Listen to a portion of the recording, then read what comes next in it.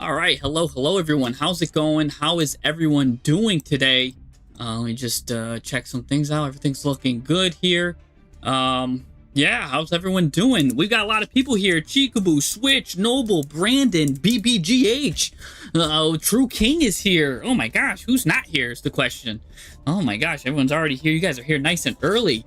Oh my gosh, they say the early bird gets the worm, but the second mouse gets the cheese. Think about that one for a second.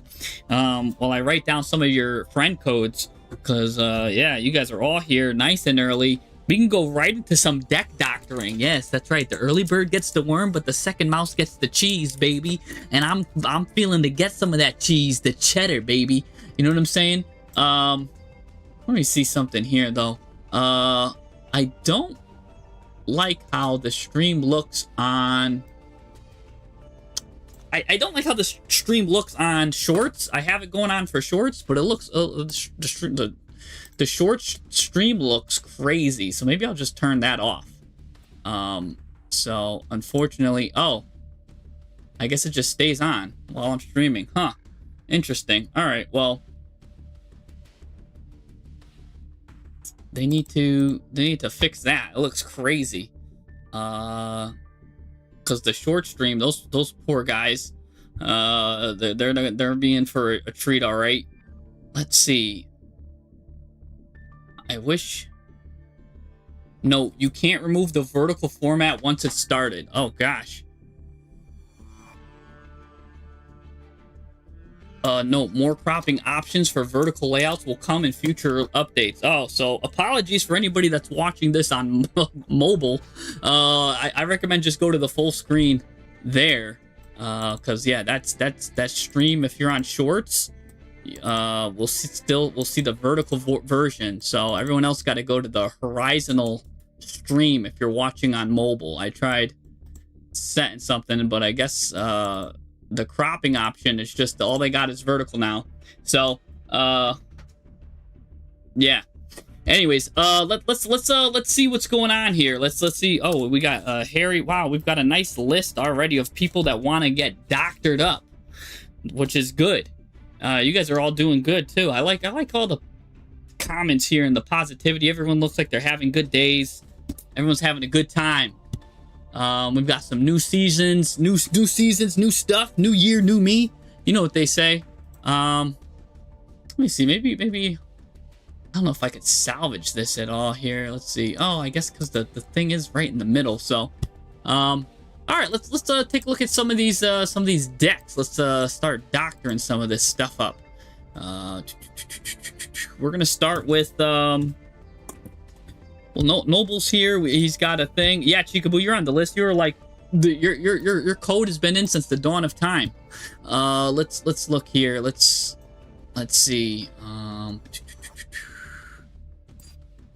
Let's start with Noble's replay. He's got a replay there. Then we'll jump right into Chikaboo. We got BBGH from Twitch too, coming up. So let's see what he's got. He's got a nice, looks like casual match. That we got going on here. Let me see. Let me put on my headphones. I want to listen to some of this sound. I really like the music in this game. Me not listening to the music in this game is all right. So you're gonna hit him up with the Fualos right away. You're gonna hit this guy, but he's gonna hit you with the Pirellia. You guys are going back and forth right now. Now you're gonna use Jack in the hand. You're gonna reveal 3 level 1s. This is the Mayakashi team here. You're gonna go into Hajwin here. Now he's gonna hit you with Fualos. No doubt that he drew off the top, but at least you got Ash right there to stop that. So very interesting there going on there. All right. What is cool is at least it is in the replay catching the middle of the stuff, catching at least the action in the first 3 boards for mobile. Mobile can only see like this, like it's Duel Links or something. So mobile does have at least a little bit of fun there. I wonder maybe if I could put my little face right here in the center too. So this way mobile's got something to kind of talk about as I go in deck doctor these things. So we've got going into the Tengu. You kind of ladder up there. Maybe I'll see if I could do that. Let's see. Let's put my head a little bit in the square in the center, and I'll see if we like that or not. Let's see. Can I put my head in the center? Oh, not there. Sorry about that, guys. Yeah. Let's move my head. Yes. Let's move me in the center. This way, at least mobile can kind of do something. I don't know if that's too small or not. No, my head goes right on the on the card. We don't want my head going on the card, so that's just a little test. You know what I'm saying? I mean, because if I put my head there, it's just gonna block the cards. So sorry, mobile. You have to just listen to my voice. Anyways, we're gonna go straight up into the whole Mayakashi line. And this end board doesn't look too crazy, but it actually is. Because all of these cards right here have like crazy effects that are going to come out once like you deal with this card. The card below it's going to come out. And then the next card's going to come out. Then the next card. So realistically, you have to find a way to remove this card without triggering all of the cards in the graveyard here. That's the power of Mayakashi. So yeah, very interesting there. Let me see something. Sorry, see, like, look, and already the skeleton comes out. You deal with the skeleton, other stuff's gonna happen. Like, so the skeleton just comes out whenever he wants, like, because of this. He's just ending his turn too. Like, what? You just win? Is this just a combo showcase? Like, what's going on here?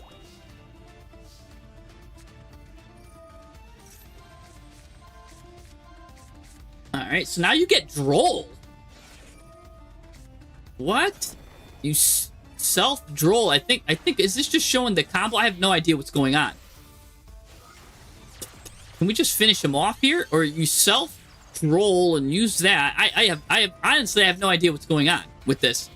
A Link 4 now. Nope, you're going back into the Link 2, Yoko Onna. Which this card keeps coming back too, which is crazy. Now you're going to go into this.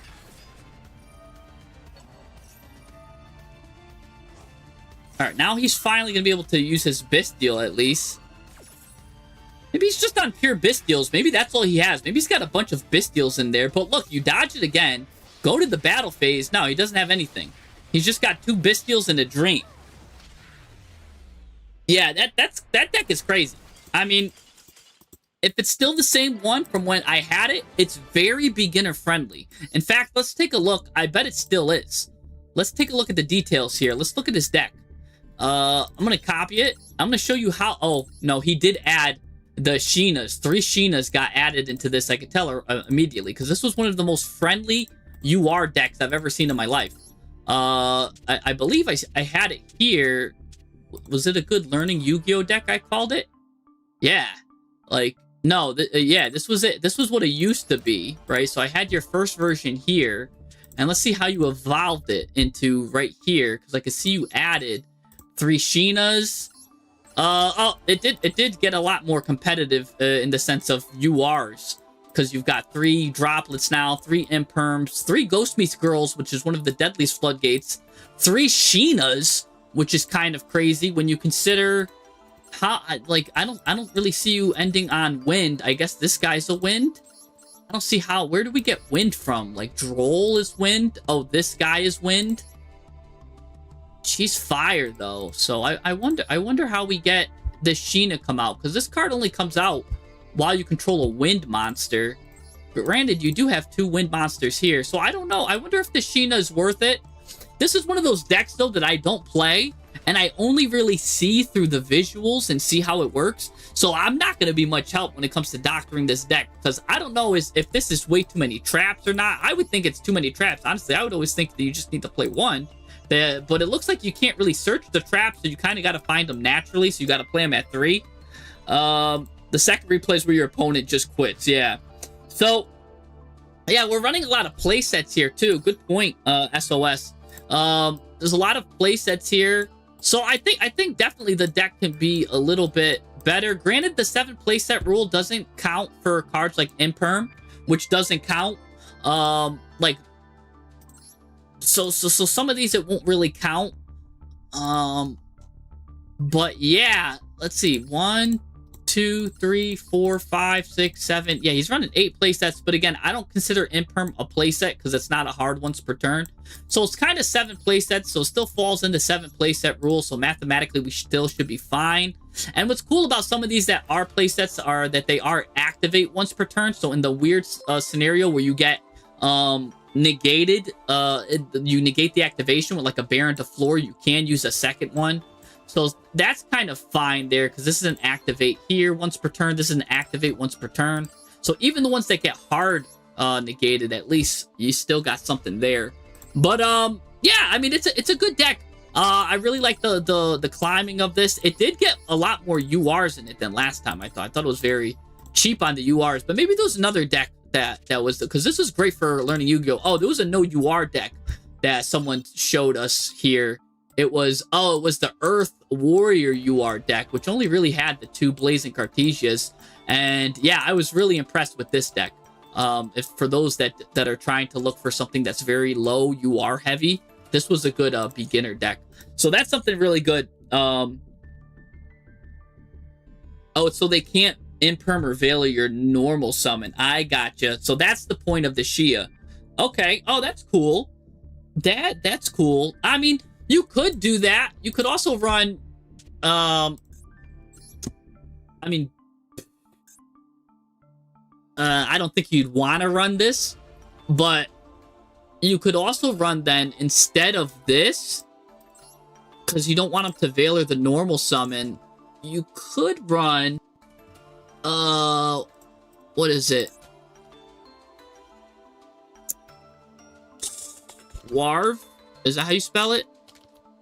Maybe it's Sarv. I don't know. It's Swarvis. This guy. You could run this guy. This guy says when your opponent activates a card effect that targets a monster, you get to discard this card to negate the activation. So it's another way to dodge too. In perms and veilers on your normal summon. But this gives you a body, I guess. And I mean there is wacky ways that it could come out. So I guess in a lot of scenarios this might be better then. So yeah, just but hey, if you want more, right? Instead of just 3 cards that could dodge, now you can get like 6 cards that could dodge. Probably a little bit overkill in my opinion. I probably don't think I'd want more than 5 cards that could dodge, especially when you like need the card itself, right? You're already running Jack in the Hand, or running 1 for 1. I don't know any other ways to get this zombie out. You know what I'm saying? Like, you really need to run some zombie searchers, which again, we've looked into the zombie archetype, how to get searchers, zombie, right? Oh, and by the way, thank you, Richard and Throbin for the $10 donation. Oh my gosh. Throbin is here. You got a Dogmatica engine. Great. That's amazing. Because I really want to look into that. By the way, also, we've got a subscription from Prime. My boy, Maxa22, telling me to both hydrate and with his Prime subscription. So thank you, Mr. Max there. X-Max, Throbbing, Noble. You guys are all cooking. I'm struggling to open up my hydrate. Ooh, you're playing Libromancers. Oh my gosh, I cannot open this. Good thing I have a different flavor. Maybe this flavor will be easier to open. Oh my gosh, I feel so weak on stream. All right, there we go. Green, some green. That's actually good. All right, green Powerade today, or Gatorade. Not sponsored, by the way. No sponsor. Just drinking to drink. Anyways, so let's continue. So yeah, nothing really I could really help because I'm just not a Mayakashi expert. I mean, I guess I could pretty much talk about some of the zombie support. Then maybe there's other ways that we can get this zombie card out. It always reminds me of that Pyramid Turtle. How do you spell turtle? Pyramid Turtle is always like a cool card. I always want this card. This card looks so cool to me. Banish the zombie monster from your hand or graveyard. Send a zombie monster from your deck to the graveyard. And then you send this guy to the graveyard. But you can banish this, target a zombie monster in your graveyard, special summon it. So I guess you got to get more zombies into your graveyard here. So maybe still not good enough. I do remember looking at a lot of these texts. So, you know, but hey, There is instant fusion that's getting free from the ban list. And I know you might be like, wait, how does instant fusion help? Right? Let me look at something. Wait, I don't want to dismantle this. Let's look at this. Go to.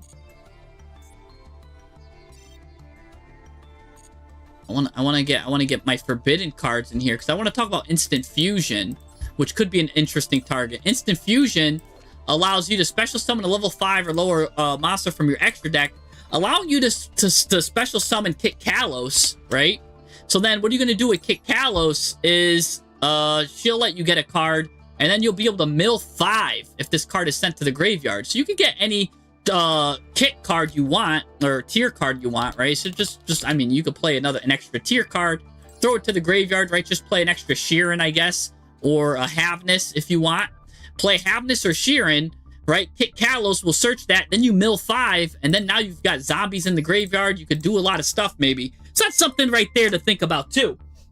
But yeah, so maybe something like that when Instant Fusion comes, because that's coming back, and that's coming back soon. But yeah, real cool stuff there. Gambit's Gamble, how's it going, my friend? You're trying some anti-branded meta tech in your voiceless voice brew. I would like to see that too, because everybody and their mom is running branded. In fact, I was playing just off stream last night, a little branded myself, just to get used to some of the lines and stuff. This is kind of what I came up with. I had a 60 card deck, but I moved it down to a 50 card deck, which was nice and sweet.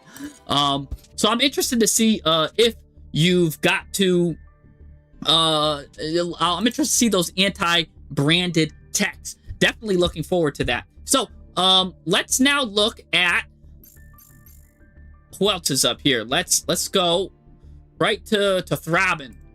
He's got a lab deck. Let's see what he's cooking there with that. I want to see what Throbbing's cooking. Do you smell what Throbbing is cooking? Let's see what he's up to. Let's see what kind of lab he's labbing up. Where'd my pen go? I just hydrated and I lost my pen. Where? And I can write with a marker, but nobody wants to write on with that. Oh, here we go. Found it. All right. We've got nice Nadir Servant, one of my favorite cards. What do we send to the grave? Gonna get a Garura. That's a draw one. Plus Maximus. Great card. Maximus is a little scary to run right now. I'm not gonna lie. Maximus is a little scary because everyone and their mom has Fallen in the Virtuous in their extra deck. So it's a little scary to run this card. So yeah, see, look. See? He's gonna punish you for that. Look at that. Everybody's running the Maximus cards. So now he's gonna plus off of that ×2 on you. So that's a little annoying. He's gonna draw a card and he's gonna get a ritual. He's showing Habakuri too. That's deadly, right? And what did we get for it? We sent a Albion and ooh, we sent a Jirok card. So that's nice. So we've got the Jirok bottom possibly gonna happen here. We've got Dogmatica Punishment. Gonna get some stuff here. Lady Labyrinth, the new sweet version too. Love that artwork. Okay. Gonna get the Fallen in the Virtuous. Nice. And now this could, you could do a lot of damage with this. Big Welcome's gonna come out. Now here comes the Fallen in the Virtuous. He's gonna automatically target this because there's no real good targets. So he's just gonna target this. I think that was premature, honestly, but maybe he just wanted to send that early. I don't know. But here you go. You've got this. Oh, that's why he did that, because he's chain blocking your Lady Labyrinth. So that's actually a much smarter Fallen in the Virtuous than I gave it credit for. Because again, if this goes unchained to, this Lady Labyrinth gets to add a card, because this says if a card is activated, or yeah. Basically, when a normal trap card is activated, you get to set normal trap. But because he activated Fallen in the Virtuous to chain to this, you're not going to add a trap yet. So I was like, that's a kind of weird Fallen in the Virtuous, but it actually had meaning and it had purpose. So that's actually really good. So I'm actually taking that back.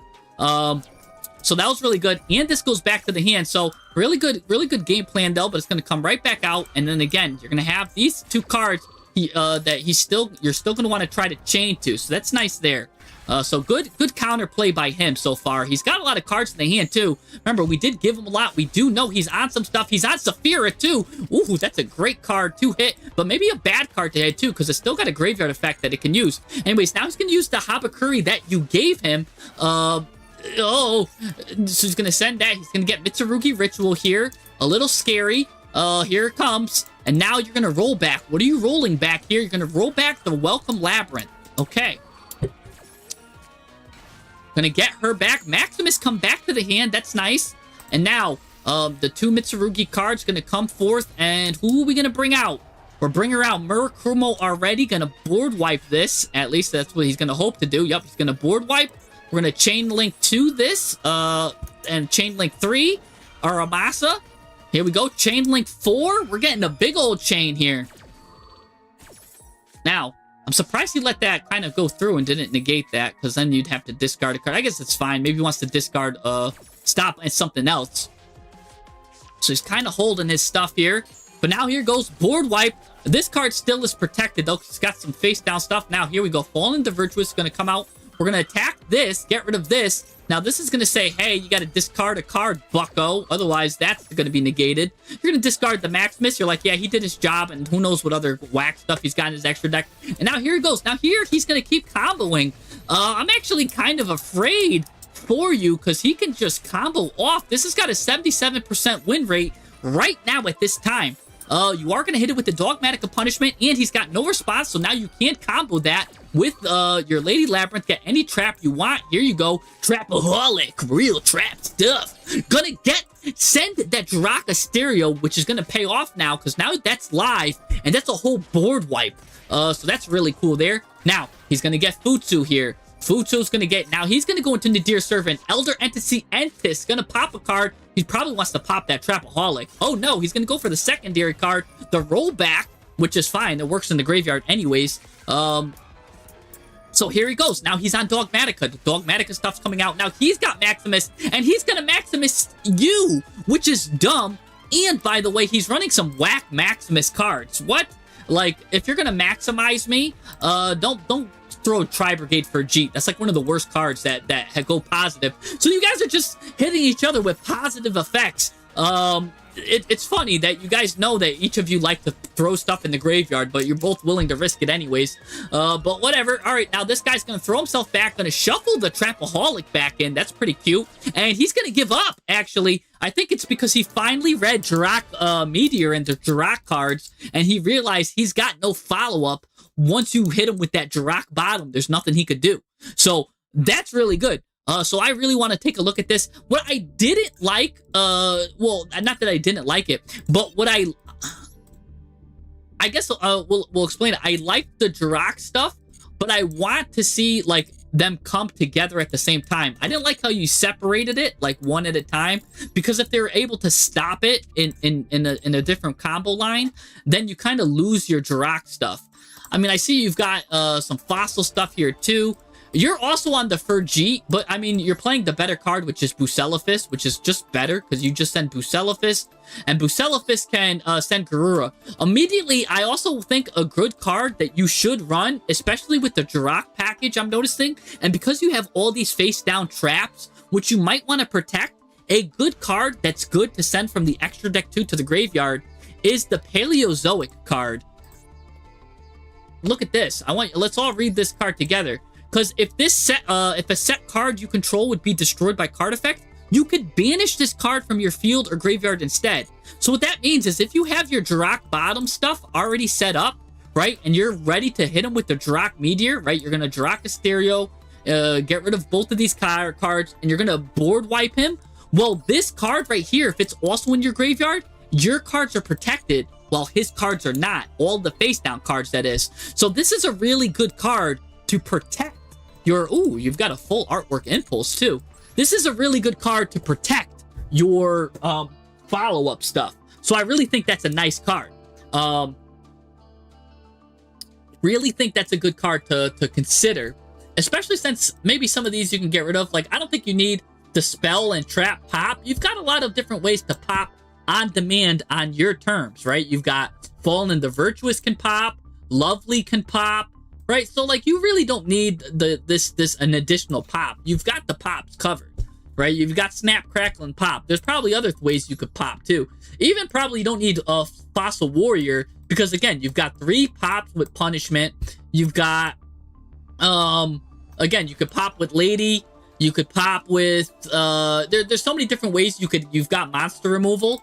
Even Karma Cannon is pseudo removal, you know what I'm saying? So I don't think you need that many pops. I know it's a delayed gratification pop, but again, I'd rather see more text like Camp Roaster in there. Let's see what else you've got here. So you've got some good text for Ultimate Slayer, right? We've got these colors here. We've got that represented. Everything's represented nicely here. I think the fusions are really good represented well. I think the synchros are represented well. There's not really much that can represent XZs, like, I guess, except for Aggregator. There's like a couple of other weird cards, but yeah, Aggregator's probably the best one for XZs. And then, yeah, Links, you get extra representation here now, too, if you play Ultimate Slayer.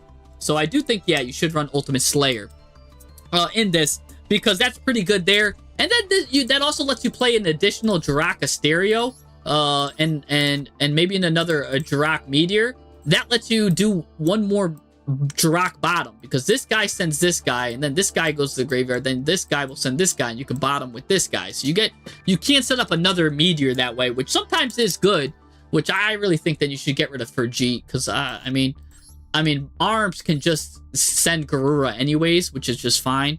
And I think then you're better off with Camp Roaster and Bucellifus just representing for the Links. Because I mean, if you're going to go with Jirak, don't even go halfway with it. Try to go full. You can just go full Jirak. But yeah, that's nice there. Let's see. The ratios of all these cards look nice. Look lovely, I should say. I really like all of these. The representation's looking good. 3 Trap Tricks. 3 Dogmatic Punishments. Interesting, we've got 3 punishments, and we've got Fleur de Lis here, too. So, I wonder if there is a line that we could do that's better. Because, I mean, we're running Ecclesia, right? Would you be interested in running maybe just the new branded card, too? The Albaz? Because what could Albaz get you, right? A singular, like an Albaz can get you, sends a card to the graveyard, right? You can immediately send either Albion or this to the graveyard, just to special summon itself. Then, when this card special summons itself, you can special summon an Ecclesia monster, so you get Ecclesia, which can get you Maximus, and because you sent a card to the graveyard, your Maximus is now live.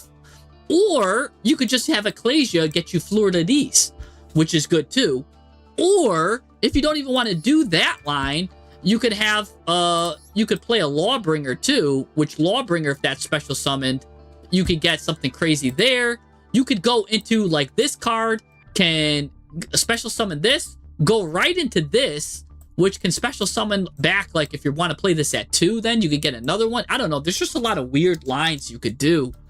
If you play an Albaz, or if you want to play an Albaz, it opens up a lot of stuff because of the possibility that if it's in your hand, you get to send for cost a Dogmatica card, which is crazy to me that we're sending a cost of basically a card that mentions Fallen of Albaz.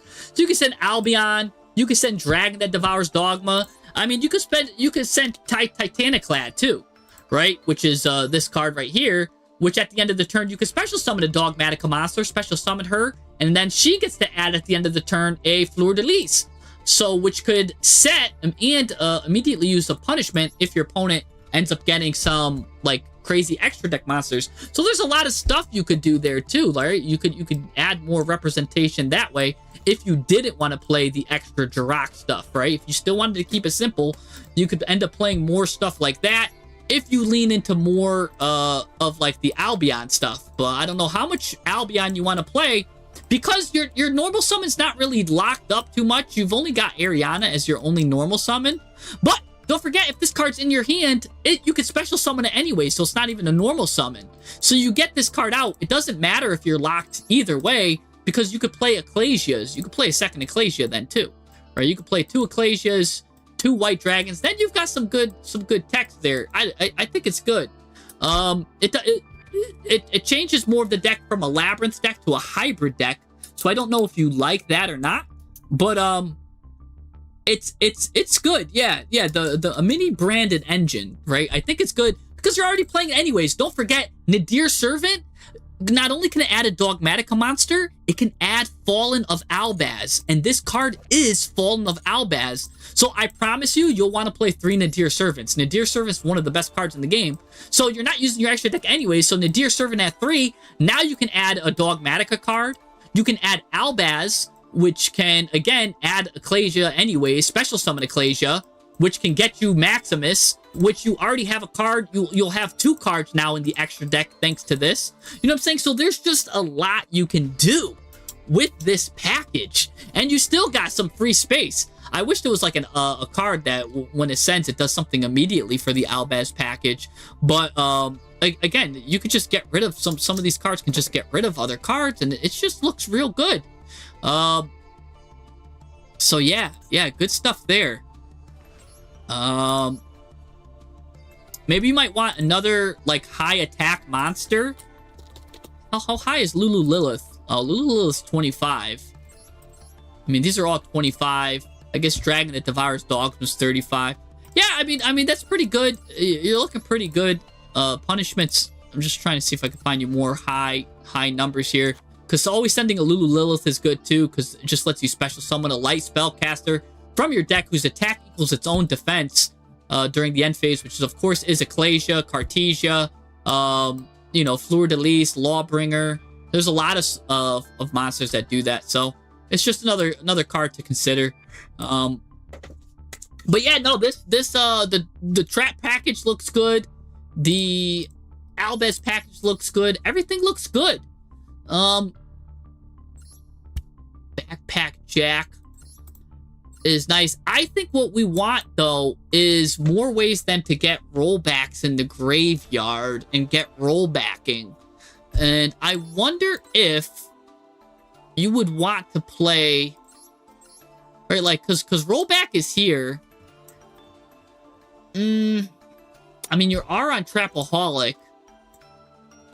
And, I mean, like, what's the best card you're going to roll back? Is going to be Big Welcome, or a Karma Cannon, or a Dimension Barrier, right? Like, there's not really that much crazy targets for rollback here. So I'm actually not that big a fan of rollback. It's not like it's a paleo deck where you're milling a lot of cards. I mean, you got some advantage with your mills, like Backpack Jack's got a graveyard effect, Butler's got a graveyard effect, right? So you've got some cards with graveyard effects. And, you know, a lot of your cards you could special summon from the graveyard and stuff, and the welcomes, of course, work really well from the graveyard, and big welcomes. They all have graveyard effects. But, I don't know. Just something to think about. Something to think about, guys. Ecclesia can get Fallen to Virtuous too. That's a good point, because it could add a Dogmatica card. This is a Dogmatica card, so you could go Fallen of Albaz, get Ecclesia, Fallen to Virtuous. Some of this stuff too you can add in the end phase, right? So like if you sent a Lulu Lilith, then during your end phase you haven't special summoned an Ecclesia, you special summon Ecclesia in the end phase, add a Fallen to Virtuous to the hand, immediately pop something in the end phase, sending the Albion branded dragon. That lets you set another Fallen to Virtuous during your end phase. This is all during the end phase. And then next turn, you could either send an Ecclesia or the Dragon that Devours. There's so much you could do. So much you could do.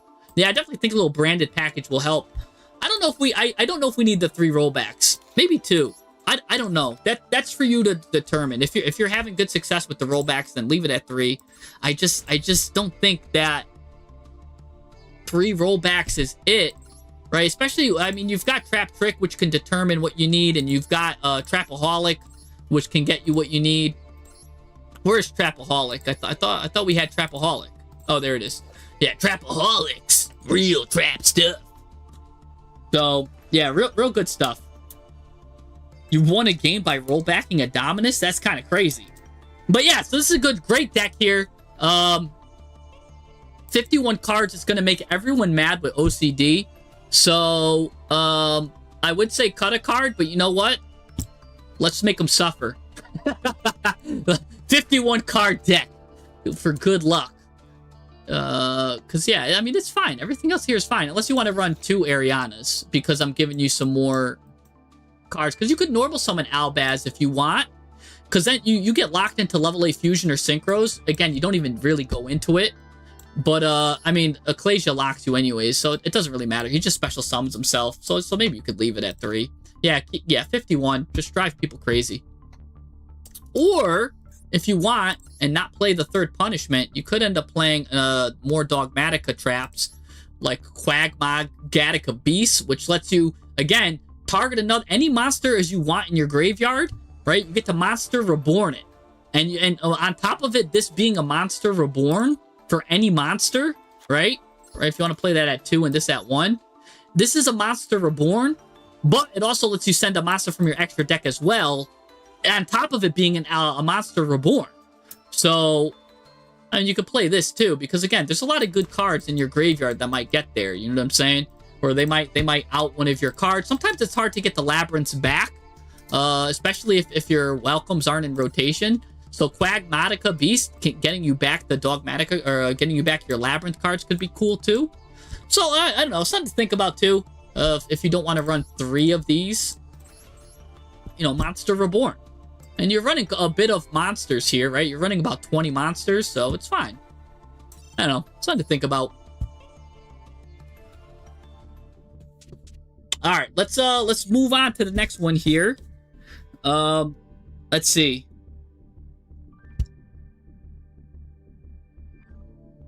Yeah, no, I like that it's a over 40 card deck. I like that it's a 50 card deck, because some of the bricks that get buried, some of the cards he don't want to see. You know what I'm saying?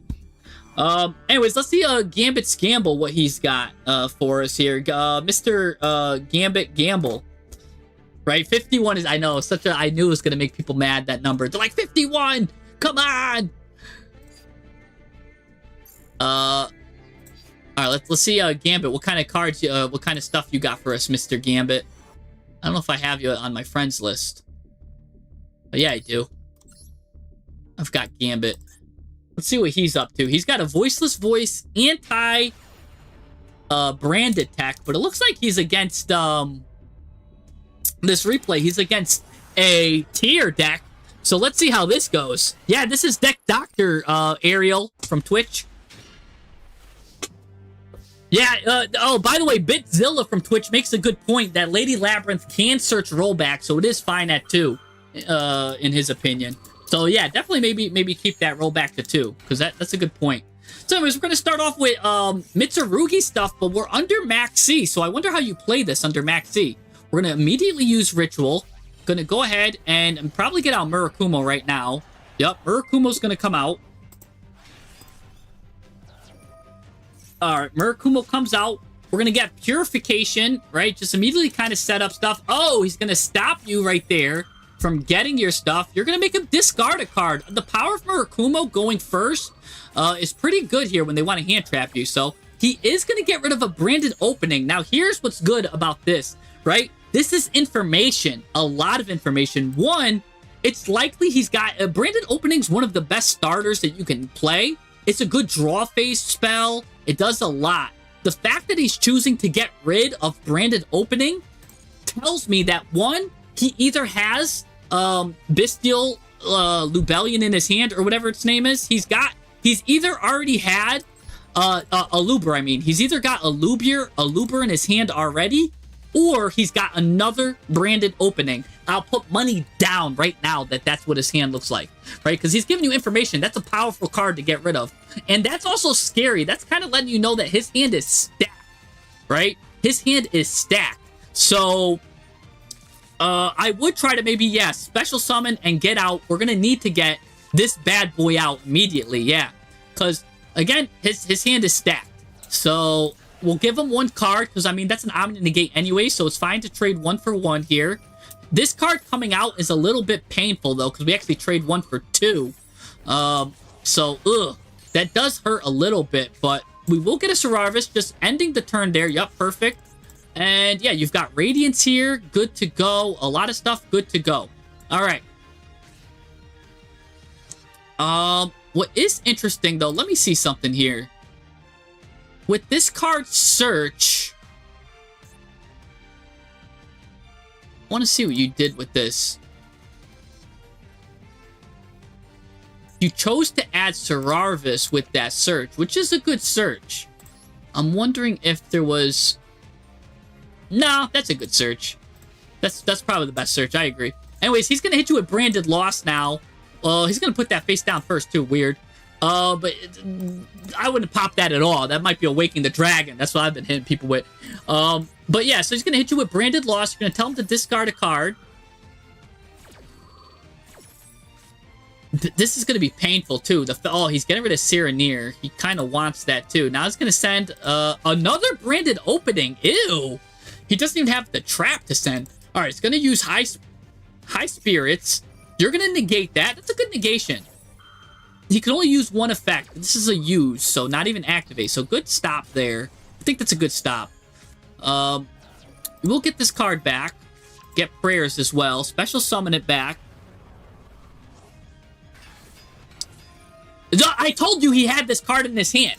I told you he had a Looper in the hand. I called it, right? Because if he was willing to get rid of these openings so easily, I knew he had the normal summon a Looper already. And that was like a discard the card. So anyways, yeah, you're going to stop it and pop it. I'm still a little bit scared. Honestly, I'm still scared. Because, yeah, I was going to say, I think he still got Fusion. The way he just, like, was throwing out his cards like that, he has to know that you've got all of these negates. The way he's getting rid of cards, too. The fact that he sent another opening instead of sending a, like a Retribution, it means this is probably Retribution, or he's got Retribution in his hand. But you kind of want to discard Retribution, so maybe he was putting it there to get popped. I don't know. We'll find out. But either way, now he's going to use Albaz and Lubellion to go into the branded cards. Now he's going to start going into branded stuff. You can't respond to this, too, because he's got Branded Loss. So he's going to now do an even if you wanted to use this, you can't, because this is all unrespondable thanks to Branded Loss. And now he's going to fuse... going to go into another card that's going to be unrespondable, which is going to be Searing Dragon here, Lubellion. You cannot respond to this either because it's a Chain Link 1. He's using it with Tier. Oh my gosh, so I forgot. Yeah, he was showing Tier. Now here comes this Tier stuff. So now Mirror Jade comes out. Now you can't respond if this card does something on the Chain Link 1, but now you can respond. You're going to pop that Branded Loss. It probably drove you crazy. So now he's going to banish a card. He's probably going to banish this Murakumo, so say goodbye to him. Because if he did decide to banish your Skull Guardian, that would just be a mistake, because you could use Prayers to get another Skull Guardian back if you're playing that at 2. Anyways, he's going to go to Battle Phase, but he's forced to attack Skull Guardian, so there's nothing really he could do there. What is funny about Skull Guardian aura farming like this in attack mode is 4,100 is a big number to beat over. And Branded really struggles to get anything over 3,500. So he's going to aura farm like this. And he's going to aura farm harm. Oh, he does get finally Retribution. So I have no idea what this card is then. If that's not Retribution, that's probably like Waking the Dragon or something weird. I'll tell you this right now. I would never pop this card in my life. Right? The fact that he willingly put it down like that, that's what I do when I'm playing Waking the Dragon. I don't know what it is. But if you're just willingly going to put a card face down like that, I'm never targeting it. That card's going to live there rent-free forever. That card has a permanent home and doesn't need anything. So that card in the top left, just let it live there peacefully. I'm telling you, it's not going to do anything the whole match. Don't destroy that card. It's probably like something weird. I don't know. Okay, it was a solemn warning the whole time. All right. So... As I said, it was a crappy card. It ended up being like one of the most valuable cards ever in existence. Completely played me. All right, I would have fallen for that bluff. Well, I would have left that card alone. But here he goes. Now we're using a bunch of chain cards. Retribution, gonna chain on the Prayers to stop you from getting some more stuff out here. Gonna shuffle 2 cards back. Gonna get some nice recursion here. All right. So now, what are we gonna do here? We're gonna use Purification to get this Mitsurugi back. Okay, send this card, which is going to activate in the graveyard because it was tributed. So we've got a nice Chain Link Tour. Nice hot 2 of Chain. We've got a good Low here. Low is getting, this guy's getting Ritual. Low is going to probably get the Continuous Spell. Continuous Spell is going to give us Saphira back. Saphira is going to get us another Ritual card here. Gonna get us a Saphira ritual monster. Now we can special summon immediately here. All right. What are we going into here? So here we go. Sararvis comes out. Ancient Ascended, which is honestly not a good card to play against Branded because they don't really... this negate's not really live unless they go into the synchro stuff because the way they summon, it's not chainable for it. Sararvis can't activate because they always activate it with like a poly or something, or like an effect, like a Cartesia's effect. So Sararvis not really doing much. He actually has more value in the hand. I probably would have rather have seen you summon Saphira here, which I think you're going to do anyways. Oh, it doesn't matter. You're going to go to battle phase, pop this card. This is going to destroy all the monsters during the end phase, but you're going to negate that. So we'll stop that from happening. And then, I mean, here you go. So, Saphira's going to hit her. Leave the Bestial Lubelia now. Interesting. I mean, not that it really matters. Now, here he goes. He's going to get his High Spirits, some protection there. I wonder if he's got another card he could search. Like, I wonder if he's on, like, Branded Regained or something like that. Because Branded Lost is in the grave. This card could set Branded Lost, but Branded Regained being a good card, too. Wonder if he uses that. Anyways, he's going to use this here. Going to special summon. You're going to now tribute summon. Get this Lubellian. This is going to get his Branded Fusion back. This is what I'm saying here. This can't really stop that, but you will stop him from getting Branded Fusion back. So that's nice there. Here comes Ecclesia. Ooh. Now here comes this. You're going to get Saphira.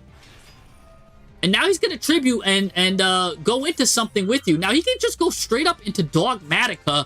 Or the Dragon that Devours Dogma would be pretty interesting here. You did give him a dragon out here also. You gave him 2 dragons as well. So he could take 2 light dragons maybe and do something. Go into like a Chaos Star Scourge. Or I don't know. Let's find out what he goes into. Ooh, what a good 2 cards you drew off of that. Oh, he's just going to get rid of your Skull Guardian. Never mind. He's just going right into Titaniclad. It's going to get a lot of attack too. Battle phase straight up. This is going to make you discard this. That's pretty cute. All right, we're going to go in here. And that's it, because this guy's going to force him to attack here. Now you get to add a light monster back from your graveyard. Okay. Draw phase. Wow, you've got some good hand traps here. All right, going to get this guy right back. And then as simple as summoning any monster, you can now ritual summon him for free. So that's always nice. I'm always a big fan of blessing. Some voiceless, I run 2 blessings because I do not want Cool Tune banishing this card. And it's a real good card. This card is really good for the grind. So, ooh, what is that you sent to the graveyard? What is this?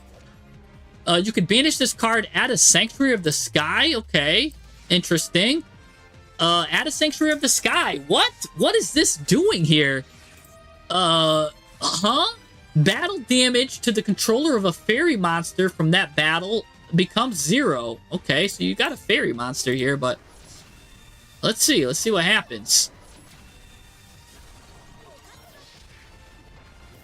I think this guy's running out of grind, but you did send a a level 8 fusion to the grave. That means his Brandon and High Spirits is going to activate. His Ecclesia is going to come back to him. Who else is going to come back to him? Those 2 cards are going to come back to him. All right, yeah, so here we go. Oh, plus his Titaniclad will get him Albaz. He could have special summoned an Albaz there, but he didn't have any cards in his hand. He kind of misplayed that then. He should have kind of gotten the Ecclesia first, then special summoned the Albaz and did a little spinneroonie move there. But anyways, yeah, he's going to get all of his cards here back, which is nice. Again, yeah, look at that. Look at all these cards coming back. The recursion that Brandon has is pretty good, too. So let's see what he does with it. Let's see if he gets the the new Albaz right here. He's not playing probably the new Albaz. Maybe this is an older replay before the new Albaz came out, because I'm expecting him to use the branded and white stuff here. He's going to use that, but that's just foolish. He didn't trigger this. We know we're going to negate that, especially because he's discarding a card to use that. Yeah, stop that. Pop it. Ew, he's ending his phase there. Yeah, there's like so much better he could have done there. Like, if this is the new branded, right? Because he could have went into... If this was new branded, right? He could have went into this Ecclesia of the Dark, attempted to ban, like, have this, because if this card goes to the grave, then now you could get rid of, I don't know, there's just a lot he could have done besides that. I think that's awful. Anyways, he's going to pay the price here, the ultimate price, which is defeat. And yeah, smack him up, whack him up. Let's look at your extra deck. I think we could do some stuff with the extra deck, because there's a lot I want to see here that we could fix up with the extra deck. The main deck looked pretty, I'll say that. Let me see the opponent's deck. When was this? This was 5/20/26. So I gotta see the opponent's deck. Ew.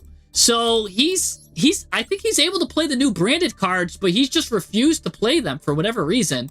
He's playing like a tier thing. But here's the thing now, if you're gonna lock yourself into fusion like this and not even play the synchros, then you could play cards like Fusion Deployment, which I don't see anywhere on this guy. This guy's deck list is horrible. Where's Fusion Deployment then, right? Because that locks you into fusions. You could do all this. This is a relatively new deck, and he's just combining two engines, which could work good on paper, but he's making it work ugly, right? Fusion Deployment would be an excellent card for this deck. Why? Because there's so much stuff here. Look, Fusion Deployment can also get you ew, he's not even playing it. If he was playing Kaleido Heart, Fusion Deployment can get him Reinhardt. If he's playing Fusion Deployment, it can get him Albaz. The biggest thing that the opponent is not running here is Fusion Deployment. It can get him Albaz. It can get him Reinhardt. It could do him so much, but this guy needs work. Ew, and he's playing Dogmatic Calamity, which in his defense is one of my favorite cards, but it takes a lot to set up. I would have liked to see him, but like he got into like a 20 grind game turn and still couldn't get this card out. So that's on him. A lot of this extra deck needs to get fixed up. Let's see our deck though. Let's see what we're running and let's fix it up, make it better. Cause yeah. That guy's deck needed some work there.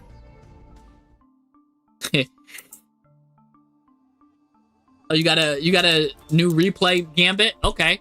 But let's see here. Let's look at your list real quick. I'm looking at your list. Is your list still the same, Gambit? Across the board? Because, ooh, you're on Gaze of Timaeus too? Oh, wow. I didn't even see Diabellstar at all. Diabellstar was in this list the whole time, but didn't make an appearance. So, I'm going to tell you right now, I don't know what the heck this card is doing in your deck. I don't know what the purpose of it is for. You got to cut it. Why are we playing this card? The Sanctuary, this card's got to go. What's the point of this? Am I missing something? Right? You get to add a Sanctuary of the Sky. Okay. But what are we doing with this? What? I see no... like we're just gaining a card. This might as well be a vanilla monster. This might as well be Ojama Yellow. Like, why are we clogging our deck with the Sanctuary of the Sky? So battle damage involves becomes 0 with fairies? Huh? Like, if you want cards to discard or something, I can give you much better cards. You gotta let me know what the point of this Sanctuary of the Sky is, because I'm not following it. Definitely not. I don't see it. I don't see the line with Sanctuary of the Sky. Cut it. And unless I see a reason why, yeah, I would cut that. Anyways, let's see what we got here. We got 2 Low, 2 Diviner, an LZ, some hand traps, Retzi, Night Sword Serpent. Okay, a lot of one-ofs, good, and they're good one-ofs, all starters. Saphir is a great card. I don't know why we're running this at 1. Please, at least 2. This is such a good card. This card goes like +2 because it sends this to the grave.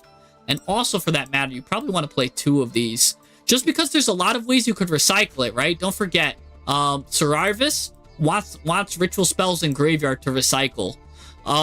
Your Trap wants to shuffle your ritual spells back. So these cards do good in the graveyard, and you've got ways to send them there, right? With Diabellstar, you could send it to the grave. You could, of course, just naturally use it. You're playing level 7s as is. But you got to use lights. You're not playing, interestingly enough, you're not playing Trias, which would be a good card, I think, in this. Yeah, Voiceless Voice is one of the most heavy UR decks it could be. One of the craziest things. Yeah, the Alba system is so bad. I'm not gonna lie, it's got a soft spot for me though in the heart, like, so, because I like that card. When it comes out, it's really cool when it actually works. But so let's see. So got the Diabell Stars coming out. We've got one Serarvis. I like 2 Skull Guardians. And I'll tell you why I love 2 Skull Guardians. Because they'll hit you with, like, Dark Hole, Regeki. Because remember, he's always chilling in attack position. If you go first and they hit you with Regeki, you now go positive, right? Because this guy goes to the grave. The Prayers goes to the Banish, banishes it, gets this Skull Guardian back. That triggers Low to come back from the grave as well. Now she comes out in defense mode. And because she comes out in defense mode, now she puts face up either a Blessing or a Radiance face up, which is really good. So a lot of the times they'll hit me with Dark Hole, and I just let it resolve. Because remember, we're running, like, if you want to run 2 Prayers, that's really good there. So, again, if you don't like the 2 Prayers, just consider that second prayer your Sanctuary of the Sky. I'm telling you, it's a really good card. On top of that, right, it turns on your Preparation of Rites, because what if you have this already in the hand? Now your Preparation of Rites can't get you anything, so you might as well have it for your pre-prep there. I mean, granted, you could still get Mitsurugi Mirror with it too, so that's really good. But always good to have 2 of these. The way I juggle them too is really nice. Again, because you could put one back here. If it banishes itself, then now you only have 1 in rotation, and the only way to get it back then from the banish zone is with Blessing. So again, just having 1 constricts you. Having 2 gives you a bit more freedom. You're running the Mitsu stuff is nice, especially because they all like to be tributed. Good there. Good. Running 1 of this is fine. Again, these all work good because this tributes card, and these cards love to be tributed. So a lot of cards like to be tributed here. Some droplets, which I love. I love Timaeus. The traps. So it looks good. Let's look at the extra deck here. This card going to the graveyard. I know you could send a fairy to the graveyard, but this card's got no business being a fairy going to the graveyard, right? So yeah, you could send Herald of Arc Light to the graveyard and then get a ritual, but then on your second send, you were sending this. There's 2 cards that I'd rather send, right? Entist is a much better card to send to the graveyard. That's a fairy, right? Entist is a great card to send to the graveyard. It's a fairy and it pops a card. So going second, now you got yourself an extra pop. Or you could also run Trias, right? I love Trias in the main deck as well. This serves so many purposes, you won't believe what it does, right? So it acts as a pseudo Serarvis for your normal summons, right?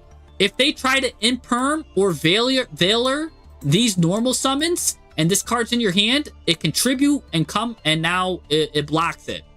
It does another thing too. If this card is out, you could just tribute this card, and now this card is tributed, so now you can just special summon Low.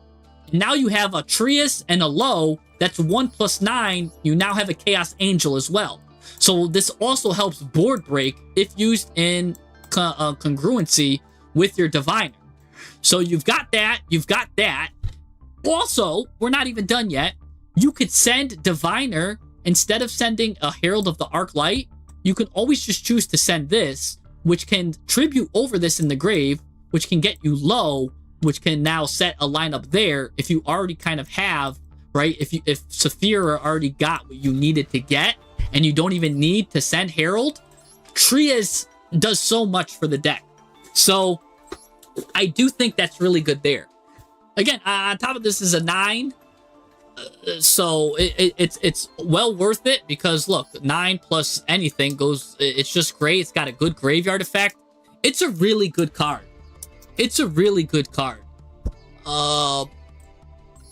Yeah, ritual decks are very heavy UR. You're gonna see everything just BUR here.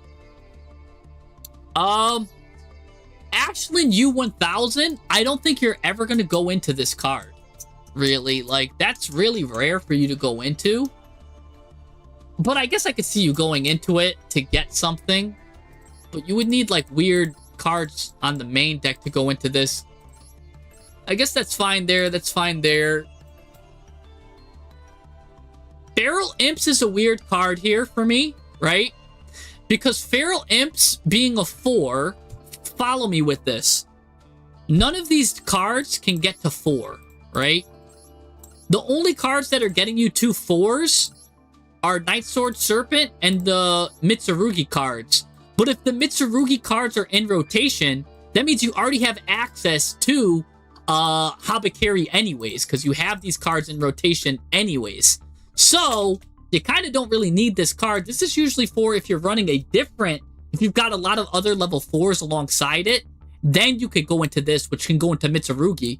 I can bet you out of 100 games, you probably never even went into this. Maybe once. I think this is one of the, like, it's in the deck, but it's there just for flavor. You can cut this guy. Because, again, you're already hitting these guys, and you don't need to get your lizards with that. It's probably better, you're probably better off with a Haggard Lizard Dose, right? Anyways, because what would Lizard do? That's 2 monsters with different names, right? You could just banish a monster from your graveyard with 2,000 less attack, which, again, you could banish these, and then they'll draw you a card, and then it'll make their attack low. So in case you really need to draw a card, this is a good card, better to go into. That's like Reptile that utilizes 2 different monsters, which is a different form of interruption than, say, Dynamundo, which needs a ritual monster, or SP Little Knight, which needs a monster from the extra deck to be on the field. At least Lizardos just needs 2 monsters with different names. Heck, it could even use a Nibiru token if he Nibiru'd you. You know what I'm saying? So, alright, so this is an old deck, but you know what? It's fine. It's fine, Gambit. Because this is good to talk about, because again, I'm fixing stuff up, so now we kind of know what we want the new deck to look like. So, even though this is an old deck, this is good, because you already realized that the old deck, it was an old deck for a reason, right? So we're making these improvements perfectly based, and it's creating good discussion points, right? So I'm not happy. I mean, I'm happy still, even if this isn't your current deck, because I like that this was a snapshot in time that you were once using this deck, and we could see how to make it better here. And again, Barrier at 1. Maybe you could put Barrier at 2. It's just a great card. You could play Blessings at 2, but because you're playing different decks, it's not pure Voiceless Voice, leave it at 1. But it's a great recurring card. Deception's also another card that you could kind of put at 2. It could kind of be a starter if you want it to. Again, it could. There's a lot of cards that you have that don't mind being tributed. You have 1, 2, 3, 4, 5, 6, 7, 8, 9 cards that don't care if they're tributed, that you actually go positive. So even if he stops this effect, you still go positive off of the tribute. So that's fine there. And again, you also even have 1, 2 cards that don't, the 3 cards don't mind being in the graveyard. So there's a lot of good stuff. Technically, even sometimes these cards don't mind being in the graveyard. You've got to face up Radiance. And that's another thing too. The Radiance being able to special summon some of these cards. Really good stuff. So let's look and let's compare and contrast this deck with how he changed it. Let's see what Gambit's new deck looks like. And let's see, let's compare and contrast. Let's see, let's see, he made it better. Where's Gambit? Let me pin Gambit too. It makes it a little bit easier for me to find Gambit. Sometimes when I see some repeat stuff, it's a bit easier if I pin them. Alright, let's pin Gambit. Alright. So now he's got already. Ooh, whoa, I see some cool cards here. Ooh, I do see some other cool cards too. Some cool toon stuff. Oh, Jamba, by the way, subscribing with Prime. He says, what's up, Doc? He's been lurking on YouTube. He's saying hi. Thanks for the content. Thank you for this Twitch Prime subscription. Oh, Jimba. Nice Ojama fan here. Ew, we're just setting 2 cards and ending our turn. Okay, but I do see already we added the Sinful Spoils, a bit more sinful cards here, up in here. But yeah, nothing really crazy here. We will have Radiance. Radiance is active, which is nice. You can use Radiance right now. Like, I would use Radiance right now as soon as I see Cool Tune. Because what can Radiance do? You flip it up, shuffle one of these cards back, probably shuffle Saphira back, and you could special summon the Suarvis, right? Special summon this guy right away. Then, if he does anything, have this Suarvis go into the other Suarvis, which will block Cool Tune if they just go into something. So you could do that, and hopefully that's what you do. Let's see. Let's see if you do that exact line. Because that's the line to do it. You're going to get rid of Saphira. Yup. Get your Suarvis. Perfect. Now he's going to do something. Right? He does something here. This Suarvis goes back to the hand and adds another Suarvis right away. Boop. Get the other Suarvis right now. We're going to want that. Because now, when he goes to Synchro Summon, you're going to negate that immediately. And this card's going to come back to the hand and cause havoc. But here's something deadly that you got to watch out for. He does have... I was going to say he's got a card. You got to watch out for the ones that's going to pop a spell trap. Because he's going to probably want to target your Super Poly. So, you might let this one fly. I was thinking, funny enough, I was thinking you don't even activate this, right? You let it fly. Why? Because he's going to... He doesn't have the pop the monster yet. This is the one that pops the monster. So, this guy's safe for now. What you could have done is just let it fly. Then when he goes to target this card to pop it, you fuse these 2 cards, because I'm guessing you're running the Ship of Thesis. You're not running the Ship of Thesis. So never mind. But you still have... Oh, no. You don't have anything, actually, to go with this. I thought you were running the Ship of Thesis, which would have been a really good card to Super Poly him with. But you don't. You've only got Garura and Entis. Really just Garura. Okay, so okay. So that's the right line then. But we're gonna lose this Super Poly, unfortunately. Oh, he didn't. Oh no. I'm sorry. You don't even lose to Super Poly because it's considered never summoned in the first place, which is what Suarvis, another good effect. So okay, you don't even lose to Super Poly. So we're good. So you did the correct line after all. Rewind, Men in Black, Neuralized. You guys didn't just see me make that mistake there. It's good. It's a good thing to do because, again, it's an interaction that a lot of people don't see that often. Again, I play Voiceless Voice so many times. I've played it till my head fell off. And I forgot that Suarvis even does that. So that's how old of an interaction that does. So yeah, that's real good there. Let's see. Alright, so we're going into there. We just neuralized us. But anyways, you can Super Poly now here. He's got the 2 things. Perfect. Get those guys out. Now you get to go into a really good card tier. Garura 2. Gets you to go +1. So you're getting rid of some of this stuff. Really good. You know what? I'm actually fine with what you did. It's fine. He's still going to go look at you, get rid of some stuff. But that's fine. Whatever. You're stopping him pretty well here. Yeah, see, he's got to end his turn. So that's not bad. Anyways, you get a shared ride off the top, which he didn't care. And now you could do this. Oh, he's gonna pop you here. Ooh. That's deadly.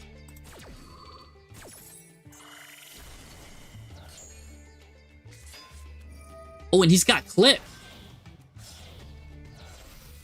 Clip and Q are gonna go together into Crackle. Oh no. Oh no. Wait, what? He's complete. Oh, he's gonna give you shared ride again. Oh no. How do you win this? What is going on? How do you come back from this situation? He's got full combo still. You're going to hit him with Shared Ride. Okay, that's cute.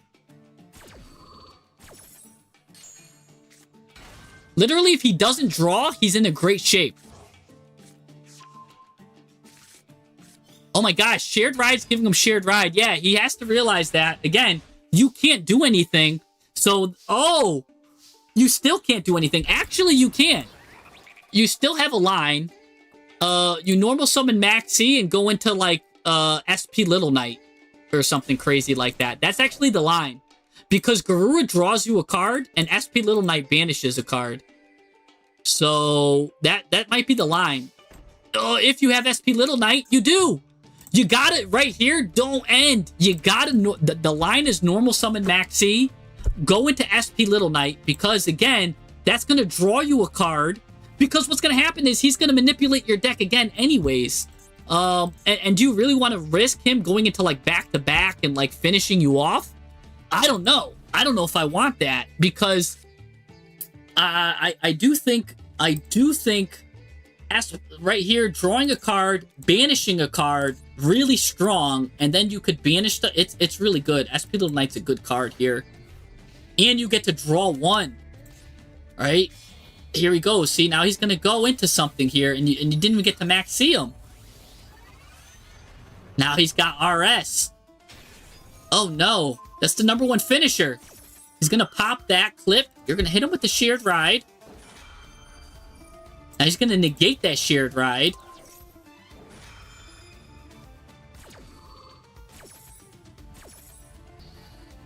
Oh. Oh, he's got... Oh, no! He's got so much attack! That's what I'm talking about. Okay, Maxi comes out now. Oh, this is scary, man. I'm not gonna lie. This is... He's going to the battle phase right now. Which, I think that's a mistake, too. That's such a mistake by the opponent, right? He could have went into back-to-back with the 2 10s. And you might be like, okay, but why would he go into back-to-back with 2 10s? Because back-to-back double hits twice, right? That means Garura's going to activate in the graveyard, which means he could bring back Cool Tune RS. So he could have went back-to-back, attacked, making sure that you don't use Garura. Because if you use Garura, you lose the game. Now, he actually messed up. He actually could have won had he went into back-to-back earlier, because he would have gotten a double attack. You would have been forced to not use your Garura. Then your card off to the top would have been this Dogmatica card, and he would have lost. So he made a mistake here. That's a mistake on his part. He could have... This guy could have already won the game. So I'm seeing mistakes on both sides here. This guy made a mistake. He should have went to the battle phase with back-to-back. Because, again, your Garura would have activated, which would have turned on his back-to-back. Or if he didn't use Garura, then you're in a lose situation. So that's his fault right there. Anyways, let's see. Now you've got 2 cards to use against him as well. Because he messed up. So now you've got 2 cards to use against him. Let's see if you come back here. So we're going to use Diviner. He's going to get a card. He's just going to get RS. This is what I mean, too.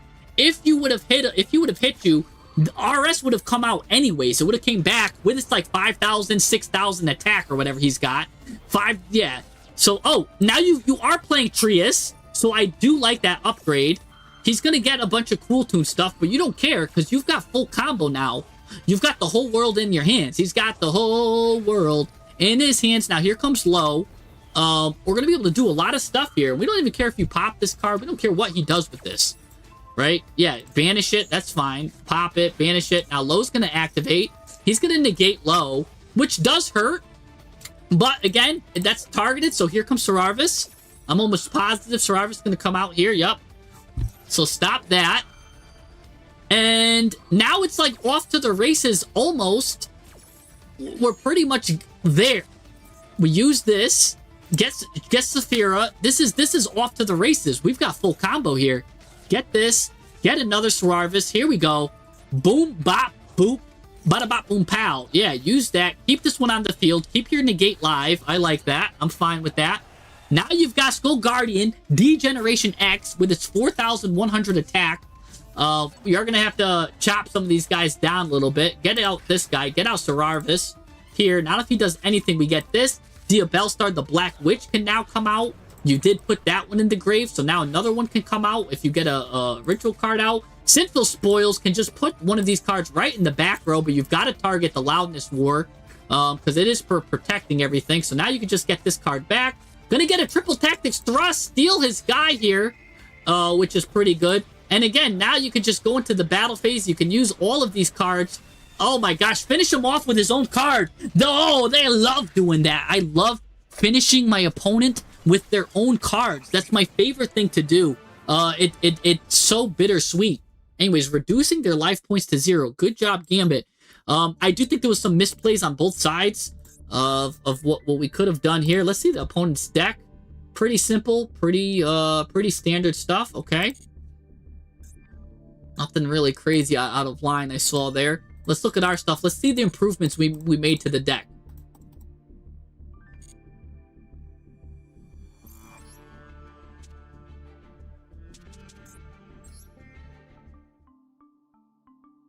All right. So we took out, the first thing I noticed is that we took out, what's her face?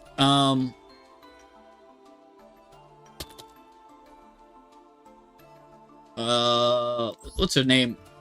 Oh gosh, we took out the level 1 fire that tributes everyone, which is fine. I think that's a good takeout. Kurikara, that's what her name is, yeah. Yeah, we took out Kurikara, which is fine. And it looks like we placed Kurikara for Queen of Blazing Dominion for just a random tech. Let's see what this card does. If this card is in your hand, you could target 2 cards, up to 2 cards you control, including a face-up spell trap, destroy them, and if you do, you special summon this card. This is probably the tech you're talking about here. If you destroyed a card, return only 1 card, you return this card to the hand during the end phase of the next turn, but if you destroy 2, you get a bonus effect. Any monster sent from the field to the opponent's graveyard is banished instead. So you kind of hit him with like a Dimension Fissure. So we've got a little Dimension Fissure tech here. The thing is, how do you search this, right? Because you said this is a tech. And the way it becomes a really good tech is if it's searchable. If we can't really search it, then it's not really the craziest card. Still a good card, though. Still a good card, especially for the meta right now. It does still fold to like Enneacraft, but yeah. There's not really, it says you could target 2 cards you could control, including a face-up spell trap. Another thing is you don't really have cards that you like getting destroyed, right? You're not running Toy Box. You're not running Metal Foes Fusion, right? Like, I don't see, right? There's cards that maybe you might want to think about running then if you like this tech. Because Metal Foes Fusion is a fun card, and if you're discarding cards, right? Like with Bellstar, you could send this card to the grave. Certain cards, you could send this card to the grave, and Metal Foes Fusion will be nice. But no, you probably don't want to play it in this deck. There's not enough cards that send stuff to the grave. But that card is broken to Snake Eye Fire King. Yeah, probably. Yeah, that because yeah, you get to destroy cards, pop a card. You do have to destroy pop a spell though. So maybe it'll be more broken something like, let's say, Unchained. Right? Because Unchained, all of their cards say, hey, if this set card is destroyed, you get to summon an Unchained monster. So I'm thinking of Unchained. Probably really likes this. Who else likes this? Who wants their stuff to get popped? True King, right? Or True Draco. True Draco probably wants their stuff to get popped, right? If this card is sent from the spell trap to the graveyard, target the spell trap, destroy it. If this card's sent to the trap zone, target a monster, destroy it. Right? Like True King gets some advantage here. To face up True Draco or True King monsters destroyed, target one of them, place them in the spell trap as a continuous zone. Like, yeah, so a lot of these want to probably come out and be destroyed too. Yeah, it's destroy spell trap, destroy spell trap. These both destroy monsters. Yeah, target monster. So yeah, so True Draco, True Kings probably like to go with this. Again, Toy Box would probably go good. The Toy Box cards, because all of these cards, if these guys are destroyed, granted, remember one of these has to be face up. So some face up cards that might want to be destroyed. Let me see.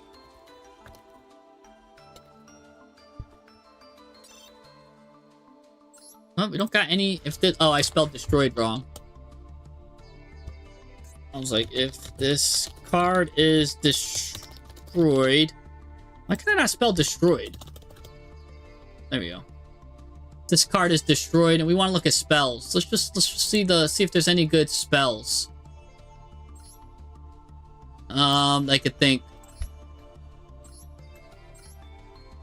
Nothing crazy. I'm not seeing anything crazy here. So a lot of these are set. If this card is destroyed by opponent's effect, okay. Oh, the Naturia card is good, getting destroyed face down. Funny enough, you could target this card and pop it, like set it off yourself. I'm not seeing anything that stands out really with any of these, but I'm sure there's some. Oh, the Doom Z cards. If this card is destroyed by card effect, target a face-up monster on the field, destroy it. Doom Zs are always good to destroy. Yeah, Doom Zs. This card is destroyed, add a Doom Z card. Oh, this could be a good Doom Z tech. Because Doom Z loves their card getting destroyed. Oh, Zodiac Barrage. This card's destroyed by card effect. Zodiac Barrage is good with it. Okay, that was just fun. Just a small little detour I wanted to take with that. But anyways, let's continue. Let's look at this. So now we're running 3 Heralds, which is a great card. Good there. We're still running with the 1 LZ. Bestial Magnamut to search the Saphira, which now you're playing at least 3, so you realize the power of that. 3 Diabell Stars, which is still good. 1 Fleur de Lis to set a punishment. Fleur de Lis is interesting. And I don't know if I like it here. It's a good hand trap. And it is a level 8 light. So you know what? Maybe I like it. Maybe I like it. Keep it. So it's still got ways to combo in. You are playing 2 prayers, which is good. Ben 10, which loves to be tributed. You took out the Mitsurugi stuff, but you did add a Miracle Raven, which is nice. By the way, Miracle Raven is a level 1 ritual monster. And if you're going to play a level 1 ritual monster, you've got a couple of ways to play that. Normally, I kind of like to play that at 2. And then I like to run kind of like rights. I like to run maybe like 1 reading of rights because it works good. But I also then like to run, if I'm playing Miracle Raven, I do like to play the chef here too as well. Not this chef, sorry. It's the girl chef. Play 1 copy of Poissonaire. Because Poissonaire, if this card is normal or special summon, by the way, it is also a fairy level 1 card, which is critical. If this card is normal summoned, you can add a level 1 ritual monster. So this lets you add Miracle Raven, which then Miracle Raven contribute this card. And these 2 cards kind of work in conjunction to just get you immediately an SP Little Knight if you want. Because you can get Karibo. You don't have Link Karibo, but you can go Link Karibo into SP Little Knight. Or, again, this card can go and like you can get 2 of these. Plus, if this card now is tributed, you can special summon this card, which can get you this. Which then this card comes out, and then if this card used for something, but maybe not. Maybe we'll just condense it and keep it simple. Because here I don't see enough ritual stuff getting used. Usually I like to see a lot more ritual ways to ritual summon when I like to use that. And here, because we're kind of limited in the way we can ritual summon with Voiceless Voice, it might not be worth it. Because he's dark. And the only way you could then really use this guy on the field is if you had Blessing out with this card. And that seems like a little bit too much. So then, just something I wanted to talk about, but probably not good for this deck. But it does work in decks that play high amounts of ritual cards. Like, again, like Mitsurugi with the Novell themselves work really good with then a high amount of Miracle Ravens. Again, anything with really high ritual quantities work good with that. Even again, too, if you're playing all of those packages. But all right, we've got talents with 1 thrust. You only need 1 subversion. You don't need 2 because going first is going to hurt you. Going second, you can always recycle subversion too with betrayal. This card, where is it? No, not betrayal.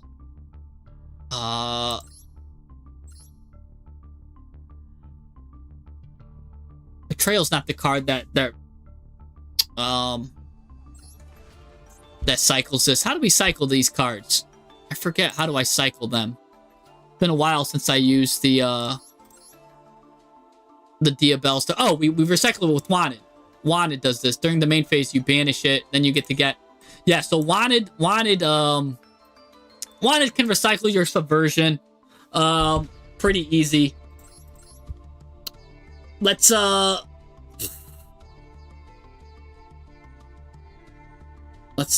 think here. Pinpoint Landing, one of my favorite cards, right? You could special summon, if you special summon a card from your hand on your turn, you get a card, and on your opponent's turn, you also get a card. Is it good in this deck? Well, Diabell Star triggers it, Serarvis triggers it, Fleur de Lis triggers it, this card would trigger it, any of the rituals would trigger it,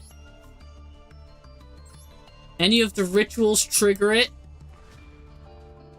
So I think it's, yeah, it might be fine at 1. It might be fine at 1, especially because you could also trigger it on your opponent's turn with Blessing. Yeah, that's a cool card then. All right, leave it. And I like that. You get Continuous Recursion. It only takes up 1 card. Not really doing much else with that. I do like Sheer Ride, but I think we should play it at 1. Because it doesn't really help that much going second. It turns it into a slobber knocker. And then again, the cool tune that was manipulating your deck was kind of using that shared ride against you. And I felt like he could have, if he used it properly, he kind of would have won. And he could have played against your own shared ride and used it against you. But that's his fault. We're playing Super Polymerization, but I don't like our Super Poly targets. We've got Garura, and we've got Azamina. But other than that, I mean, she's an illusion monster, so I guess we got a light monster. We could Super Poly that. But, like, our Super Poly targets are very limited here. I love Super Poly as a card, but I don't like our targets, right? There's no Mud Dragon. Right? I don't see Mud Dragon. I don't see the Ship of Thesis.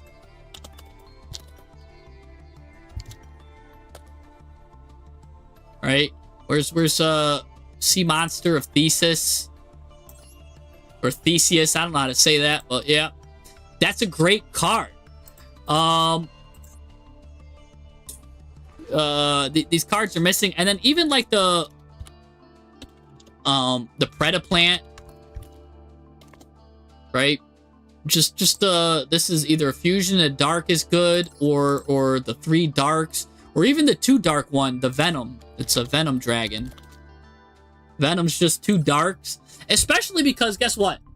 Everybody's on Branded. There's so many darks out. So 2 darks really good for, this is really good for Branded. It gets really high too, really high attack. So yeah, I do think I'd like to see some more of those. And then you don't need Master of Chaos. Honestly, Timaeus does the job, right? Timaeus just does the job. You probably don't need to see Master of Chaos. Maybe Cool Tune is going to get played less now that a lot more people are using it less, and you could just rely on Garura. So that's something to think about. But just keep that on the radar, because Cool Tune did get hit. I do think Mud Dragon should be on the list somewhere. I definitely think that. And we've got Doom Dragon here, Snake Eye, and an Illusion monster. But I don't see how we're getting illusions out besides here. And we don't really have Snake Eye besides here. I don't see how we're getting Doom Dragon out. We're not even equipping cards in the back row. Like, is there anything I'm missing that's equipping cards in the back row? Like, we can equip opponents' cards. So maybe I'm missing something with Doom Dragon. What's the point of Doom Dragon here?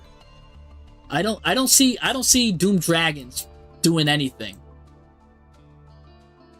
Like, Snake Eye's not being used, so just take out Doom Dragon. And yeah, I would just go with this. Especially because Super Poly is a great card. So if you're going to use Super Poly, use the good cards with it. Let's do this. Look at this. Good ratios, good numbers there. You're playing the Saphira. I don't really play it that much, but that's fine if you are. It's a little tech for you. That's fine. Hollowed. Pinpoint. 1 barrier. I still kind of want to see maybe 2 barriers. It's just good to have a second one, especially with Cool Tune. We don't know if it's done or not, right? Maybe just have that second barrier just for insurance. It is a great card on its own. You had a voiceless voice card. Oh my gosh! Paulo giving 20 gift memberships. Oh my gosh! My boy Paulo here getting the gift memberships. Oh, congratulations to everyone here. Oh, just gifted 20 memberships. Pablo hitting us up with 20 memberships. Congratulations to everyone that won the Pablo lottery. AW gifted, and if you're a member, now you should got like a little leg or something next to your name, baby. Welcome to the membership, man. W gift. Bom boom bop. So congratulations to everyone. Thanks again, Pablo. Everyone, thank Pablo if you hit the lottery. If you hit the Pablo lottery, you're in luck, man. You've got the leg next to your name. Welcome to the membership. Welcome to the team. Anyways, Pablo, thank you. Wow. Nice. Gifted a Chicago 67 all right. Membership. Yeah, he's the man. Pablo W, huh? Yeah. Jeez. Yeah, look at that. All the people type and see if they got their memberships or not. Yeah, look at Shikubu got it. Like a lot of regulars got it too. Nice. Yeah. Mikasa got it. Oh my gosh, Monkey got it. Wow, congrats, guys. Anyways, oh, Pablo's just throwing more out. He just threw 5 more. My gosh, this guy's just throwing memberships like Gambit throws cards. Oh my gosh. Pablo with the clutch, just throwing them out like they're ninja shurikens. Anyways, yeah, what happened? Yeah, Chikaboo, you just got gifted the membership. That's what happened. You've now got a leg next to your name, Chikaboo. You got yourself. You've got your emotes. You guys got access to emotes. You guys got access to cool stuff if you got that membership. So cool. Yeah, show off your stuff. Thanks, Pablo. You just gave some people golden balls and super polys, because we're just talking about super poly too. So now everyone's excited. They're showing off their love. Thanks for the love, Pablo. Really good. We got hit with the Into the Brains music too. Nice. Get legged. Yeah, now you guys all got a leg up on the competition thanks to Pablo. Anyways, woo, that's making me sweat, Pablo. Anyways, let's everyone's showing off the legs. Show off your legs.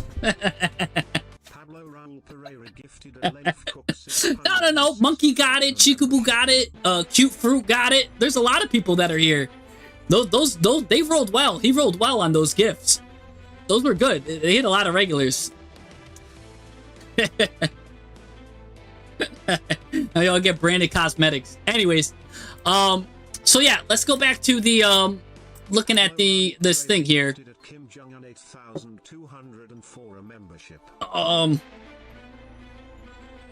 Let's see, this looks good. Yeah, everything was looking good. We were here. I got distracted by the memberships right on Super Poly. We talked on Super Poly. 1 shared ride. 1 droplet, which I think you should bump up to 2. My personal opinion. Brings it to nice, easy 50. Oh, you've got a Snake Eye Dramatic Chase here. That's kind of like the only card that can push something in the back row.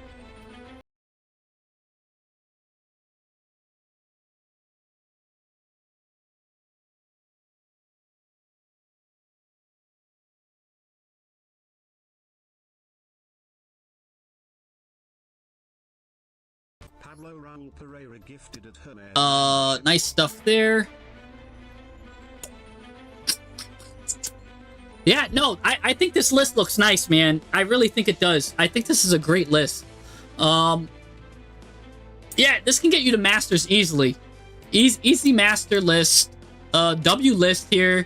I like this extra deck a lot better too. Gifted at _NN 336 a membership. Nice stuff. Nice stuff. Dang. Maybe I gotta make the song a little a little shorter. I didn't realize the gifts just stack like that, and all the music chimes like that. It's kind of cool. It's a membership. Yeah, a bunch of people feeling seen. Yeah. That's cool. A lot of good fun. All right, let's Altair, never lucky. All right, let's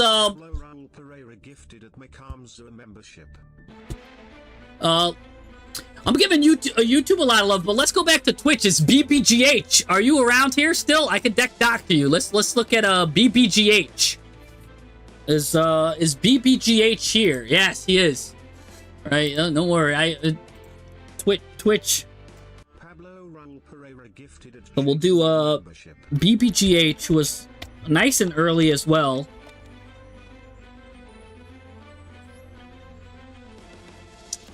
So we'll take a look and see what he's got.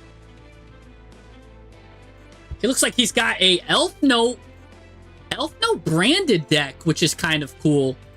This is good. So let's see what he's up to. True King, you're on the list. Don't worry. There's still a little bit before you though.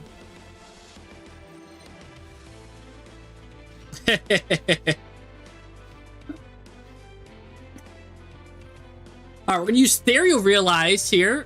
I'm gonna use Fualos, but I mean, he just special summons himself from the graveyard for now.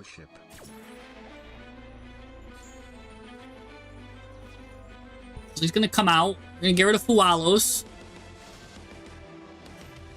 Gonna add Patron. Get Patron here. What are we gonna go into here? It's a Synchro 5.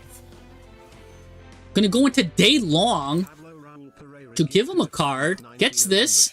Add a Yan Zing. Interesting.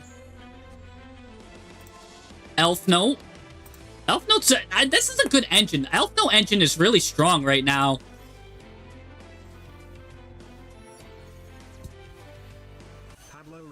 Oh! What?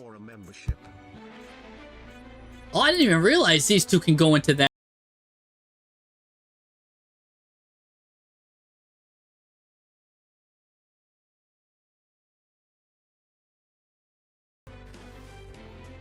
You're giving him a lot of cards.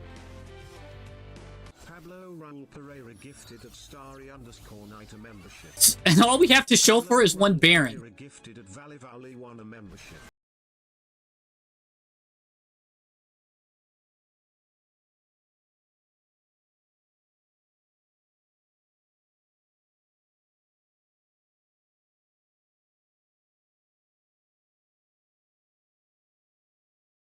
Attack here, or are we gonna try to deck them out? What?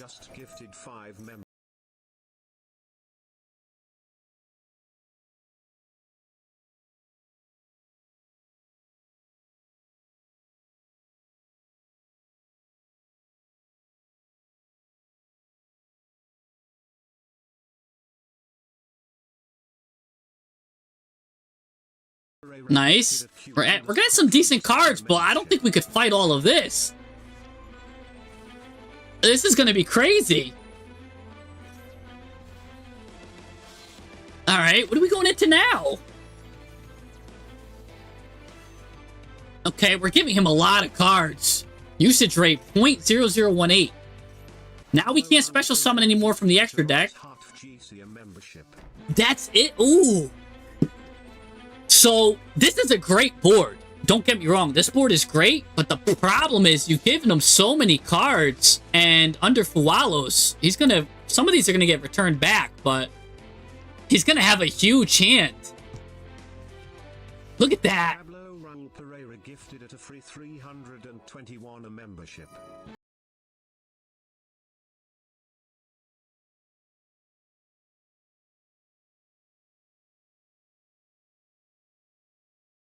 gosh. Is he on Luna Light? Oh gosh. Pablo Run Pereira gifted a Darren G2. Okay. Wow, you're burning them.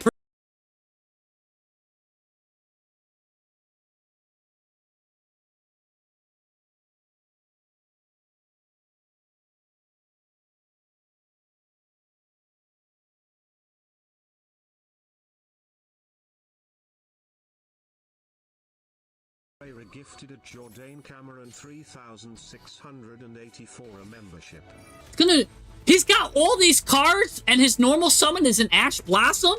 Oh, dang, another sub. Thank you. What is this? So, of all of these cards, his normal... Oh, my gosh, another sub. Thank you for the sub. Thank gosh, people are just hitting the sub button on YouTube. Okay, what? That was his normal summon, though? Was an Ash Blossom? That was his best normal summon? This guy's actually doesn't have enough life points to like, keep doing this. Alright. Wow. That was a long sub train here. And this guy's got so many cards here. Yeah, you've got a lot of interaction, but man, you gave him too many cards, I think. I mean, you did do a good job of lowering his life points, I will say, between all this stuff here. But ew, he's on Adamancipator now too. Gonna get Block Dragon. Oh, now he's on a full gas deck here too. Now he gets Baron de Fleur. Oh, how? Okay, you're gonna stop that, but now his Baron de Fleur is gonna stop the stop that you tried to stop. But your Fleur de Lis is gonna stop the stop that you tried to pop the stop. Oh, and you're gonna chain link 5 to that. So now you're going to stop the pop that you wanted to pop his stop. But anyways, here comes Fleur de Lis for the negate. Yeah, this is a lot of gas versus gas. He's just getting a lot of cards, though. But this guy... Well, how many Fenris does he have? He has 3 Fenris now. Ooh, and you get Albaz! Oh, but you're giving him so much gas. Get rid of this card. Wow, you even got rid of your Magnamut, which is kind of crazy to me because that's more defense, especially because we don't know what he's on.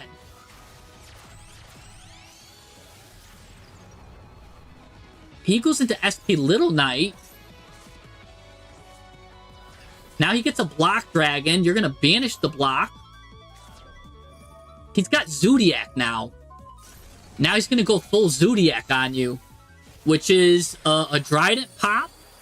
And he can actually just go into Zeus. He can go to Borbo and direct attack and go into Zeus. Okay, nope, he doesn't want to do that. I mean, he could do that still. Because Borbo can direct attack, go into Zeus with a lot of materials. That would have been good. I mean, and then if he Zeused you...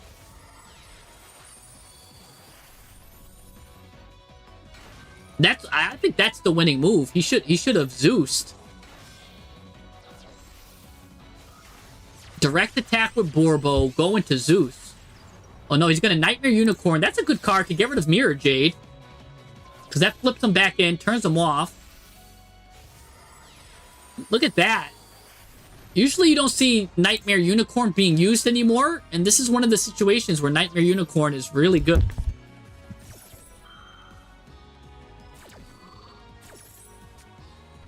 All right. Wow, he's still getting cards here. There's the pop. He's still getting cards. What is this? Block Dragon comes back again. This guy's makes more appearances than Stan Lee in Marvel movies. Yeah, I think missing out on Borbo into Zeus is really deadly. I mean, but I guess he could still go into like Utopic Draco. Oh, he's going into Access Code here instead. But he only's got like 2 links. And one of them's dark already. Ew, battle phase. Ew, this is an attack mode. What are you doing? What's going on? That was like a bot move. Oh, he is going to go into Zeus. Okay. I was like, what is he doing that for?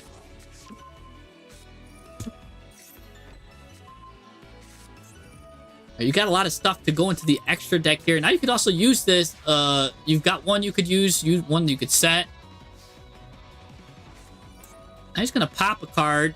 He might as well just use it now.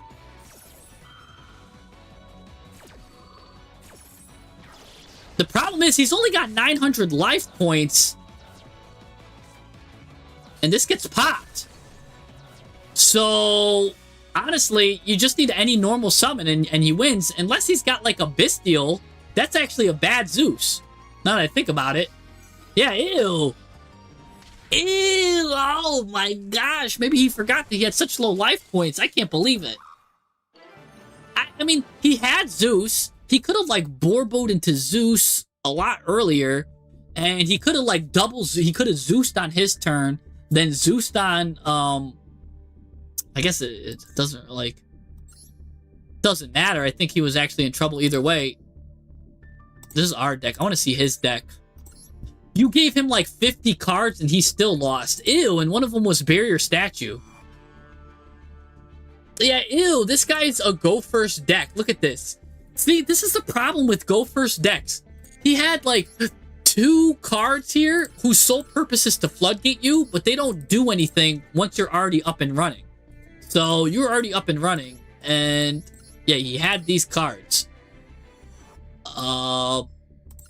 He had a Kashtira engine with no, like, he has a Kashtira engine with, I mean, all he needed to do was play the level 4 guy, and he could have went into Arise Heart pretty easy.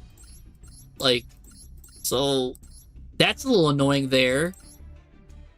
The fact, and this is the problem. This is another problem with running like not that many with running play sets, right? Because if he's running 1, 2, 3, 4, 5 play sets, and he draws all those cards, now a lot of these doubles don't really do anything, right? Like, because you can only activate some of these once per turn, and like, so he can have like 3 copies of these cards in his hand, and it's kind of lowering his hands.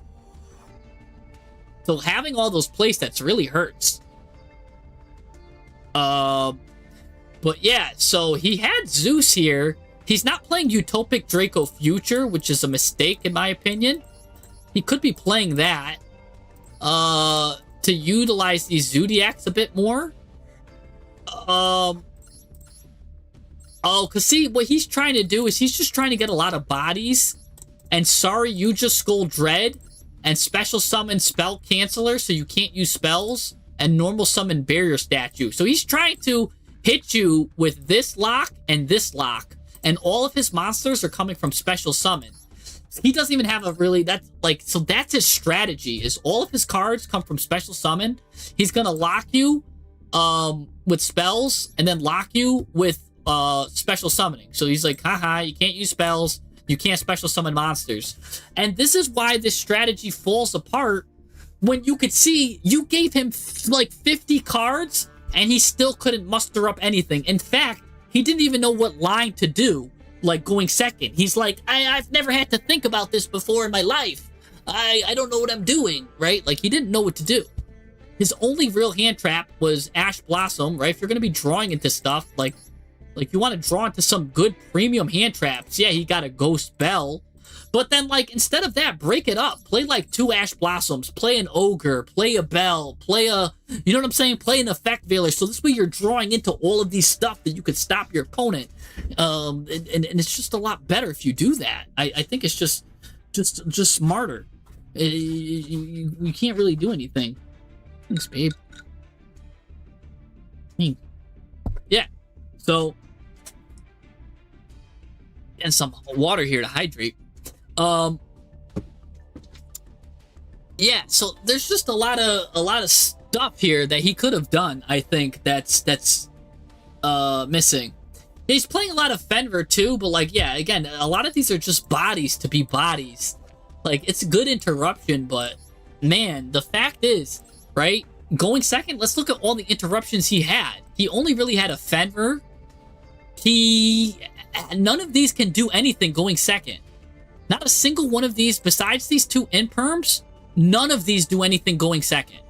He's not even on a Doomed Dragon, right, that he could play, literally none of these cards do anything going second besides Fenrir's the only interruption. There's no super polys, there's no forbidden droplets. This is his only card that could do something. Consider now, let's look at our deck here, right? What do we have in the main deck that could do stuff, right? We've got 2 interruptions here that could do bodies. If this card leaves the field already, like you're losing a card. This card's a negate, right? Like, what else do we got, right? This card can send a card to pop something, right? Like we've got cards that are getting stuff here, more impactful. Triple Tactics Talent can take a monster. You know what I'm saying? We've got 3 pops here. Like this here, the main deck in our deck is actually doing something going second. We can actually facilitate some kind of back and forth. You can see here now why this opponent's deck is just garbage. And a lot of people think this is a good deck and a good way to play. No, you got 50 cards in your hand and you still couldn't go second. You still couldn't play a deck that like managed, honestly, like, don't get me wrong, the board that you made was really well done. But if you give me 8 cards in any deck, I should be able to dismantle it, like, because I'm drawing into a 9th, right? Here, you gave him like 20 cards. That board should have been non-existent, right? It's crazy to me how his board survived. Like, how you still survived, I'm saying, like, because that's crazy. That's just crazy. Let's copy the deck. Let's look. Let's make it better. We'll see if we can make it better.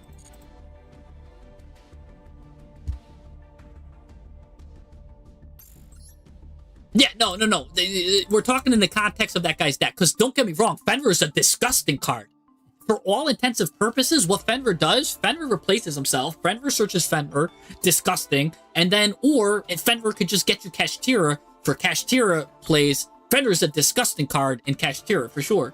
And Fenrir's just a great card just to throw out and be interruption.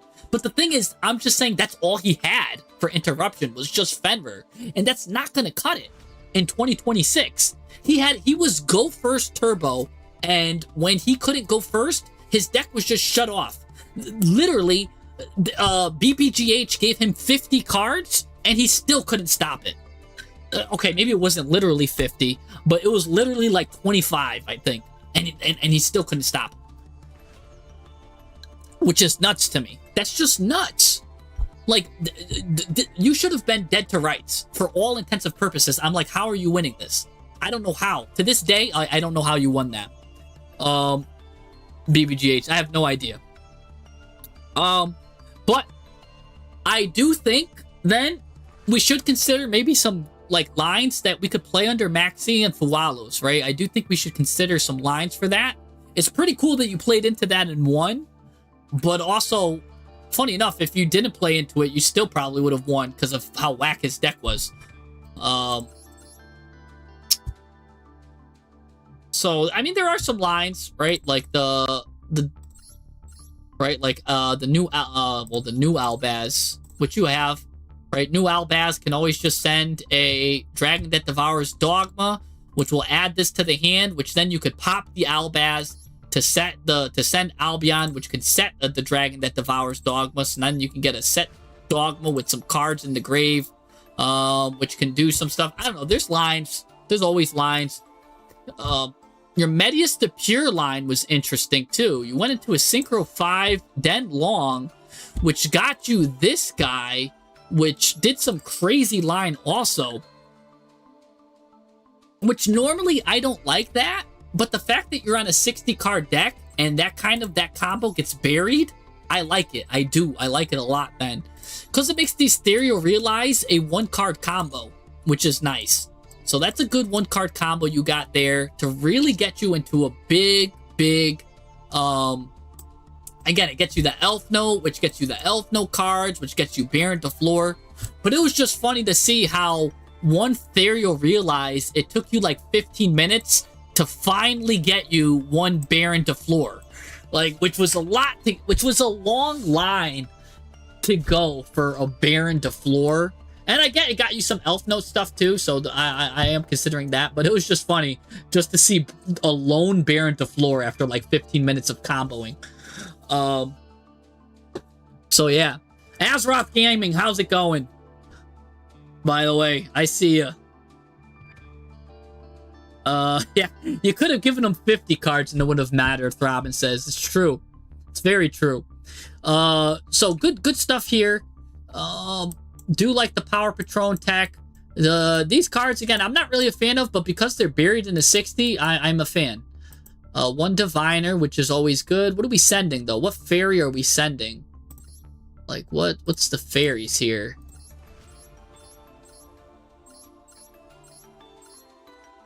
What are we sending with Diviner? What's Diviner's purpose in this deck? Let me see. Can I find it? I don't know what Diviner's doing here. Oh, Medius. Medius is a fairy. Oh, Medius. Okay, so that's just another Therial Realize. Okay, so Diviner is basically another Therial Realize. Okay, I see. Dogmatica, Ecclesia, Albaz, 3 Moyes, Ecclesia, 2 Ecclesias, Sword Soul Fualos, just fine. Albaz, new Albaz, 2 Sword Soul Long Youngs. Do we need 2 Long Youngs? Because this one you have to discard another Sword Soul or a Worm. And you don't really have many Worms and Sword Souls besides Golden and these 3 and these 3. Like that kind of makes it like this is a dead card and you're running 2 of them. But maybe we don't want to see this guy. I'm not sure if we want to play this at 2. I'm not sure. I'm thinking about playing it at 1. So interesting. YouTube's having a good discussion here. They're saying Vingolf's Blessing is better than Herald. And this is what I like. This is why I like doing deck doctors, because I love Vingolf's Blessing and I forgot all about it. And this is a great card. I've got it like shiny. Would you consider Vingolf's Blessing over Herald, right? Because this is, you don't have to waste your normal summon. What does this card do? You just get to send directly a light fairy from your deck to the graveyard. No, it's not. Nope. YouTube chat, you lose. It says a light fairy. This guy is a dark fairy, so we can't use Vingolf's Blessing. Good theory. I like where you guys were at, but you can't send it. So, good. It was good thought. It's the thought that counts. It's the thought that counts, because yeah, it would have been cool, because if you pop this card, you could also special summon a fairy. So that's really cool. And then you could have your own like combos with Fallen and the Virtuous, where you end up popping your own card here. But yeah, that was a good suggestion. But close but no cigar is what they say at the carnival.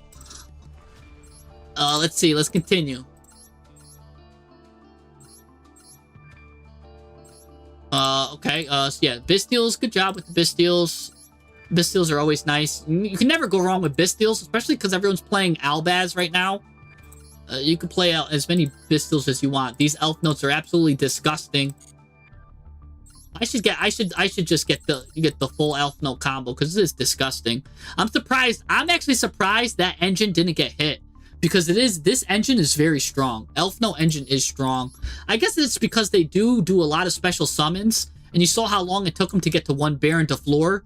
That a Fualos does hurt really bad. So does Droll. So does Maxi. So does Perelia. Like, every single one of those cards hurt Elf Note really bad, which is why they probably let it, like, not get hit. Because you will give your opponent a lot of cards with those combos. I mean, I guess there is ways you could stop it short, but it's really suboptimal. 3 Emergence, 3 Ethereal Realize, which is, I really love this card, especially because then it's got a graveyard effect to make something Light Fiend, which I always go into Fiendsmith with. So this is my favorite Fiendsmith card. But we're not on Fiendsmith here, but that's fine, because we're playing this engine here. Good one, Blackout, which is... See, Blackout's the line. That's your Fualos line. This is your Maxi line. So many times you black out pass. And 2 Rhapsodies. Yeah, I mean, this is a great deck. What can we do here? I mean, I think at this point it's just a good showcase, right? Again, the only thing I didn't really like was the bricks and how much you had to special summon. But, I mean, the end board you made was great. So when you pop off, you pop off. You do have great going second cards that can play through disruption, so you have a chance to win going second. You've got some good targets in the grave here. You're falling the virtuous package, right? So you're playing some good packages. I took one of these out. Maybe just put in a card to replace it, because you want to stay on 60. Would grass be a good target here? Because you're on a 60 card deck. Is grass good? Let's consider grass real quick. Medius likes grass. Okay.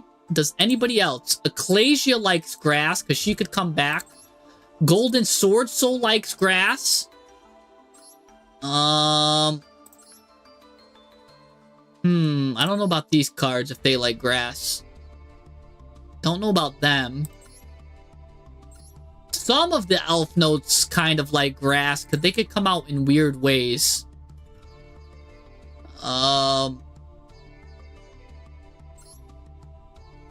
Because you are on Foolish Burial, so whatever you want to burial, you might get a chance to hit with grass. The elf notes kind of don't like grass. Yeah, it's kind of weird. It's like a love-hate with that. Okay. So maybe not grass then, but it was just something to consider. Right, because you do have some cards that will come and recur themselves with grass. Then what can we do here? Well, we go into this card. We can get a spellcaster with the same attack and defense as each other. I don't think any of these have the same attack and defense. So it'd be like, that'd be cute if one of them did. Because I'm sure there's some interesting text that we might be able to play. Because you're on Sword Soul, but we're not on, like, Tenyi. But there is that new Tenyi card, Sword Soul Emergence. Reinforce Rhoda. I wonder if there's just a good searcher that we could play, right? Because this is a beast. This is a dragon. And all of these are spellcasters. So I'm wondering if you play, let's say, Titaniclad. Right? No, sorry. Let's play Lulu Lilith. White. Let me see something.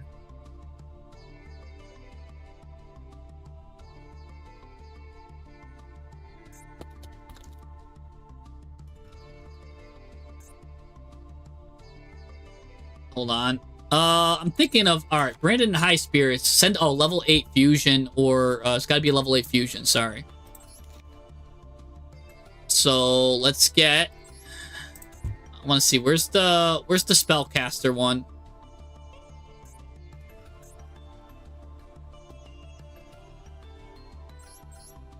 All these are dragon, which one's the spellcaster? I thought one of these was spellcaster, for sure. Oh, it's Gangrenal. I'm like, which one of these is... Alright, so what if we do this? Yeah, it's Gangrenal. I was like, why can't I find it? So, what if you just play a Brandon in High Spirits? You get to send a Gangrenal to the graveyard, which, by the way, if a monster is special summoned, you can banish this. Special summon a Dogmatica monster, which, again, or Albaz, which you also have both... Oh, no, it's a Dogmatica or Despia, sorry, which you do have Dogmatica, right? Or do you not have any Dogmaticas? Oh, you have Ecclesia. Okay. You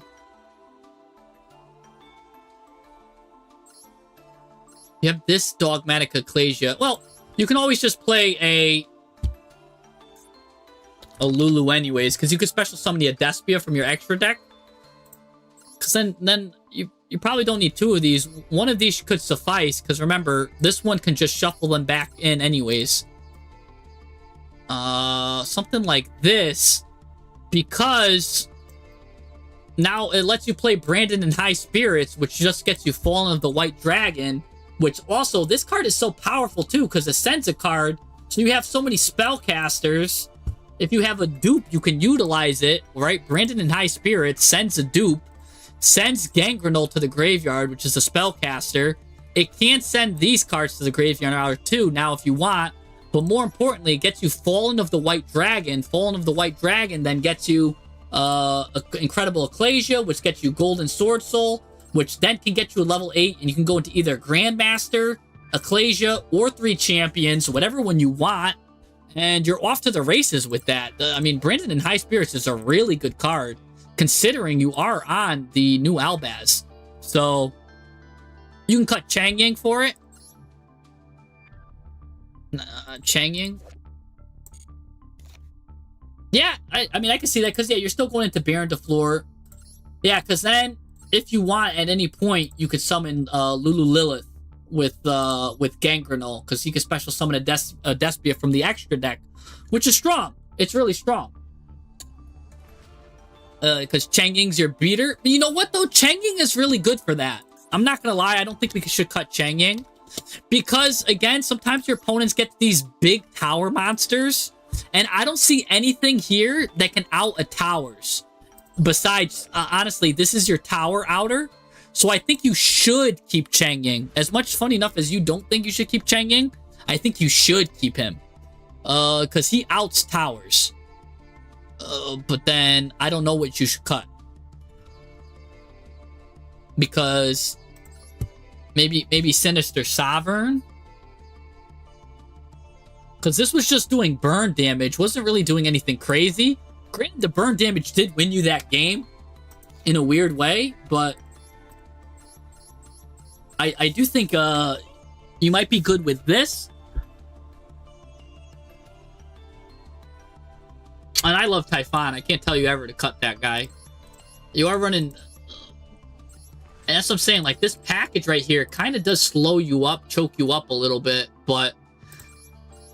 I mean, is there a better way you can go into... Like, is there better Synchro 5s where you can get rid of 2 of these and keep a 5? Like, what else can you go into that's a Synchro 5? Because maybe you could clean up a lot of those bricks that I kind of don't like, too. Maybe there's just better Synchro 5s that you can go into. I mean, but this needs Earth and Earth. You're going to have a Dark Fairy and a Fire Fiend. Is there any good 5s here that might be better? No, the applicant line is really limited here, huh? I mean, Hyper Librarian drawing you cards, but you're not... It might be Hyper... Like... Is there a world where Hyper Librarian is better? Because then you just... Right? Because you can still get into Elf Note once you go into Hyper Librarian. Like, because let's say I get rid of these 2 cards, and then I get rid of these 3 cards, right? So now, when you do your Therion Regulus line, or not Therion Regulus, your Therial Realize into your Medius the Pure, he comes out, he gets you the Power Patron. Now you can go into Hyper Librarian, then Power Patron will get you an Elf Note monster, and then you could do Elf Note combo, and you're getting cards, right? Would just the Hyper Librarian work? Like, do we even need to do all of that? Swords, what's the point of those random dragons, of the Sword Soul dragons, to get you into Sword Soul with it? Because it was a lot of comboing to get into Baron de Fleur. It was just a lot of just comboing for Baron de Fleur. This card is destroyed draw card. Okay, because I'm sure one of these cards has to be, at the very least, will probably get you something crazy.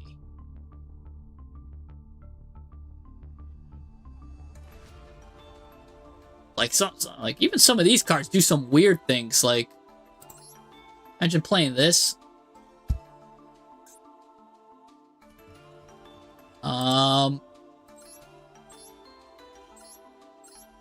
Yeah, I don't see anything crazy, though.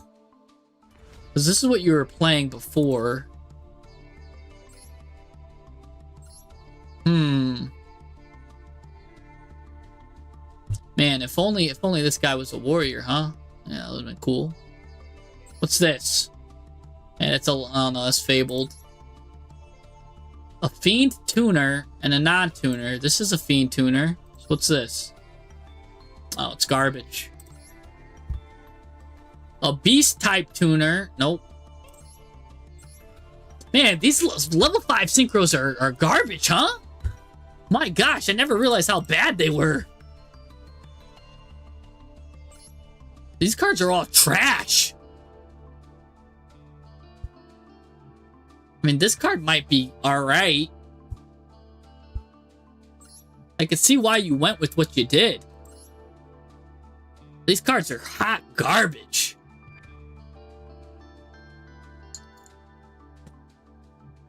Oh, hot garbage for you. I mean, they're decent in their archetype. What's this?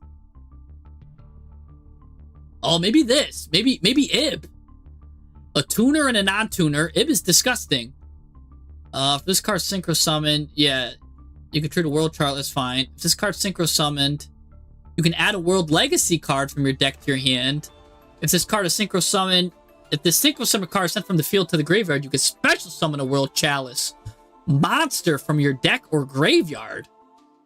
Oh, that might be better too, because then you could play some better generic world chalices and better, like, then you could play a world legacy card too. So maybe that. This is a contender. Ib is better. Remember, the Executor still is here. And you get my boy Jirok is up in here, but yeah, Laval stuff. Everything else is garbage. Excel Synchron, which is alright. Kind of like a discount Walmart brand Happier Squadron. Everything else is... I just want to play an equip. You don't have a warrior monster, do you? This card synchro summoned. You can activate this during the end phase of this turn. Send an equip spell from your deck to the graveyard. Add a warrior monster from your deck to your hand. That'd be cute if you were on K9, right? Because K9's a 5, then this is a 5. You'd have a warrior in your hand for K9.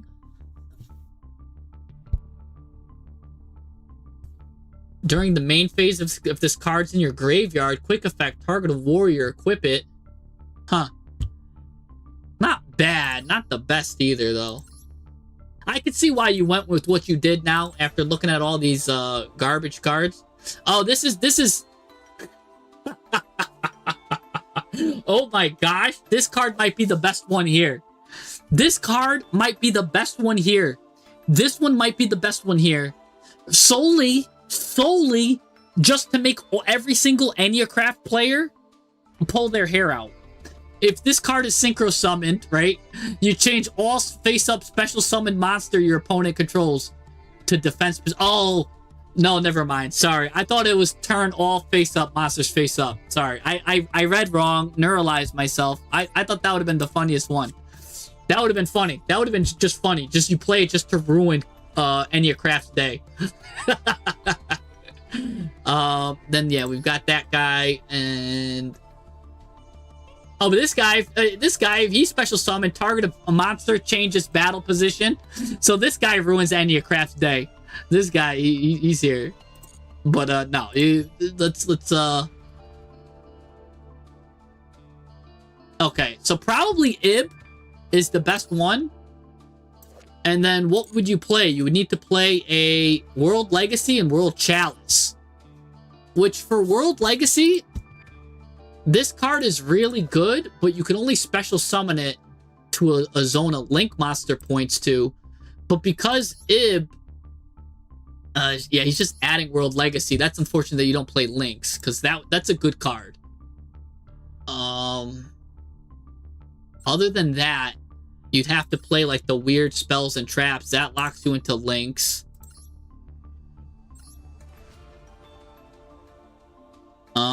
Yeah, there's no good like generic World Legacy card. You'd have to do some like thinking, because I don't even know. Because a lot of the World Legacy stuff works with links, and that's not what we want. Unless like one of these traps is secretly busted for you. But I really wouldn't want to have you put a trap in the deck. The whole reason why I got you away from those worms was so you didn't have to run bricks and garnets.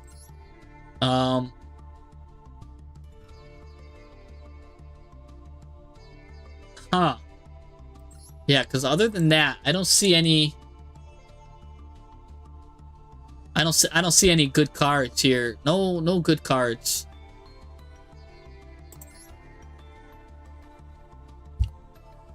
You're not playing any level 9s. I was thinking like maybe a combo. I don't know. That's just you've got nothing to choose from. You're right. It's trash. All right. I concede that your line was better. Just keep it. Keep these guys, I guess. Just keep it. There's no way. There until better 5s come out. That's what you got to go with. That's really all you could do. It's just hot garbage for 5s.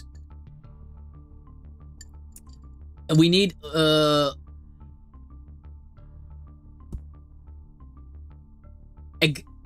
what? Executor searches Dark Necromancer?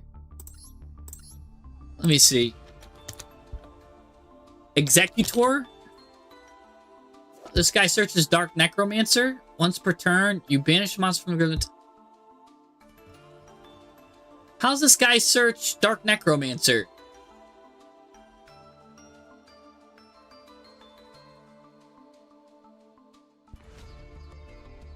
I don't know. There's something I don't know about this card that people are running and they're doing something with. I don't see it. I just don't see it. You banish one monster from your graveyard. Oh, you banish one monster from your graveyard. And you could banish Dark Man. Okay, I see what you're talking about. I'm like, how is this guy banishing Dark Necromancer? I see now. Yeah, you banish it, and yeah. So, yeah, it's got to be in combo. I get what you're saying, Altair. I get it. I see it. That's pretty cool. That is cool. And it does have that whack graveyard effect. Yeah, no, none of these 5s are good. They're all hot garbage. And, like, for some reason, they want, like, weird stuff. Like, this guy wants a Dark Tuner and a non-tuner Beast Monster. Like, so specific. Like, one of them's like, I want a Light Neighbor plus, your uncle's favorite dog on the couch. And that's a fire monster. Like, what? Why do they want such weird, specific things? Oddly specific. They're all very oddly specific. So, yeah, all of these cards are struggling.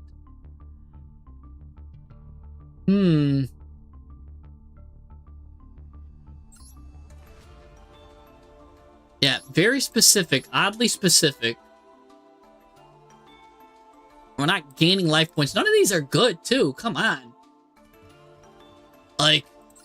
And all of their effects are whack, too. It's like, you could target one of your monsters, gain 100 life points, then file your taxes. Like, ew, I don't care about that effect. I don't really want to do that. And that's only good one time of the year. Like, all of these cards are doing the wackest effects. Like, all of these are bad. It's like, oh, target one monster, then swat a fly, and your opponent takes 25 life point damage. Like, I don't care. This card's like, take a card from your graveyard, look at it, show your opponent it, and put it back in the graveyard. Like, what? Like, these cards suck. Like, you know, it's like, this card's like, you could only use this card on a Tuesday. If this card attacks a defense position monster, inflict piercing battle damage, but it's only got 2,300 attack. By the way, if this card's on the field, it's destroyed, draw a card. He's probably like the best card that I read of all of these options. Simple and efficient. This card's a glider. It's like it requires the weirdest stuff. It needs like a washing machine and something else. I don't know. It needs to like target level 7 wins for some reason and doing crazy stuff. You got to banish clear. It's doing some very oddly specific things and is absolutely useless. All these cards useless. So okay. So your deck's great. I went on a line to try to make it better, and I couldn't. Because the level 5s are absolute garbage. So I spent a lot of time on this one. I feel bad. But let's move on. Let's move on, cause yeah, the level 5s is hot garbage, I guess. I never realized how bad that pool was. So yeah. In July he's unaffected. There's like one good card for the month. Yeah, the ones that were like light fiends that became like fiendsmith, they're like just some weird ones were pretty good. But yeah, I guess for what he was doing, he had the best ones. So I'll admit there. All right, let's look at Chikaboo. Chikaboo should still be around, right? Is that a 7 or I can't even read my own handwriting here. Let's see some things. Nope, that was a 7. I couldn't read. Alright, I have Chikaboo as a friend.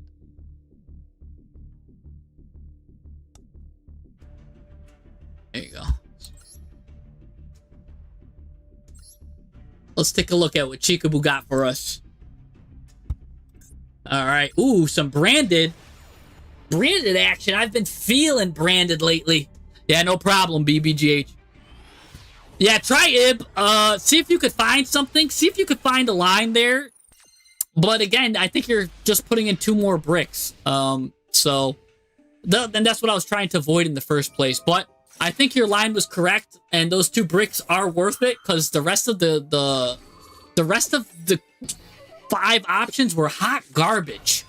Anyways, he's gonna hit you with a Ecclesia right now. Gonna go with the Fallen the Virtuous. Let's see if he pops his own card.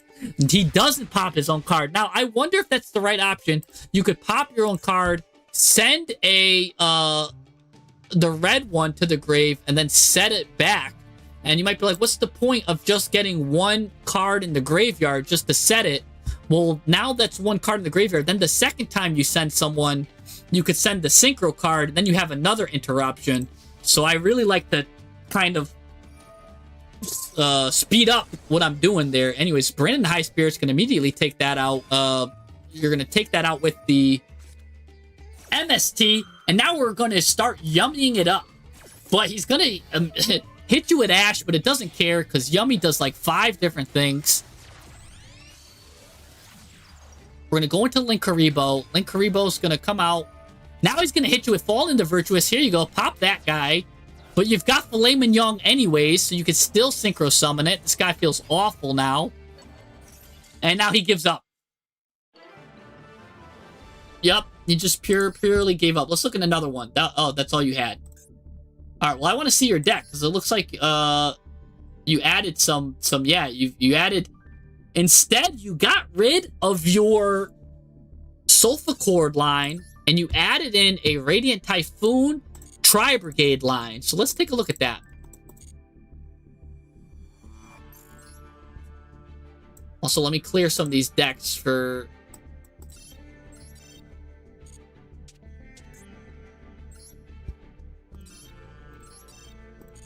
Let's clear these decks for the next people. Okay. Alright, let's look. So, we've got Yummy in my tummy, and we're playing it with Tri-Brigade, which is cool. What is cool, too, is Fallen the Virtuous has some links to Tri-Brigade with the Spriggan's Kit, which can special summon Tri-Brigade monsters if it's sent to the graveyard. It can special summon Tri-Brigade. So, there is some weird, like, Tri-Brigade synergy we've got going on here, which we can explore. But we've got Yummy. We know what that does. That's always really good, really strong. The Tri-Brigade line here. We're not... I was going to say, wait, for a second I was like, wait, we're not playing Nerval? Yeah, we've got 3 Nerval, 3 Fractal, Kit. And we're also playing Radiant Typhoon package which is really good because you've got 3, 6, 9, 12, 13, 14, 15, 16, 17 quick plays. So Radiant Typhoon, the math is already there. Don't even need to math that one out. You're playing more than enough to make your vision live. You're also playing these Radiant Typhoon cards anyway, so your vision is always live. You can even search vision to make it live. So really good stuff there. You want to pop cards, turn this on. You're playing Varun. But what I would like to see then, or I'm curious to see, because this is a wind monster, right? And of course, these are wind monsters. This is a wind monster. Is a Shia in order here, or like a Sheena? I always forget how this card's... I forget how to spell it, but do we want to play one of these? At least one? Because this is a good hand trap. And you've got wind, wind, wind, right? I know these are all light beasts, right? But on top of that, you've got wind here, wind here. This is wind. So you end your you usually end with some wind out. You're also playing Tri-Brigade Arms Mouser, which is one of the newer Tri-Brigade cards. Let's look at what this card does, because not a lot of people knows what this do.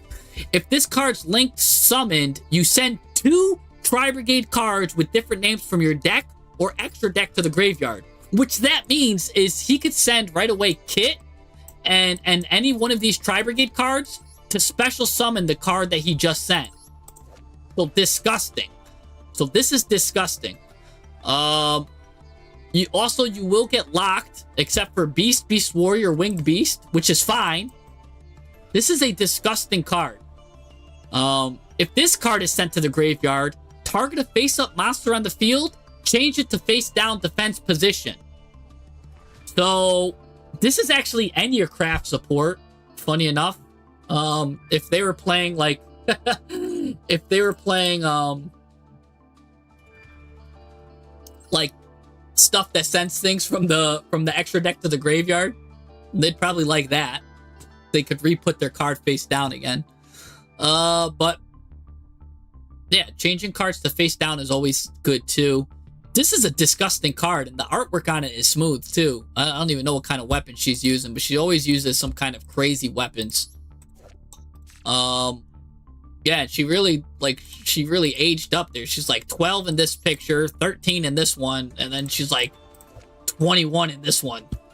Like, the artist just felt like drawing her. It's like those, when they draw One Punch Man and he looks silly, and then they draw him serious.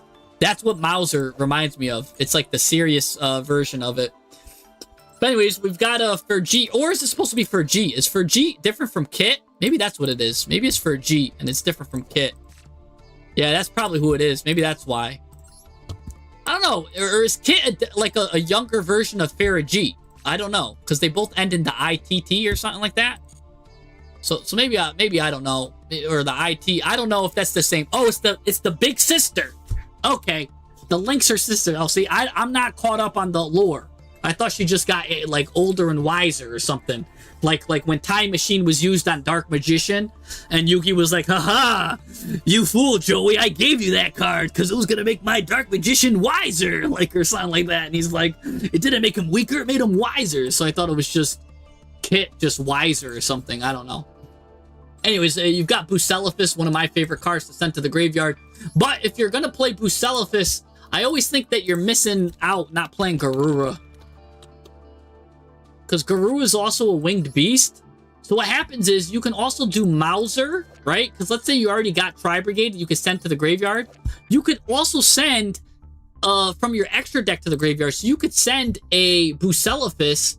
Bucellifus lets you send a winged beast monster from your extra deck to the graveyard. So you could just send Garura to the graveyard and draw one that way. You know what I'm saying? So, yeah, so I'm thinking about maybe a Garura adding here, right? So Garura could be good, because then that really makes the Bucellifus work. Also, if you're gonna play Tri-Brigade has some nasty support in Roar is really good. if you control a Link monster, which 90% of the time you will, you can send a Tri-Brigade card from your deck or extra deck to the graveyard. Again, so you could just send Kit to the graveyard, or Mauser, or Bucellifus to draw a card. So already, this card pays for itself if you can control a Link monster.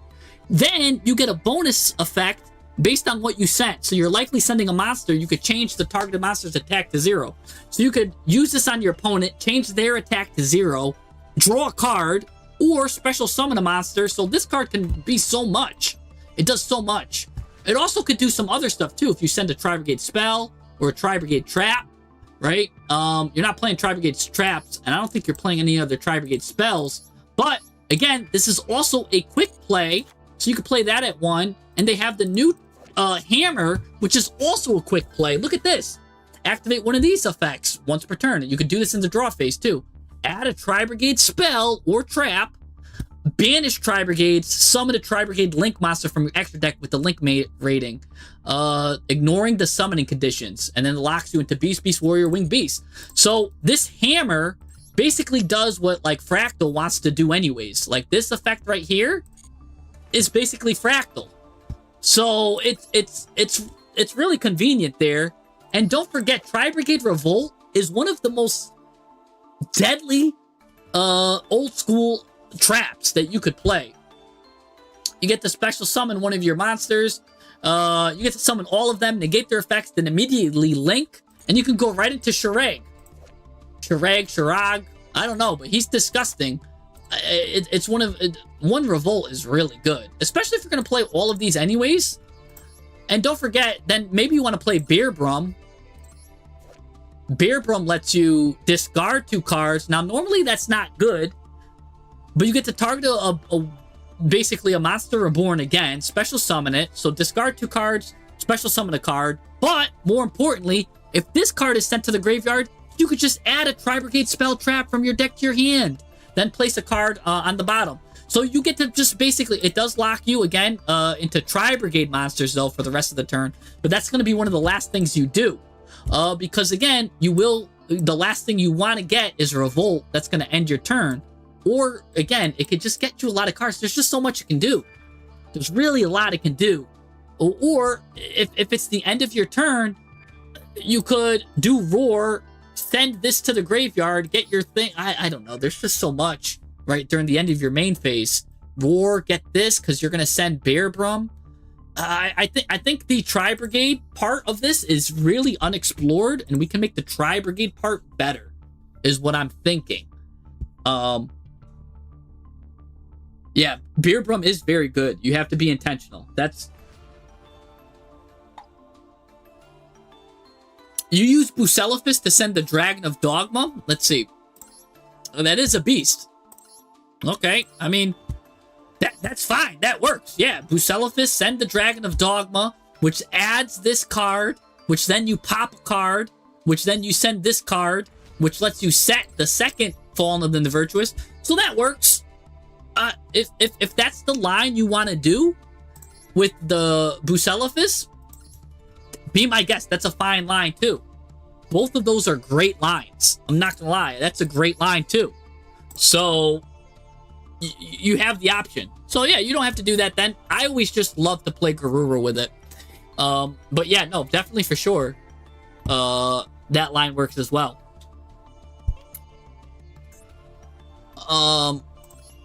But if you find something to send to get rid of too, I mean, try to find it. Because yeah, this extra deck is tight.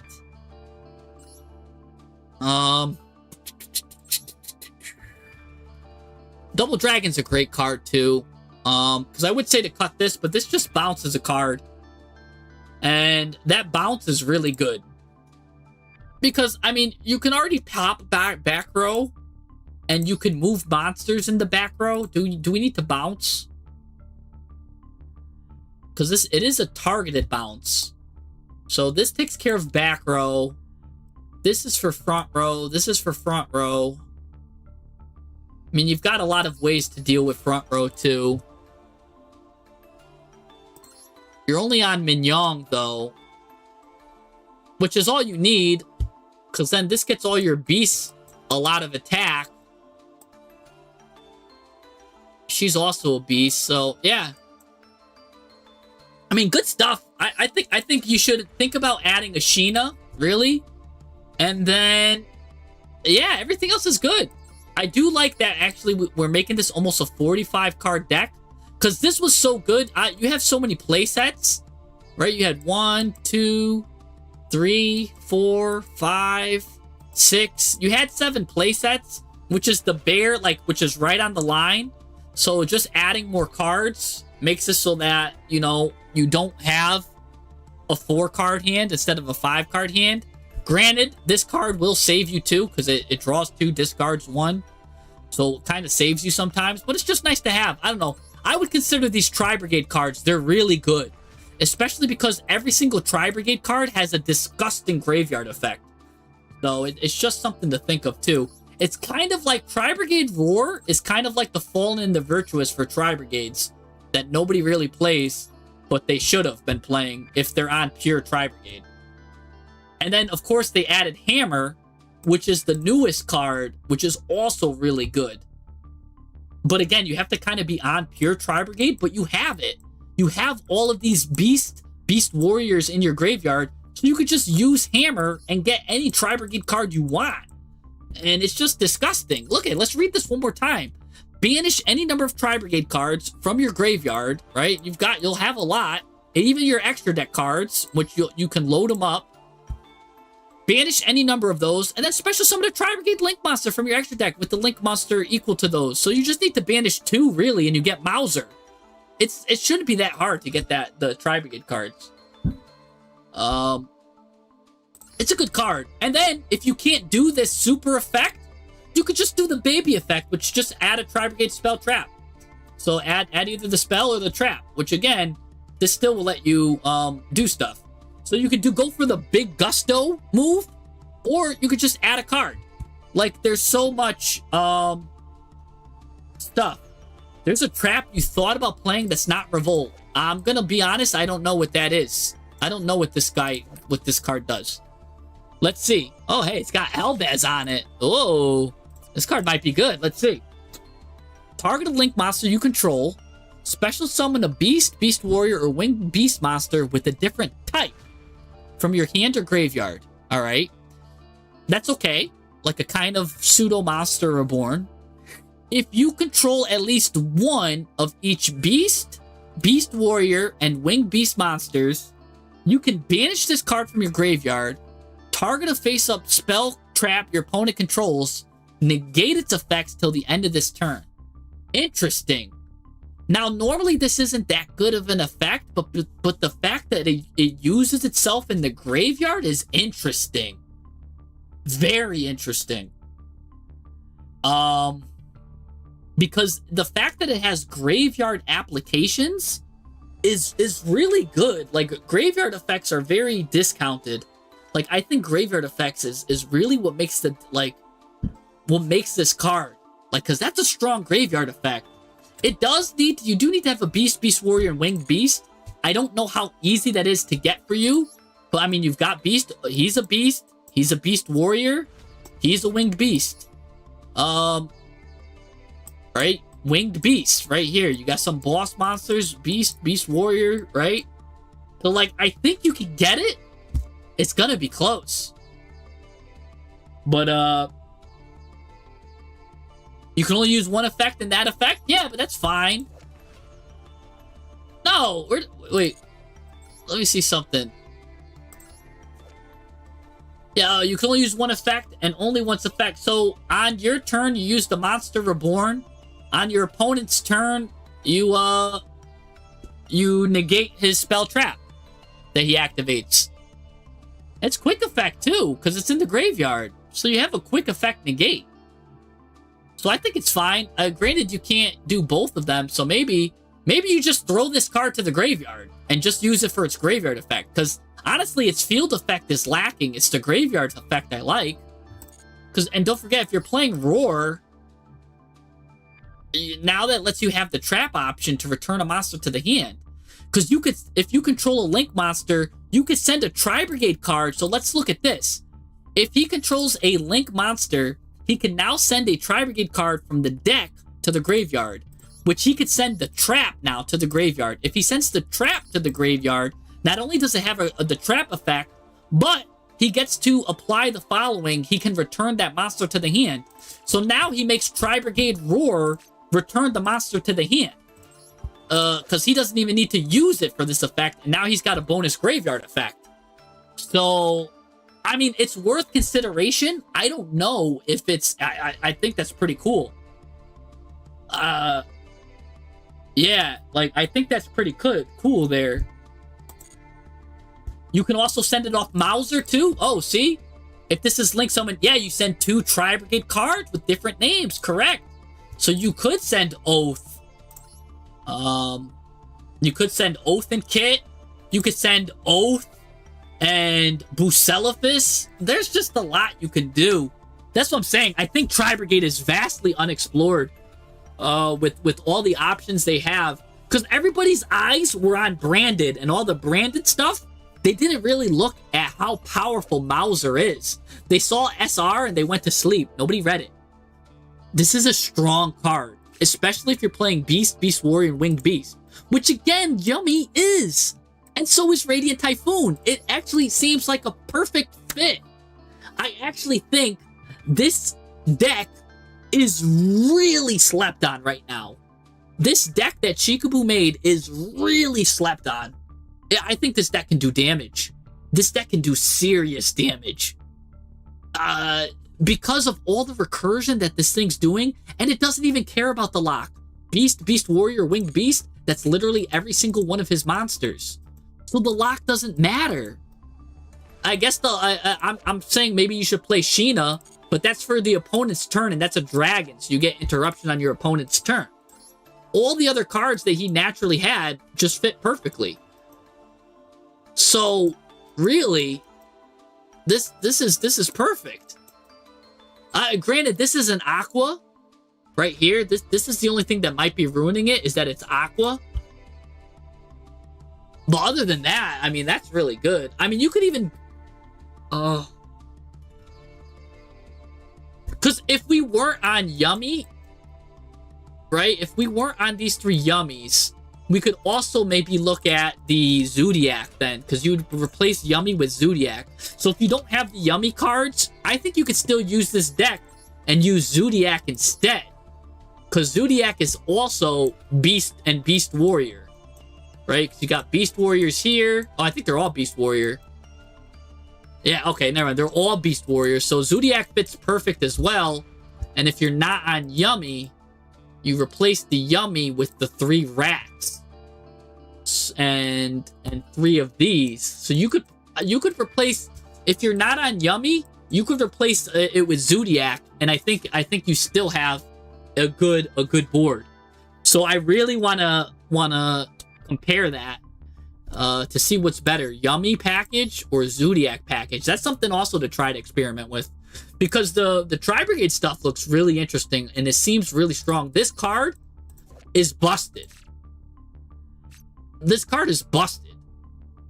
It's got one of the deadliest on-field effects I've ever seen.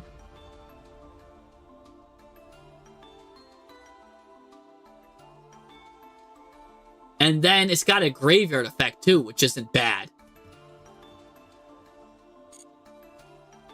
It's got a Book of Moon graveyard effect. So, on top of that, don't forget, Shiraga's also got a really good graveyard effect too. Like, it's got recursion. Like, this whole deck's got recursion. Really good stuff. I don't know, something to think about. I like this deck. I want to see where it goes. Chikaboo, keep using this deck and report back to us. I think we're all highly interested in this deck and seeing it grow. This is I recommend, this is my prescription. I recommend come back in a week and report your findings, your symptoms. Definitely report back your symptoms, because that's cooking. All right. Switchblade still here. Switchblade. Let's see if Switchblade is here. We'll do Switchblade if he's here.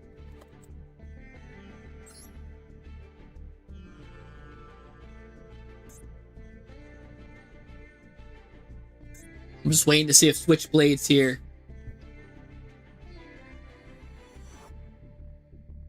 If not, I'll go on to the next one, which is Noble still here? I think he fixed his replay. I don't know if Noble's still here too. Switchblade is here. Yeah. Alright. Let's see what's going on here. Let's see what we got.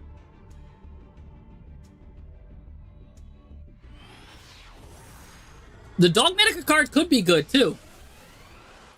Mr. Brian Soto, can I go next? Sure. Especially with the you just gave a $2 donation. That gives you the fast pass to cut the line. So sure, we'll move you up. All right, so the opponent looks like he's gonna start hitting you up with some man with the mark here. Gonna do a full mark combo on you. Win rate at time of appearance, 79% chance.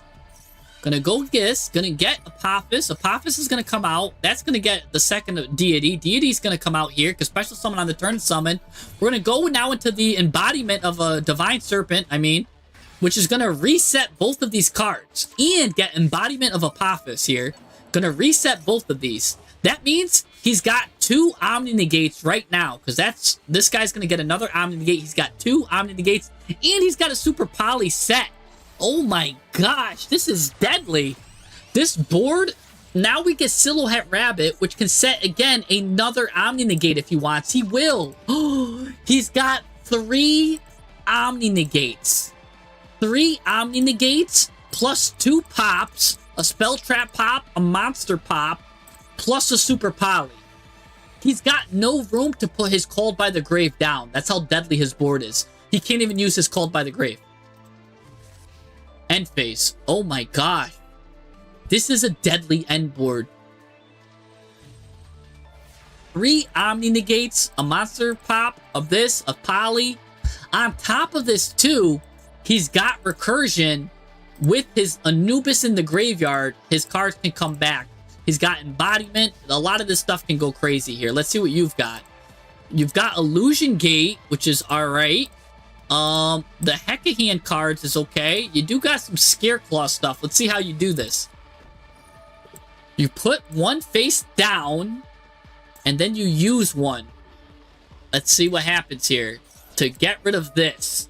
Now he's going to use Apophis, show him face up, and he's going to probably negate one. He's not negating this. That is a bad move, in my opinion. I think you definitely should negate this card.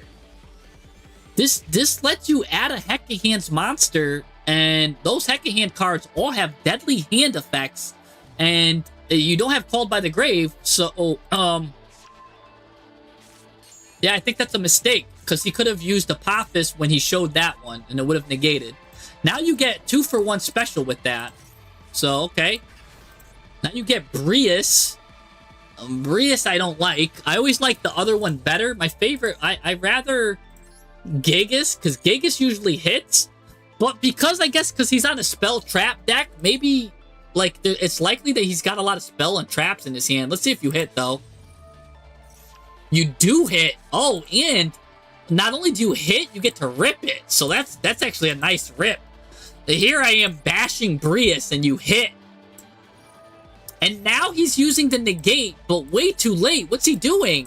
He's negating Breus after it already went off. Like, what are you doing? If you were going to do that, you should have just did that right away. But now he's going to pop it. I don't know what?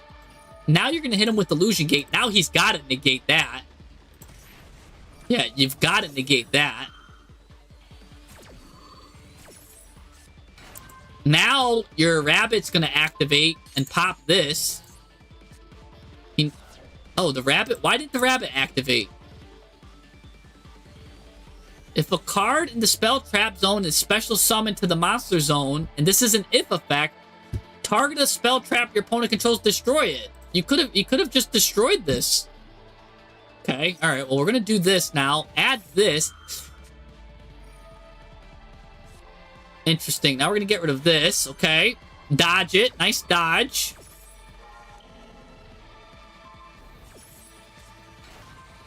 Oh, wait, this guy already did his effect. Why aren't we stopping the rabbit?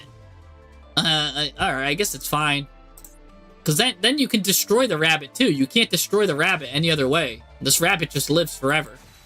All right, let's get a normal card. Now it's up to Scareclaw here to kind of solo, which Scareclaw does have a one-card combo here. Ooh, Vingolf's Blessing.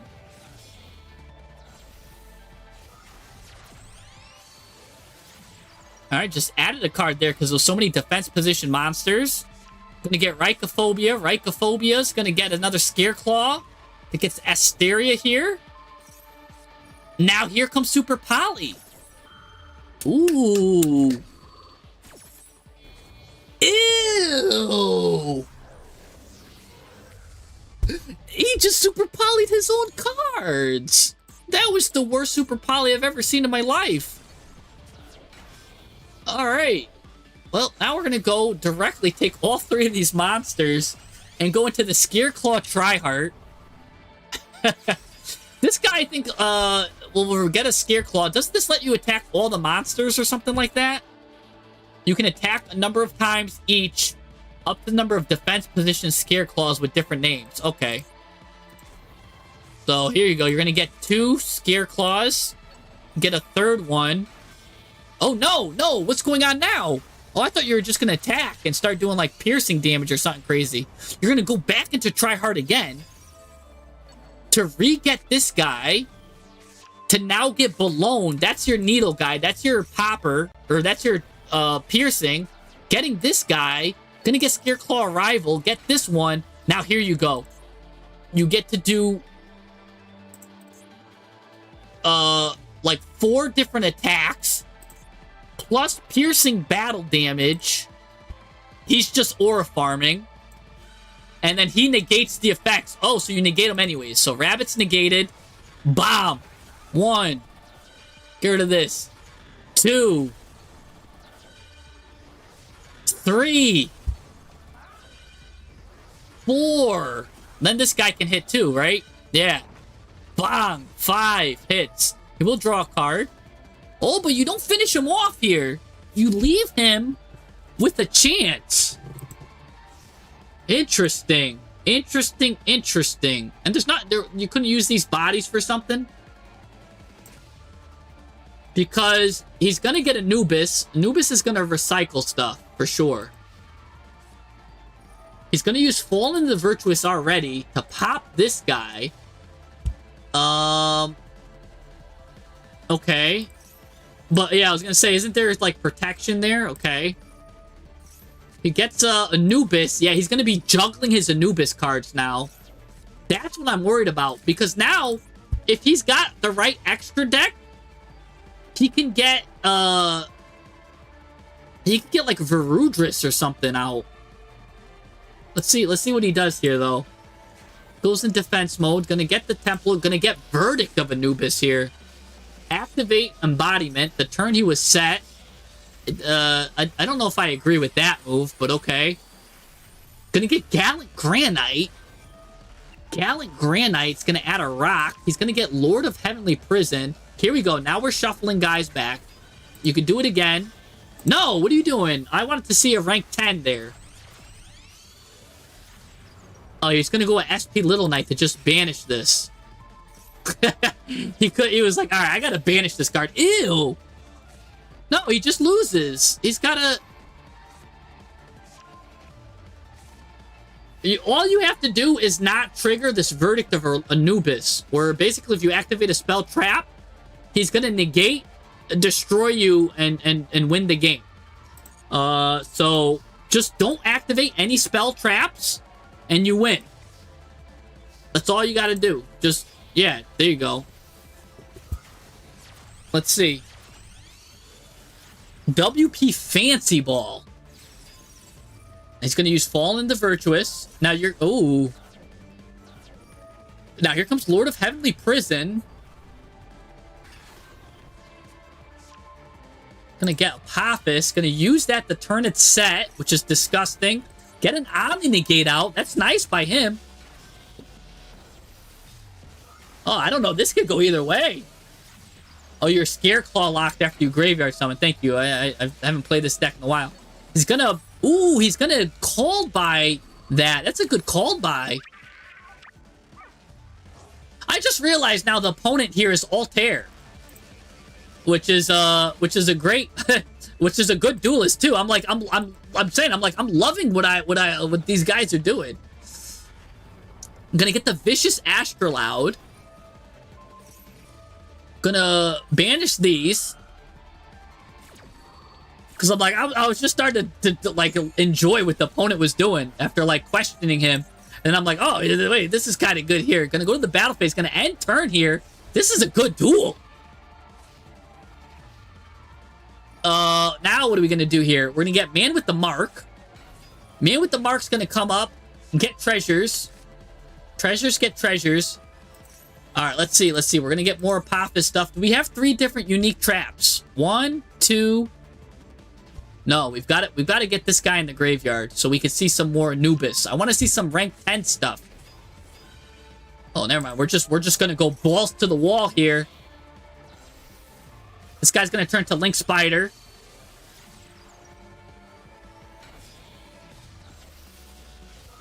What are we going into next? Borrowcade Blocker. Okay. Oh, wow. All right. Ooh, Gorgon of Zinfonia. Now we're going to return this, get this guy out of here. Here we go. Start recurring our cards. There we go. Yes. Here, this is what I've been wanting to see. The Nubis. No rank 10s yet. We're going to crash our own card. No! What happened? Did we not have an out for that guy? Were we not running any rank 10s? Let's look at Altair's deck. We're not running any rank 10s. Oh, Varudris. You gotta add Varudris. When you get the I'm telling you, the 2 Anubis Last Judges, you can either get Varudris, or if you got extra deck space, you can run the Trains. And by the way, Trains is getting support coming up, Altair. So I expect to see some kind of Trains coming out with this. Because 2 level 10s can go into Trains. So you can go into Trains with that. What else can we do here?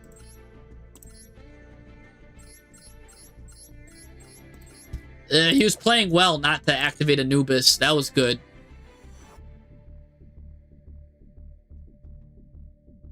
Exciton Knight. That's an interesting suggestion. It's hard to get out.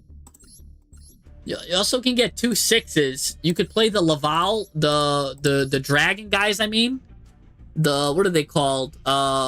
The reptilian things or whatever. I forgot what they're called.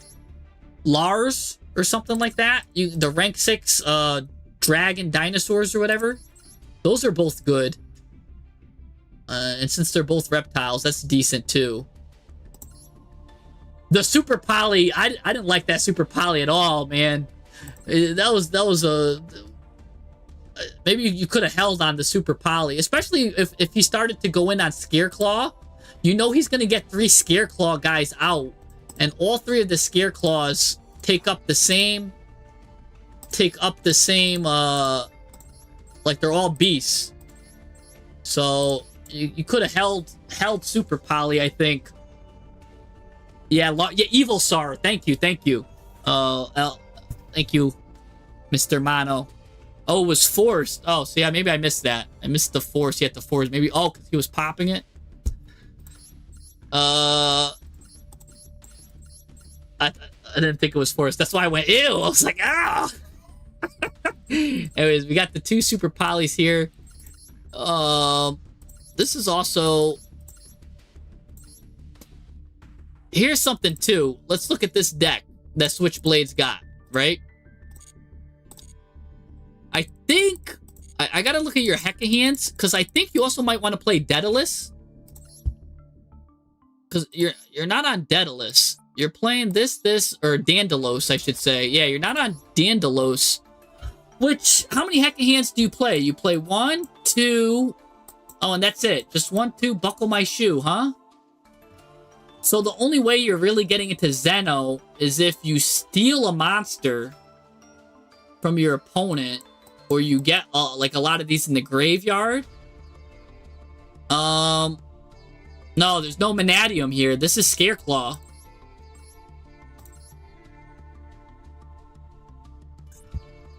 Oh, the heck of tech is real.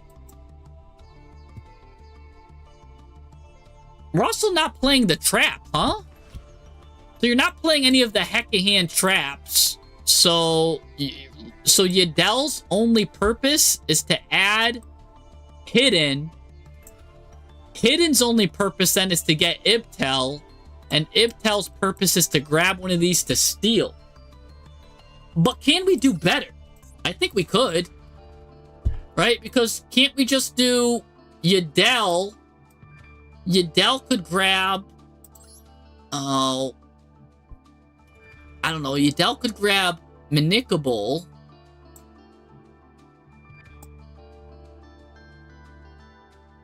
And then Manicable... Oh... Well, it sets this, add a heck of hand, and then you set a spell. I'm trying to think, maybe a way, because you had Jowza, but we couldn't really go into him, I guess, because he did pop Brius. And I'm not a fan of Brius. This card is just, I mean, it came in clutch. I'm just not a fan of Brius. I've never have been. Even in pure Hecka hands, I don't play Brius. I think it's just, like, useless. Because your opponent draws a card or whatever, adds a card to their hand, you get Brius out, and then it's just a sitting duck until it's your turn. On top of that, you have to get lucky and hit your opponent's monster. With every deck that's playing, like, all these spells and traps, right? You've got, everybody's playing Branded, and Brandon's half spell, half trap. You've got Sky Striker, which is a bunch of spell traps. Like, there's so many spell trap decks flying around right now, where Brius can just miss. It's like, yeah, like, I could see if meta was something like Block Dragon, where everybody's playing like 40 monsters in a 40 card deck, then maybe Brius becomes good. But I just don't like Brius. When you see a monster added to hand, you use Brius? Yeah, I guess, but then they just, I don't know, they just use the monster. It's weird. It's weird, especially going second. I don't know. I mean, you hit, so it's good. Who am I to complain? You ripped a hand trap out, and so that was a hidden benefit, right? The fact that you ripped a hand trap is a benefit that we have to consider. So I guess I can't knock it. I could personally not like Brius, but you just showed us that when you hit and you hit that hand trap, it's a huge swing. It's like the people that like to use Psyframe, right? There's a lot of people that like to use Gamma in certain decks. Gamma, the same thing. You have to play this brick, which I hate. Absolutely hate. You guys know how much I hate bricks. But the fact of the matter is, if Gamma resolves on your turn, you now have a free Synchro 8. You negated your opponent's card. So not only did they go -1, you went like +2 in card economy. Plus you can Synchro to go even crazier, right? This could be a 1-card Baron to floor. Like, you can get Baron to floor off of this because you can go into Assault Synchro. So it's like, when it works, it works. But then there's times where you just, like, because you have a 50-50 chance of it being in your hand or a Gamma. So when it doesn't work, it feels like the worst card in the game. It's like you're just sitting there looking at Driver. Like, this guy's like sitting there like Jason Stratham, the Driver, the Transporter. This is literally Jason Stratham in Transporter. He's like, I'm the driver of bricks. So, And that's kind of how I feel about Perez. I mean, when we just saw the optimal scenario there, you just hit his hand trap. But most of the time, when he whiffs, you just like lose and you're just sitting there because you use that extra body. I want to see what line you would have done if you didn't hit, right? Like you just turned, you just became Joey Wheeler on the gamble, which again, I don't like. I don't like. That's why my favorite one of all of them is at least Gigas. You get 3 shots at him, so it's pretty much that. But yeah, no, the hand trap rip into Baron is broken. Yeah, no, it is, because you rip them, then you go into Stardust Dragon, Stardust revives side frame, and then 8 + 2 is 10. Now you got Baron to floor on your turn. When you were just trying to do something like Radiant Typhoon, you're starting off doing your Radiant Typhoon plays, or like doing your entry level plays. So I mean, it's a disgusting card. If this card goes back to 2, I'm putting it in my deck. Especially if I have a lot of spell traps. But 1, I can't justify it, but 2, it's disgusting. Like Konami found the perfect number to stop me from playing it. All right, what else do we got? Oh, let's look at the card. So we're playing Kurikara. It's a strong card. I can never knock it. Anybody that wants to play this card, I think it's good. Is it the best? I don't know, but I think it's a good, solid card. I can never like hate on people that run it. I love it. It's one of my favorite cards too. I love playing in Snake Eyes, of course, because it's searchable there. But as a non-searchable hand trap, it's still really good. Still really good, especially if you're playing cards like Super Poly and Droplet, where you can already bait interactions. Fenrir, good cards like that. Yeah, don't mind it at all. All right, so we're playing 2 each of the Scare Claws. These Scare Claws on their own are bricks, right? Unless we're playing like the Light Hearts, which I guess they're kind of fine, because that means you have 6 kind of normal summons and the other ones kind of don't, but then 9 normal summons. We can also special summon if he's got this. So that's, I guess it's fine to run each of them at 2. It came in clutch. The recursion came in clutch, especially because Cool Tune's coming around trying to banish your stuff. Yeah, that's fine. But maybe, right? Like maybe you play the weak, like this one at 1, and the rest of them at 2. Like, do we need them all at 2? Right? Because I don't know if we need them all at 2. Maybe just keep the 2 best ones at 2, and then put Acro at 1. You don't. Only in Snake Eyes you search Kurikara. I don't know how you search it in this deck. It's just a hand trap in this deck. It's a good hand trap though. I don't think you search it in this deck though. Tallying Sea's fine. I always think that's a good card. But yeah, 3 Reinhardts. Visa Samsara is interesting. You can just special summon this card as long as there's any number of your Visas monsters that are banished or in your graveyard. Shuffle those Visas, special summon this card.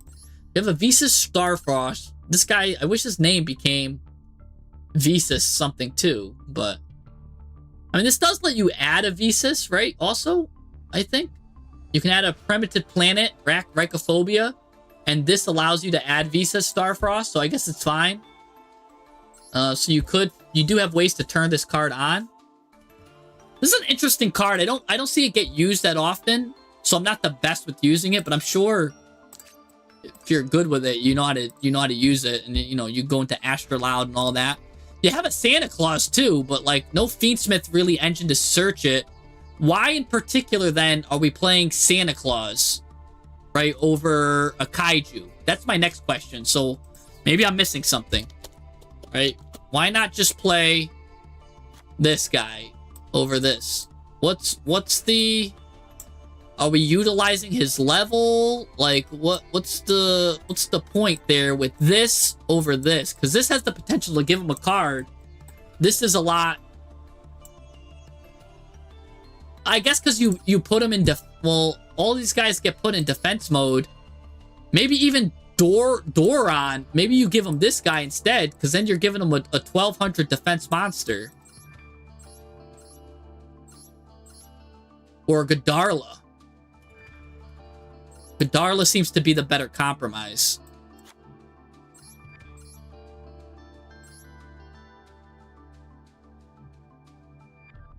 Oh, because you want to pop with the field spell. I see. Because he comes out in defense position. These come out in attack position. And Rhycophobia pops when there's 3 defense position monsters around the field. Gotcha. Okay. All right. Then yeah, you just gave me a good, compelling reason why you're playing Santa Claus over Kaiju. And that's what Deck Doctor's all about. I really like that. When it's like, hey, why are we playing this over this? And you have a good logical explanation for it. Perfect. And I accept that explanation. Now I got it, and now I understood. Because you see how I was also thinking how I could combo with your cards? Because I know you're putting them in defense. So I'm like, why are we putting a hefty defense monster out on the field when there's lower defense monsters? But that's true. You could, because I was thinking Scareclaw was going to change everything to defense anyways and pop it. But you're one step ahead of me, because if you can't get the Scareclaw when you have the planet Rhycophobia out, this helps you get those numbers up in defense mode. So, all right, good card. All right, yeah, good. As long as you know that you know they're going to be trying to draw a card, they're going to do everything to protect it. That's fine. 2 good cards. Again, maybe there's something better I think that we could do with this. I'm not sold on this like part of the engine yet. 3 Fenrir is good with Unicorn, with the Scareclaw Cashtiras, with, of course, you're playing the Kashtira stuff. Perfect. We're playing Duster, Illusion Gate, Lightning Storm, and I think it's fine. This is a good board-breaking deck that also wants to just, like, go attack, and wants to hit a lot of monsters. So I do like, I'm a big fan of, like, the Duster and the Lightning Storm. More so, and the Trunade, more so than Illusion Gate, actually. Because I feel like we want to just clear their back row and leave their monsters. But I do like the option that Lightning Storm gives you to do both. And in fact, if you wanted to play a second Lightning Storm, I think that's fine too. Just to give you that option, because I feel like that's good, going first, going second. The Ultimate Slayer, I don't like. You only have, you have a good fusion target. You don't, this is your only Xyz target. You don't have a good Link target. Like, you're just going 1-for-1 with Ultimate Slayer. And when you use Ultimate Slayer, you always want Ultimate Slayer to be a 2-for-1 card, because the downside is it's not a quick play and you can't use it going first. So if I'm not plussing off of this card, 9 out of 10 times, I would rather this card just be droplet. Because I'm not plussing, it's going 1-for-1. Just make it another droplet.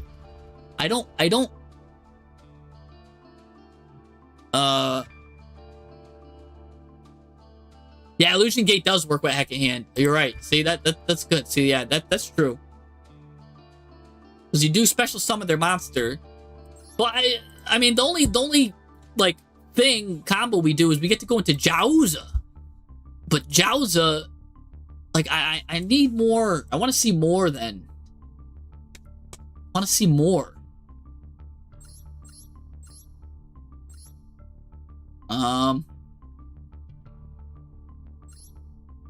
Let's see. So 2 of those, fine. 2 of these. Branded Regained is okay. Considering we're on 1 Lubellion, I guess. But I guess it works good naturally. I mean, because we got SP Little Knight to banish. We've got ways to banish. Fenrir can banish. We've got ways Branded can draw us cards. But a lot of these cards are also, well, he's dark. Yeah, that's fine. Here, Claw Rival at 2, okay. The protection is disgusting.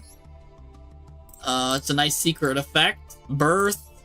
Defanging is interesting. I don't even know what this card does. Your opponent cannot target Scareclaw, Link monsters, or Visas Starfrost you control with card effects.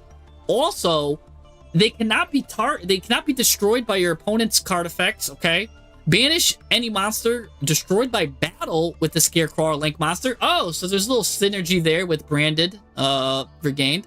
You could banish a Scareclaw Link monster from your field or graveyard. Target a card your opponent controls, destroy it. Oh my gosh, this card's doing a lot of things. It's got 3 effects so far that are pretty good. All decent effects. Yeah, it's a good one of. Okay. A Vingulf's Blessing to send a Flight Fairy monster to the graveyard. What is our target here?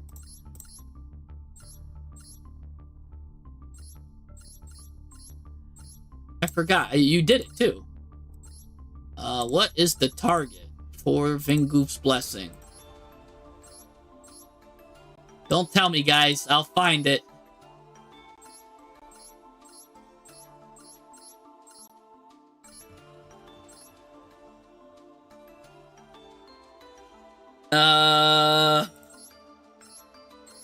What is our target for Vingulf's Blessing? Oh, the Samsara. Okay. I'm like, I didn't even... I can't believe he's a fairy, because I knew that Visa Starfrost is a warrior, and I know his name becomes Visa. I thought this guy was a warrior. So you send this guy to the graveyard. What's he going to do in the graveyard? Is he just Astrolaud food then? You got a special summon by banishing the buff cards from your field or graveyard of Visa Starfrost and this. Because he's probably just Astrolaud food.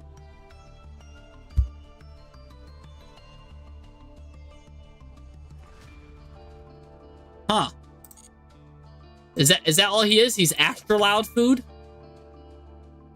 Okay, alright.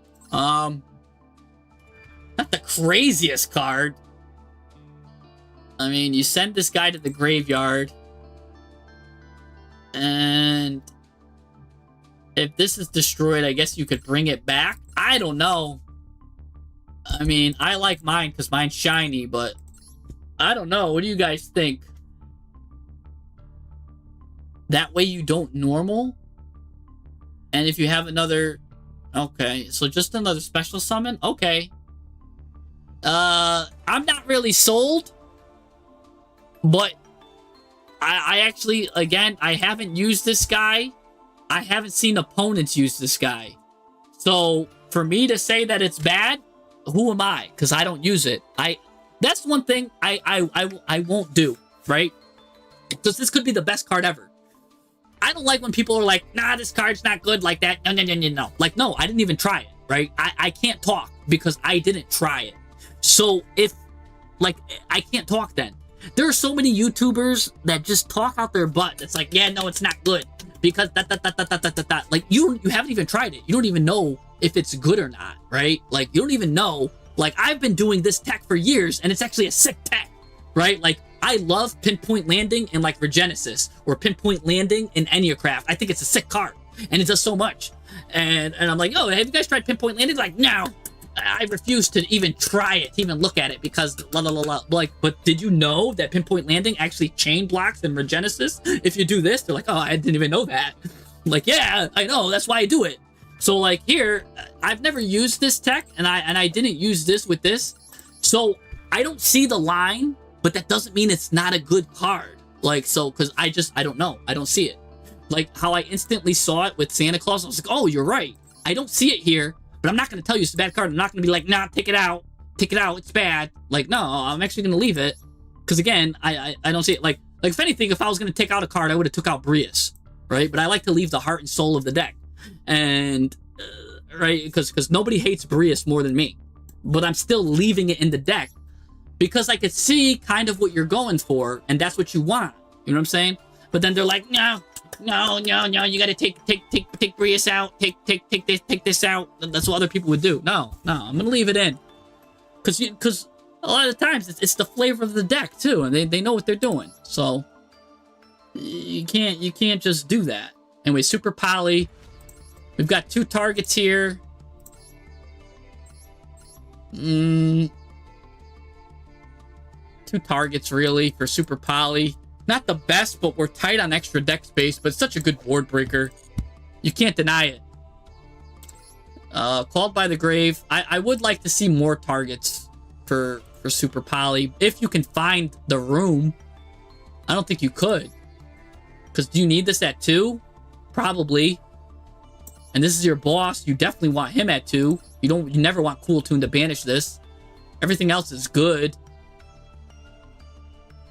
Maybe like lines with these guys. I don't know. How often do we go into Chaos Angel? You know, I don't know. Called by Shore, Droplet. I added the second one there. Straddle. Straddle's a cool card. I know that.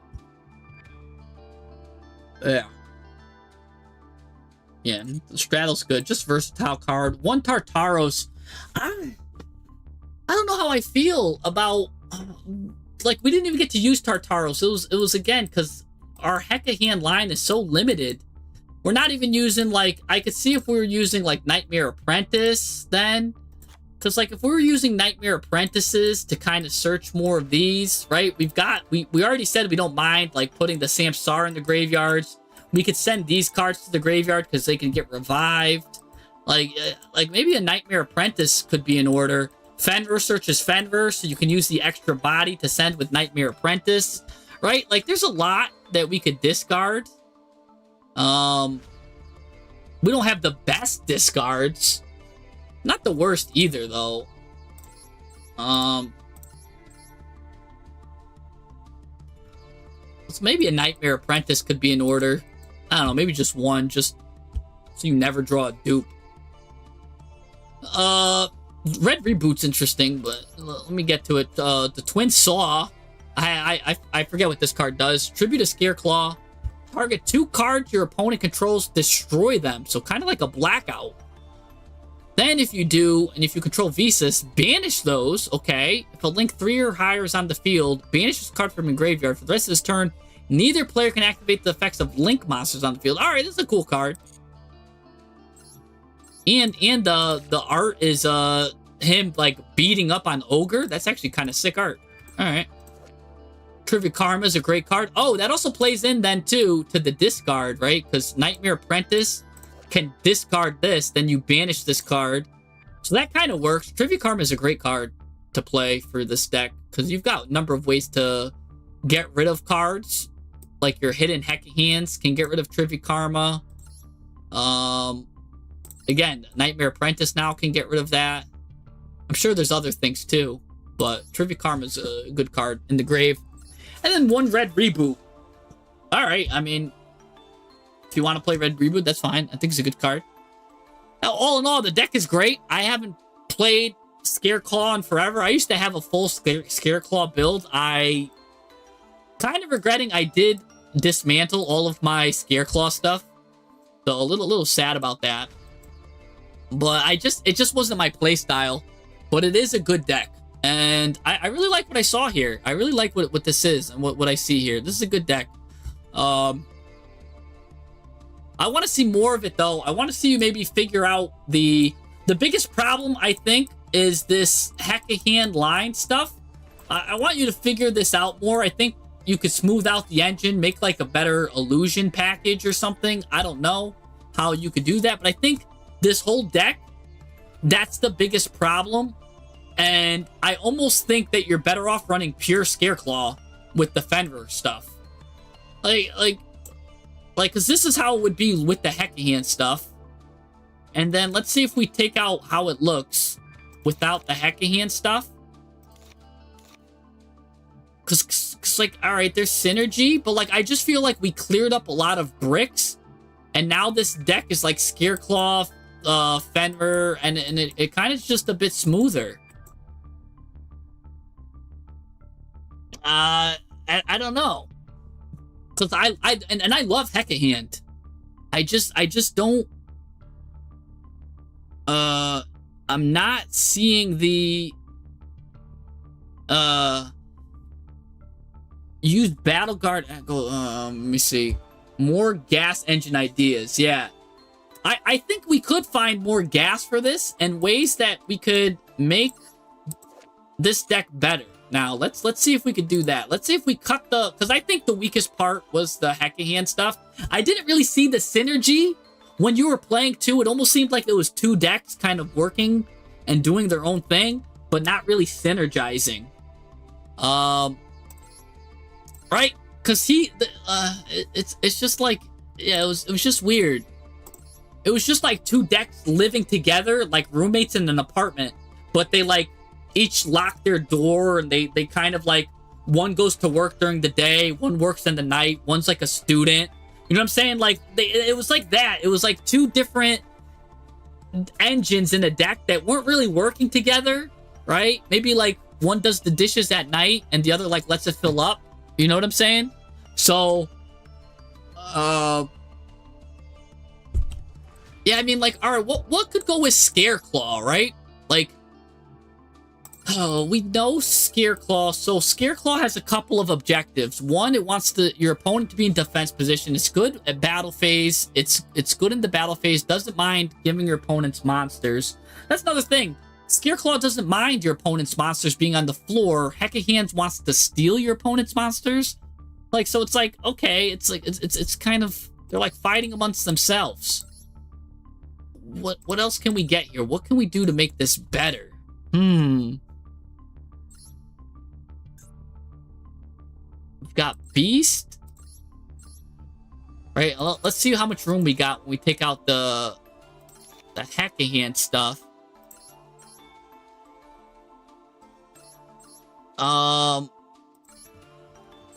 Beast, Warrior, Psychic, Fairy. Like, there's, I mean, I'm thinking of some ideas, like Fairy. I'm thinking maybe Gem Knights, but you don't have much extra deck room. Warrior. We've got this covered. Beasts are interesting here. Beast with 0 attack as well. Also, they're level 3 Earths.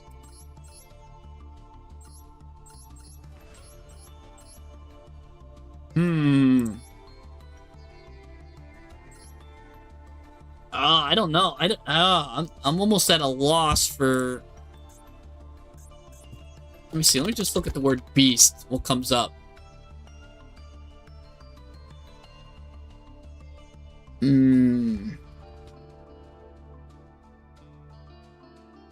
If I just get any brain blast from looking at a card and be like, oh yeah, that's the stuff.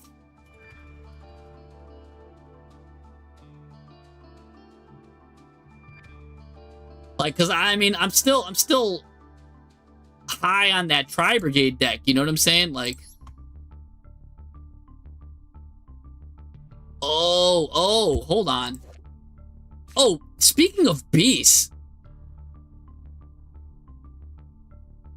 No, okay, never mind. I was like, for that Tri-Brigade deck, this is a good card. The Big Cattle Drive. But you can't activate other spell or trap cards. But lets you draw 3. That's kind of crazy. What's the card I'm thinking of?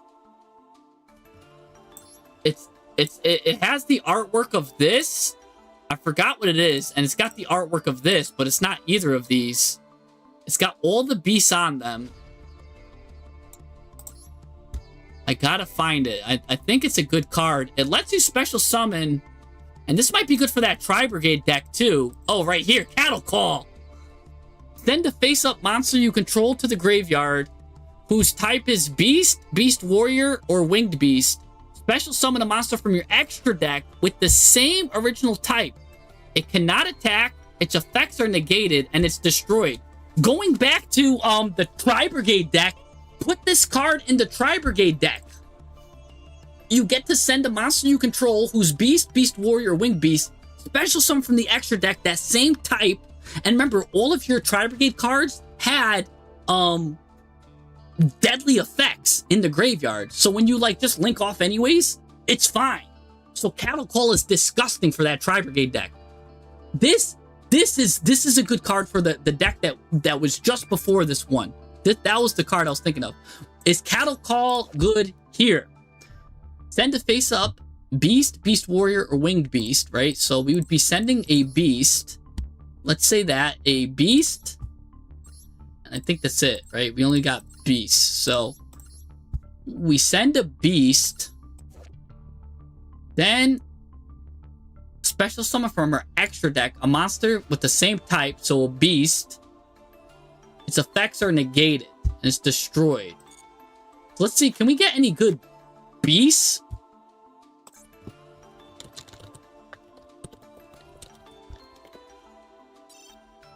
Let's see if there's any good extra decks that's like if this card is sent to the graveyard or something. Oh, hey, Dragon that Devours Dogma. Huh, let's think about that for a second. What's this? This card's in the graveyard because it was sent there this turn. You can add to your hand or special summon a Tri-Brigade monster or an Albaz from your deck. Huh. Okay. I mean, for Jeet, just, this card's sent to the graveyard. Draw a card, discard a card. This card sent to the graveyard, add a Tri-Brigade, spell trap. This card sent to the graveyard, target a face-up monster on the field, change it face-down defense position. Because I'm thinking of, because remember, you'll link summon it for free, but then it'll be stuck. Because then, we still need 3 effect monsters. I wonder if G is good then, actually. Funny enough, because then you'd have, instead of this, or this, let's just say you play for G. Send one of your beasts to the graveyard, get for G instead. Or get a beast warrior, right? You go into a beast, he becomes a beast warrior. Your beast, make it a beast warrior. We could do the same thing. We could look for a good beast warrior target. This card sent to the grave. Nope. This card sent to the graveyard. Make all monsters lose 300 attack. Okay.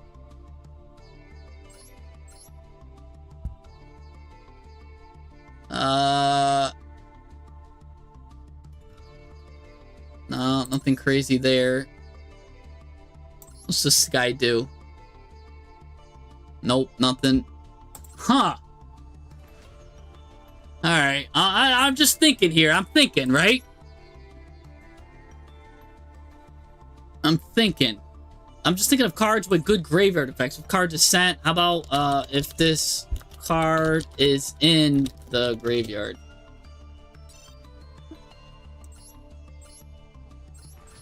I mean, funny enough, you could just have Astera just become... No, oh, because it's Beast. Hold on, let's go back to Beast now. What's this guy doing? This card is in your graveyard. Banish to flip monster. No. Trying to see if there's any crazy graveyard effects here. Oh, but the Dragon that Devours Dogma is interesting. Huh. I don't know. That's something to look into, maybe. I don't know.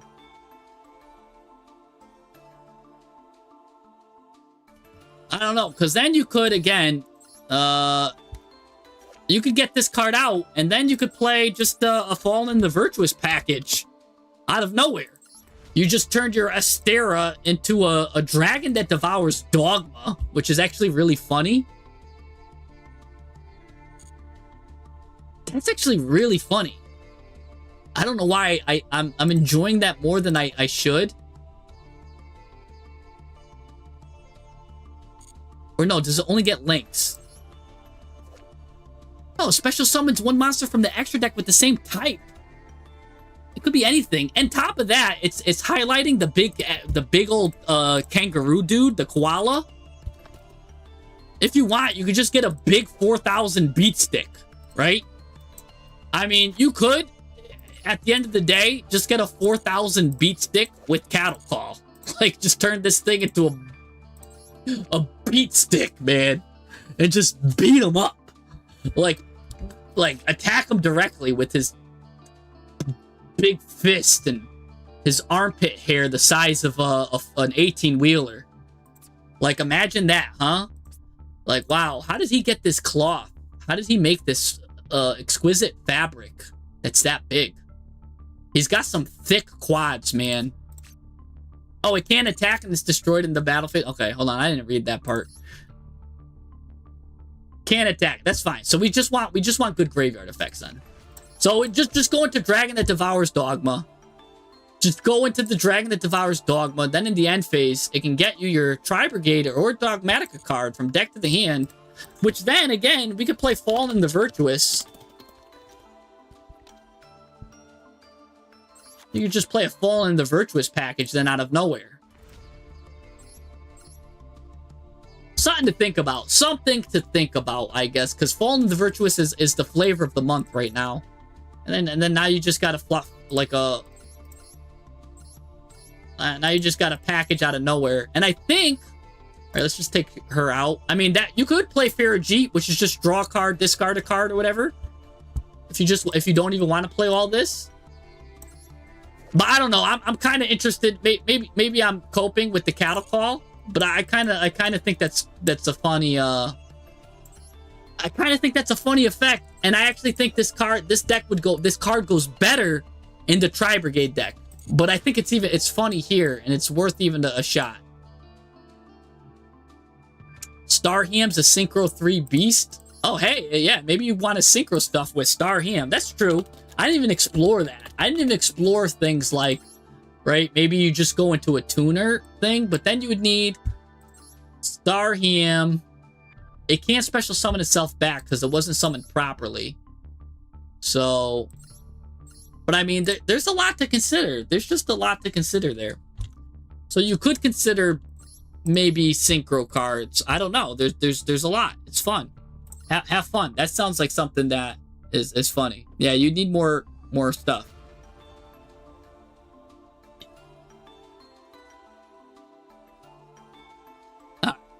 Well, let's move on. Cause that's just, you know, I like, that was fun to talk about. That was fun. So let's keep going. This is a good deck. And bring this deck back. I want to see this deck get improved. I think it could get improved. I think the weak link is the Hecka Hand stuff. I want to see if you either improve the Hecka Hand or just switch it out for another engine. Honestly, I think even like you could just put something generic like Diabellstar, Horus, and I think the deck just gets a little better. Just even with some basic stuff like that. All right. Is Noble still here? Because he wanted me to look at a replay. I don't know where he went. He probably vanished into the abyss.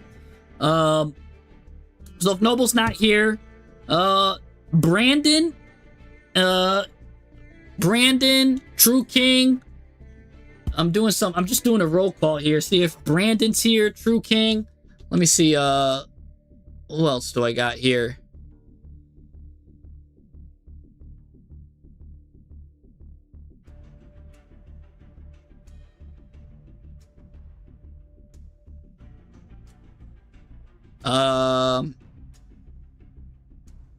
Branded, True King, and we'll do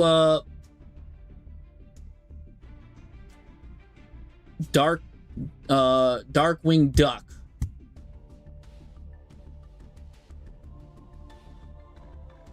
Darkwing Duck.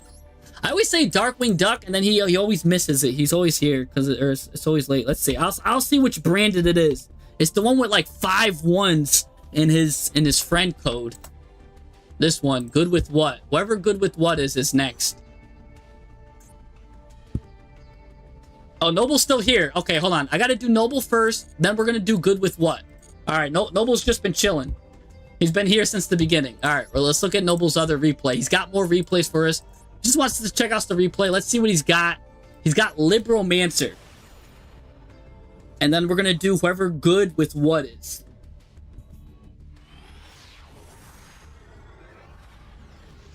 We'll see if Darkwing Duck is from Twitch is here too. All right, draw phase. I'm gonna use Archfiend's Usurpation to set Samul Archfiend immediately. You can use it this turn too, in certain situations. Anyways, we're gonna. Doesn't really matter though, because it looks like we're gonna use it next turn. We're gonna use this Diviner, get negated. We're gonna hit the. Oh my gosh, hit him with the pre-prep. Getting Libromancer bonded. Libromancer Origin. Getting first appearance. Which is Fire. Fire is gonna come out and just because he's gonna show Fire Burst. Gonna get Doom Broker. Oh. This is a ritual spell. This is gonna add a trap. I believe this one adds a trap, right? Yep, sets a trap. End phase.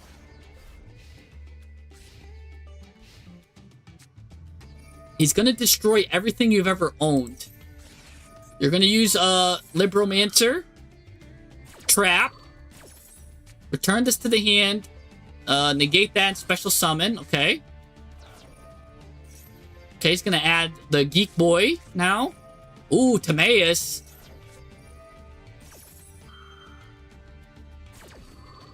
We're gonna use Archfiends now.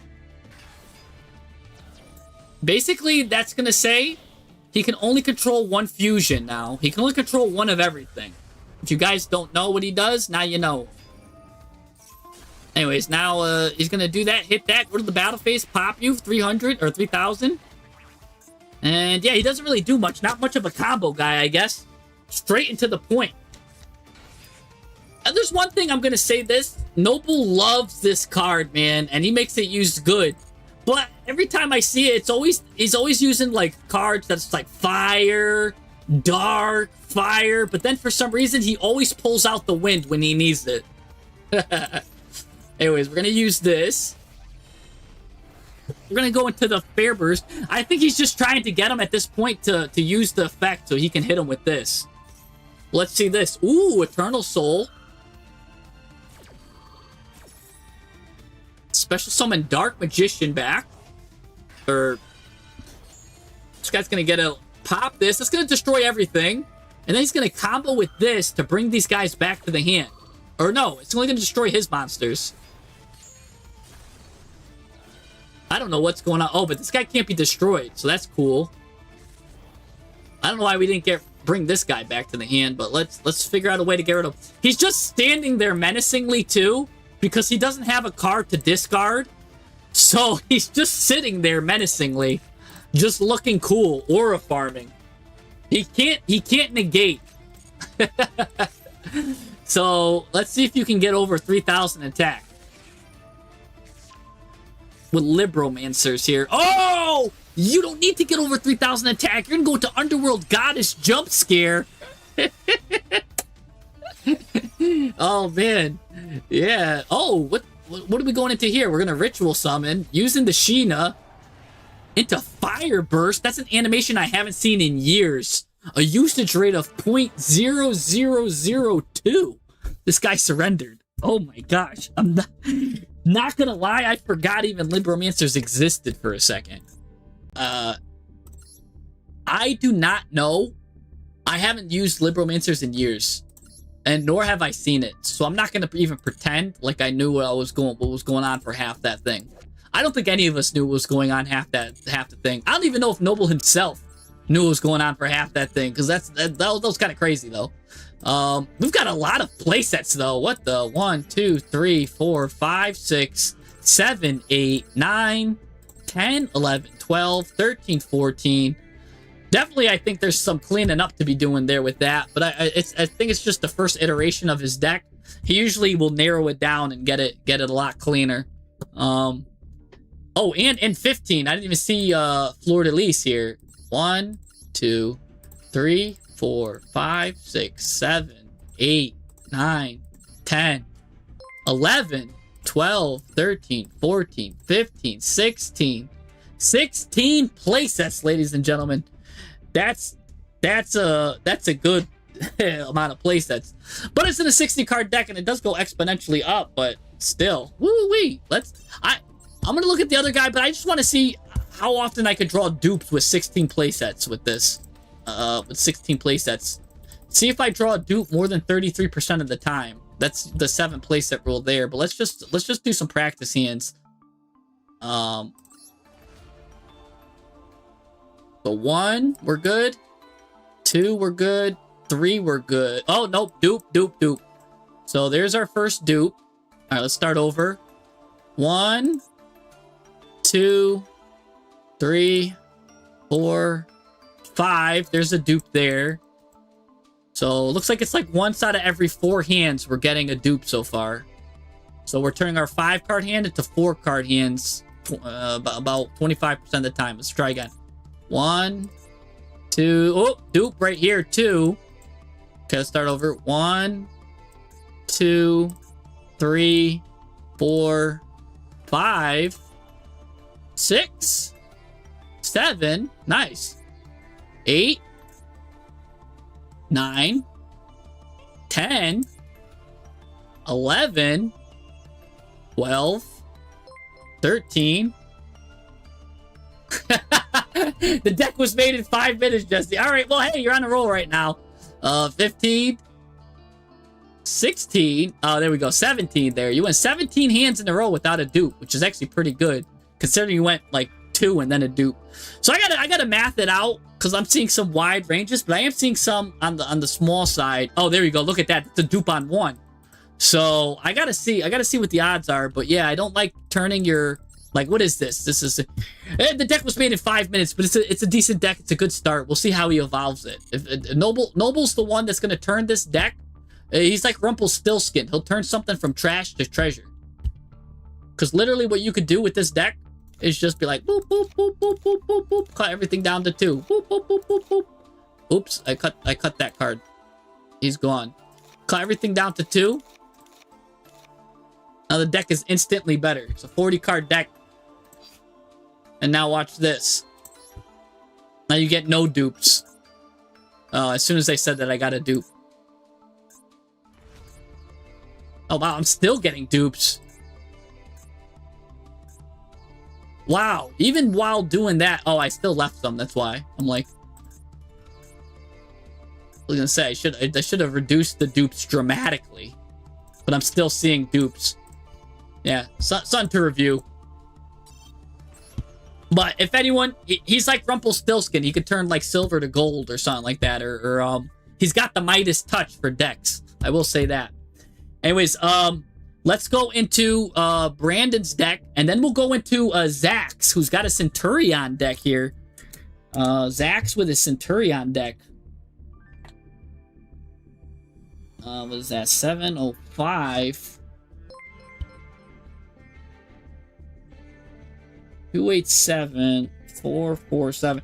Now you don't forget, Noble. You got to be like, you know, like Chicaboo. You know how Chicaboo just keeps using that Yummy deck and kept using it over and over in his Yummy deck? We got to be like Bruce Lee. You got to fear the man that uses the one punch a bunch of times. When you do that, your decks just get disgusting. It's kind of like how Throbbing has his like Towers deck that I'm in love with. I want to see you keep building on your decks, because I literally see these decks, the slightest change, and they just get better and better every time. Really good stuff.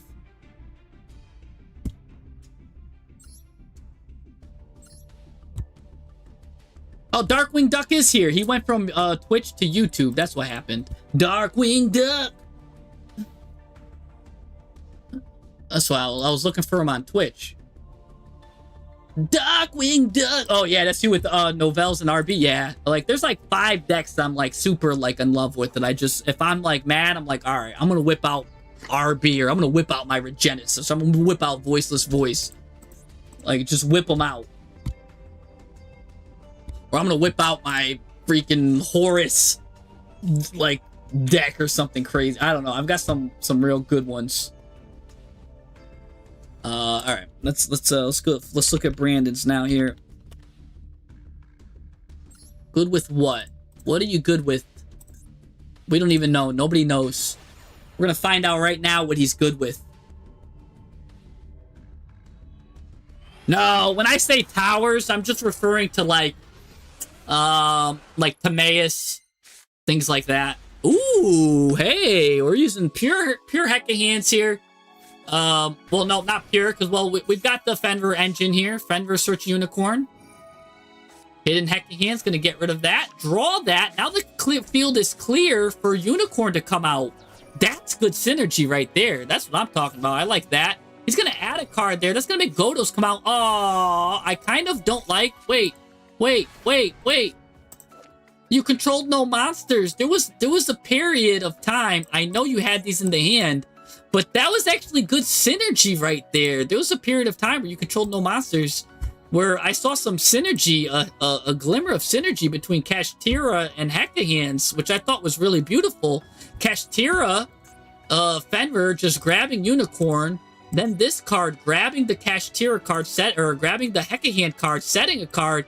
Then this would have been a good spot for Unicorn to come, right? Like, you didn't have to make him draw a card right away. It would have been a good spot for maybe Unicorn to come out, do a little Search McGurch, and then do something there. That's really cute. That was cute. Yeah, I see the vision now, Switchblade. Wow. And don't forget, I didn't change. I left the Kashtira cards in your vision there, too. Anyways, we're going to steal his Sage with Eyes of Blue. Going to use Manicable here to go straight into Zeno. See, I would have... I mean, these lines are interesting. Because, like, why not go into Jowza first, get these guys in the Banish Zone, then use Tartaros to go into Zeno? Maybe I'm just missing something. But anyways, we'll go straight into looking at his extra deck, stealing the Spirit Dragon, go into, whatchamacallit here, gonna go into Zombie Vampire. Oh my gosh. Because even though this is a 9 and this is a 1, you could take 2 stolen monsters.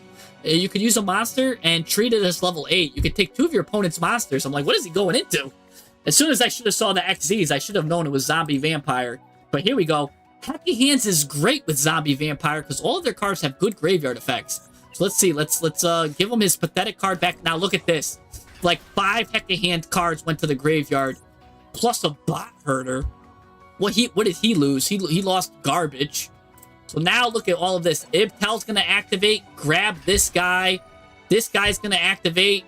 Gonna completely whiff. That's why I hate Brius. Everybody knows that. Ew, wait, no, why are we ending turn? Oh, because Brius didn't grab a monster, so we can't go into Jowza. Oh, that's sad.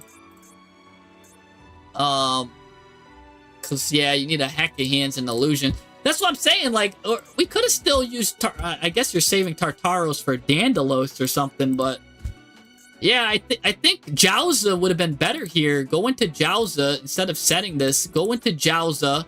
Have Jowza search for the other Hecka Hand trap. And then now you got 2 Hecka Hand traps with Jowza on the field. You still have there's still things you could do. I don't know. Let's keep going here. He's gonna use Roar of the Blue here. We're gonna steal another card. And then we're gonna steal his Roar of Blue Eyes already. Steal his Blue Eyes. I think we could have waited maybe to steal. I think we could have waited. Because I don't know. Maybe it's fine there. We'll find out. Anyways, we're gonna take a look at 2 of his stuff. Take the Little Spirit. That's good. He's gonna get another Blue Eyes anyways. That's what I'm saying. Maybe we could have held. Ooh, his Kaiba-Man legend is dead right now, though, because he needs to show 3 Blue Eyes in his hand, deck, field, or graveyard, so that steal did come in handy. Stealing that. I guess that's where we would have stole anyways. He's gonna get True Light there. Gonna get an Effect Veiler, which means lets you know that he's got Maiden in his hand. Right? Like, no, I mean, normally that lets me know that he's got Maiden. Maybe he doesn't. That's a weird ad then. Gonna go into Tyrant Dragon. That's gonna let him hit everybody that he owns once. I don't know why. Oh, she's in there to pump everything up. Oh my gosh. Using that to the advantage. Setting a trap right back. Thanks to the card. These illusion monsters can't be destroyed. Illusion monsters showing their strength right now. But man, he's using his own monster against you there for a second. So I guess in hindsight that, yeah, that is a deadly take. But, alright, not too bad. But, oh, I think he could have went into some other stuff and just not left these, like, just bodies on the field. Anyways, he's got Effect Veiler. Ew. Oh, that's a cool use, but it's still, like, mistimed. Whoa, that's a crisscross applesauce negation, but still kind of funny the way that played out. It works. And on top of that, he's going to negate your Tartaros. Oh, but you still, yeah, oh, you still get it out. That's weird. Yeah, the way that crisscross negation. Why did he do it like that? Oh my gosh. Taking damage. See, that's a shame that this card's off. But now you just need to go into Dandalos and just attack directly. That's literally all you need to do here. Man, you're just ripping through this guy's extra deck like it's your job. It is your job, technically. Kaiser Seahorse. That's kind of full combo if it wants to be sometimes. Because when it goes to the graveyard, it will be able to send a monster, and then he's already got True Light. But that's going to be negated and stolen, but we have no room to steal. Mausoleum of White. Well, you can't steal. It's in the graveyard anyways. Gonna get rid of this. Get Blue Eyes back. Where's Maiden? Like, Maiden's perfect to come out there, usually. Ooh, goes into Twin Burst Blue Eyes Dragon here. You can just special summon it with 2 Blue Eyes. Anyways. Oh, banishing that monster. Nice. And now using the rest of the guys, this guy's gonna banish. Oh, put the Imperm back. And now destroy his own guys. Jet Dragon could come back. Jet Dragon can bring this card back to the hand, by the way. Yep, bring it back to the hand. Clear that. This guy can still attack everyone once. I feel like he should have attacked that, then attacked directly. I feel like he left some damage out on the table there. Kashtira Unicorn. He's going to start banishing that before you can even do anything. This is a good duel. This is a good back and forth here. You're going to activate it anyways. Okay, now here comes... Finally, we're banishing 2 cards. Dandalos. Right? We've got... Why put that in defense mode? Why are we putting... Are we forced to put this in defense mode? Why is this in defense mode? Because this card says you can attack directly and the card you steal can attack directly. So don't you just instantly win when those 2 cards attack directly? Why are we in defense mode? Why is this in defense mode? Someone's got to tell me. I don't know why this card's in defense mode. All right, but oh, you're just gonna steal him and attack. I guess that works too.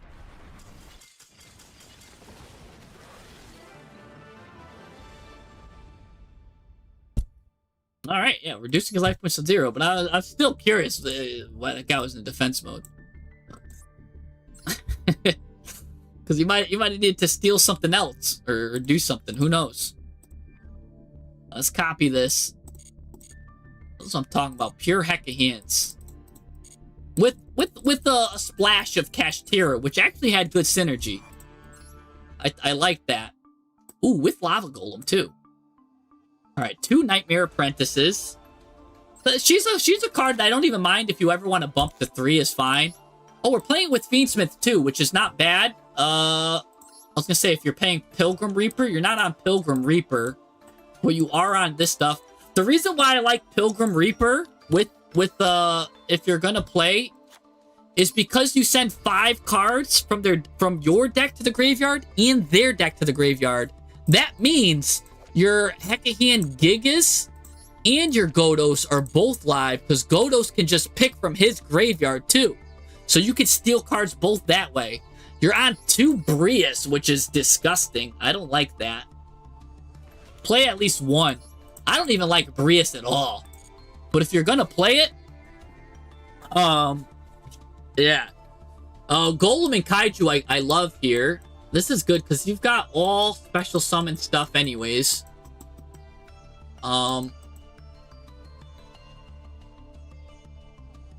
This is really good. I think you want to play her at 3 then, and play Brius at 2. Right? Why get a forced Brius when 9 out of 10 times you'd rather be Nightmare Apprentice and just choose the card you want anyways? Lava Golem's disgusting. Winged Dragon of Ra's disgusting. I love those cards. 1 Fiendsmith Tract, a Bot Herder, of course, to get your cards back. But here's the thing.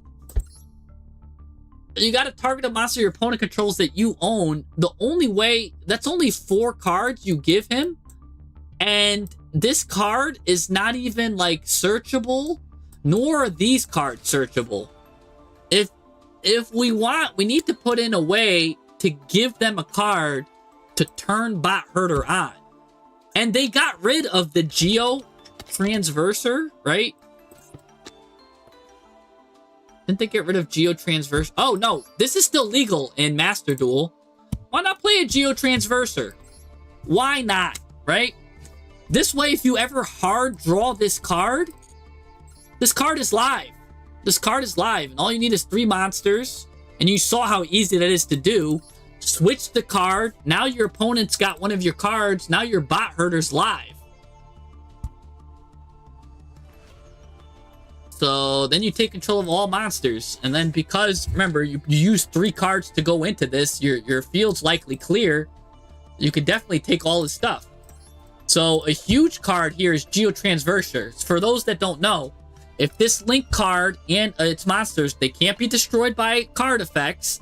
So that's also funny with illusions, because now not only can they not be destroyed by battle, but they can't be destroyed by card effects. But if you point it to 2 monsters, you switch control of those monsters.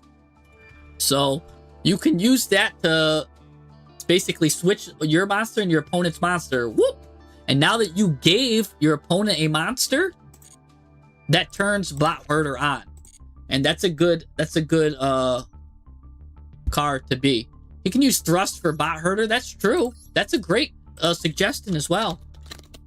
Thrust is a searcher for Bot Herder. So now you don't even have to thrust into talents. You could thrust into Bot Herder if you want, or Fiendsmith Tract. I completely agree with YouTube's chat. You should play 2 Thrust. All right, let's keep going. 3 Hidden Hecka Hands, okay. The Cashier stuff. You only need 1 Tartaros, because unless you don't have the like 2 of these in the hand, this card's already a brick.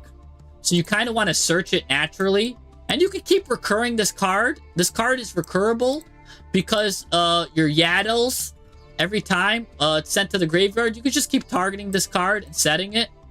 So that's fine there. Do that. Let's see. Hidden. Oh no, you've got Hidden Hecka Hands. I wonder if this card's gonna be good here. I always like to talk about it. Well, let's see. Where is it? 2 cards I want to talk about. I want to talk about Master Tao. And I want to talk about... I know its name. It's like Nightmare Hands or something. Right here. I want to talk about Nightmare Hands. So, Master Tao, of course, is an illusion. If it's sent to the graveyard, you get to just target an illusion, special summon it in defense position. You're locked into illusions. But that means it can even... This card revives back your Zeno. Granted, don't forget, Ibtel also revives your Zeno. But it's also nice to have other ways to revive your Hecka Hands cards. Because this card just needs to go to the graveyard. Same thing with this. So it's another way just to have another card to go to the graveyard.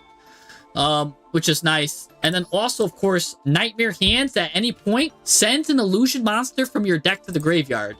Since you're playing Pilgrim Reaper and you're playing Zombie Vampire, there's a lot of times where you might have either the Hecka Hand monster or the spell in the graveyard where you just might want to send, you know, either Yaddle or Ibtel to the graveyard to special summon a Heck of Hands monster or get your trap that you accidentally milled with Zombie Vampire to just get it. So Nightmare Hands is pretty good there. On top of this, it's got a bonus effect. Look at this. During your main phase, if you control a level 5 or higher illusion monster, which, look at all of this. Level 5 or higher, level 5 or higher, level 5 or higher, level 5 or higher, level 5 or higher, level 5, right? All of these are level 5 or higher illusion monsters. What do? You just banish this card from your graveyard, target a monster in your opponent's graveyard, which, remember, Zombie Vampire and Pilgrim Reaper, there's going to be plenty of targets. Now you get to special summon it to your field. So now you just special summoned one of your opponents, even like their big body monsters, and now you got an extra card there with Nightmare Hands, and it's a quick play spell. There's so many you could use on your turn, use on your opponent's turn. A lot of uses for this. It's got so much utility. Send an illusion from the deck to graveyard? What? Don't forget, if this card's sent to the graveyard, target an illusion monster, special summon. If this card's sent to the graveyard, get an illusion monster, special summon. If this card's sent to the graveyard, get a spell and trap, Heck of Hand. Put it back to your, where are we putting it? Back to our hand? Set it. So you got to set it. You can set one of these. If this card's in your graveyard and an illusion monster sent to your graveyard while this card's in your graveyard, add this card to the hand. So there's so many good targets for the for Nightmare Hands. So many good targets in this deck. I don't even know if we want to play 3 Gigas. Like 2 Gigas should be enough. I think 2, 2, and 1 is more than enough for this.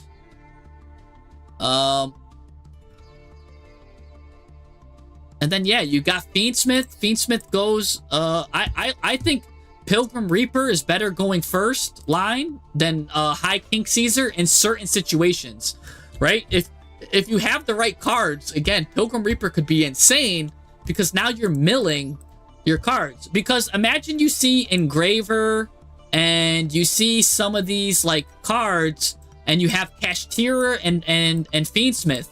You might want to go into Pilgrim Reaper because now you're going to heavily mill your Heck of Hand cards, right? Especially because now if you have a hand with no Heck of Hand cards, you know you're heavily going to mill them, right? There's a good chance that you mill Hidden Heck of Hands with Yadel, or you mill Ibtel with one of your monsters. Very, very good chance. Same thing with Manicable. And you have a good chance of hitting pretty good. So... Yeah, no, I know there's a random boss chilling there. I don't mind it. He could play a search engine if he really wants to, right? He could play True Sun God if he wants to search the ball. That's fine there. Sometimes I play a 2-2-2 engine where I play 2 balls, 2 slimes, 2 True Sun Gods, where Guardian Slime searches True Sun God, which searches the ball. True Sun God searches the ball. And this also has a floodgate on it where monsters cannot attack the turn they are special summoned. So oftentimes, because it's in the middle of all this text, they don't even read that. They just think it only does is search the ball. So really good stuff there. You could play that if you want. That is thickening all of this out though, and it's not illusion. So because this is an illusion, I do like it being concise, and I do like your Manicabel always being live. So maybe I'm fine with you just having the 1 ball. But it is a searchable option if you want. And it will do things like it will turn on your Heck of Hand stuff. And yeah, so that is something fun to think about as well. But yeah, definitely liking all of these. Definitely liking these. She just comes out here. She's like your only normal summon if you don't have these, which is fine. Because yeah, Fiendsmith, you get Fiendsmith Track. Now, what if you have Track and Engraver in hand? What do you go for? Right? I think you need to. I think we want at least 2 Tracks. And Track is a good card. Like, I don't see any reason why not. You get to discard a card for cost too. Which, don't forget, Ibtel, Yadel, all of those have good graveyard effects. You can also just put these in the graveyard. You don't mind them being there. Because when one of these go to the graveyard, especially Ibtel, can just revive them anyways. Same thing with Chanter. So if you happen to have to throw a Gigas or a Godos or even Brias to the graveyard as cost for Track, because let's say you don't even want to do Lurie, like you just want to add an Engraver, put Engraver, like do some weird stuff, Like, use track to add engraver, send this, then this can, no, that won't work, never mind. But yeah, tracked is gonna have to get Lurie then, because I'm thinking of maybe you want to discard these cards too, because then when you Reaper them later, you could just, they'll just have effects, but no, you don't need to do that. 2 level 7s, how often do you get that out? I guess it's Fenrir and Unicorn. Why are we only on 1 Fenrir too? That combo was nice. I think you're good to play like 2 or 3 Fenrirs. I think that was cute. I think that was cool. Fenrir search Fenrir is always cool. At least 2 Fenrirs. I don't think Fenrir should be played at 1 if you're playing a Kashtira package. And same thing, if you want to play more Kashtira stuff, you can also just play the Searcher for it as well. That'll give you more chance to get Big Eye, because other than that, it's a little hard to get a rank 7.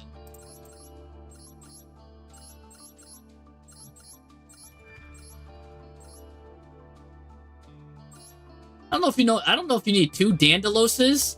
You only need 1, because remember, if Dandalos goes to the graveyard, you can always revive it with Ibtel. Same thing with technically all of them you don't really need. It's just nice, I guess, to just easy make Zenos and easy make Jowza. But, well, he gets his bonus effect if he's fusioned and he's destroyed, so he's fine at 2. But Jowza, you could also play him at 1, really, if you want. Because, again, he's just easily special summoned once you get him once, with you get him once back. But I guess you could run him at 2. But Dandalos you only really need 1 of, because you can always get him back through other means. So Dandalos, and he's a finisher, so you get him last. You play him at 1. Everything else looks fine. Everything else looks fine. Again, maybe you don't go into that much, the Big Eye stuff. But I do like having some of these options. Maybe there's a better rank 7 that you could just play that searches. Is there just a better XC 7 that you go into? Because you're not even playing, because you could just go into a Deadly Arise Heart engine and just win that way on its own. Metal Flare is disgusting for you. There's probably times Metal Flare might be better. Because remember, this card directly attacks. You get their life points so low. Where Metal Flame Dragon is really good at just burning your opponent. Burning. Then he finally gets rid of it because he's a pseudo towers. Because he can't be destroyed by card effects with material. So he's got to maybe just like do burn effects, go to battle, then finally destroy them. Then you get Metal Flare. He probably burned them for half his life points. So then when you go into Dandalos and you just do 2 direct attacks with his monster and your monster, you win the game. So in some ways, maybe Dandalos is better than Big Eye. That's something for you to consider. Other than that, Dark Arm Dragon is disgusting too. You could just discard a card, target a card, destroy it, banish a card from your graveyard. So he could just basically just double pop. It's always just a good card. 2 pops for free. Don't mind if I do. So that's another good card. But I guess your extra deck is already full to the brim because Fiendsmith takes up so much. How are we getting Baron to floor, actually? I just noticed this. What is Baron to floor here, and how are we getting to it? Is this in the off chance that you steal your opponent's hand trap with, like, Brius, or Gigas, or Godos? You steal your opponent's hand trap, and then you go into Baron to floor? You have to hope your opponent's on a level 3 hand trap.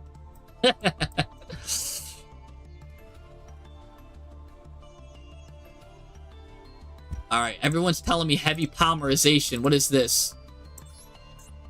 That's going to be a way to lose our life points pretty good. But let's see heavy poly. I know that could let you exactly get... Let's see if heavy poly's good for us, guys. Fusion summon from your extra deck using 3 or more monsters from your hand or field. So the only monsters that we can use is either Desiree or Zeno, because those are the only things that take 3 or more monsters. Okay.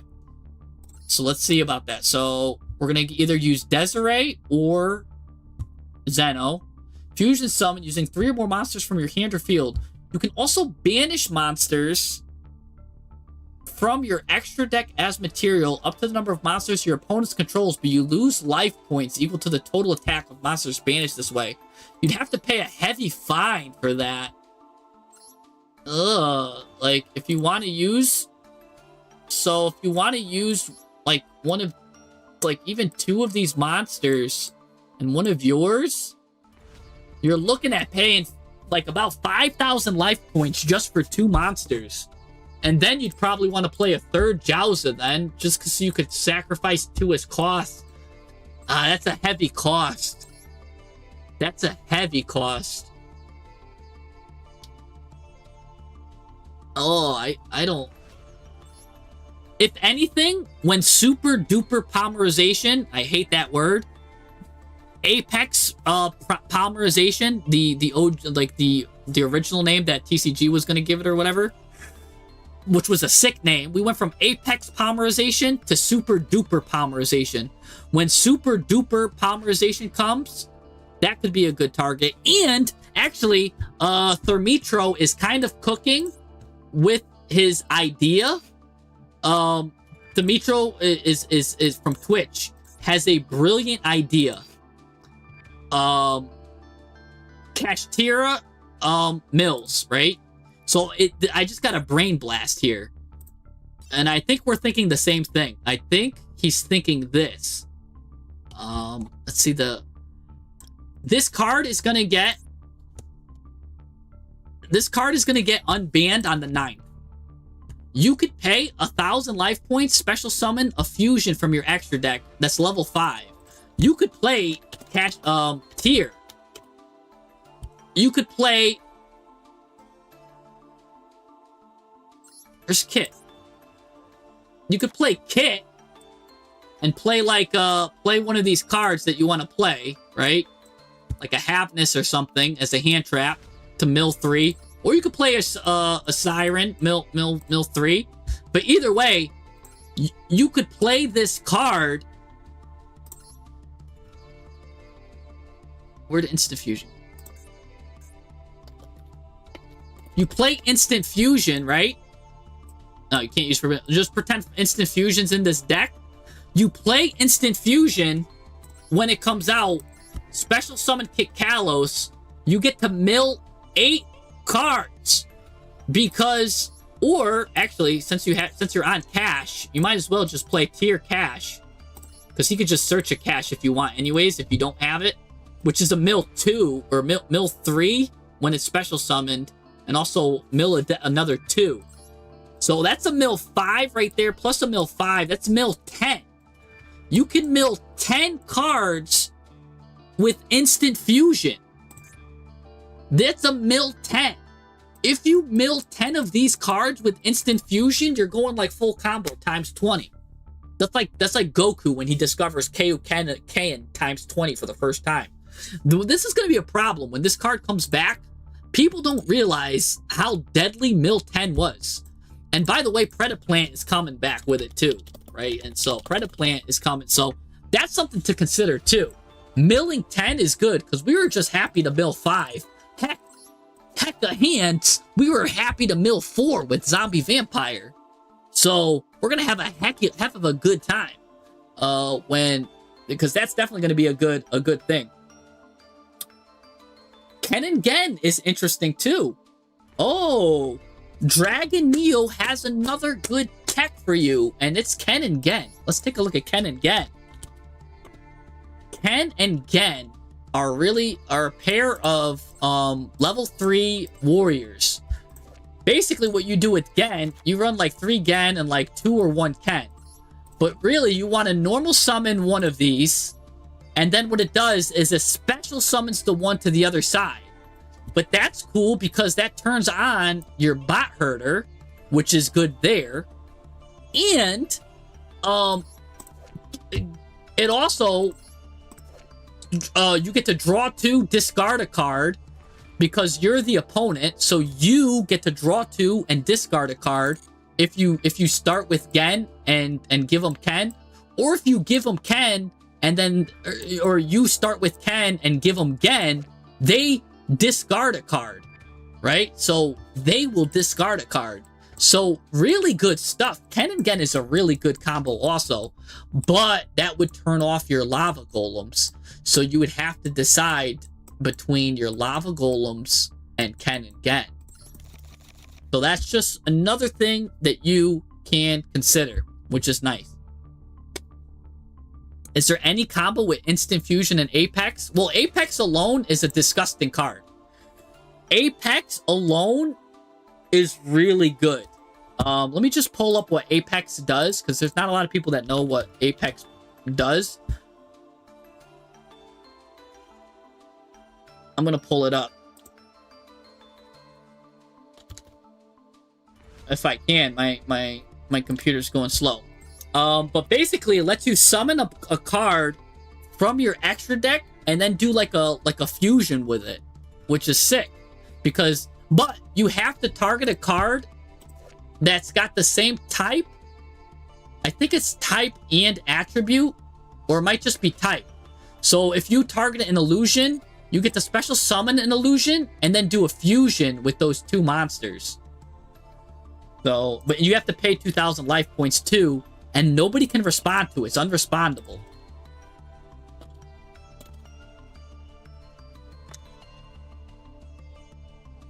So let's just take a look at Super Duper Polymerization real quick. I'll put it on the screen right now, so everyone can see. Let's look at my screen.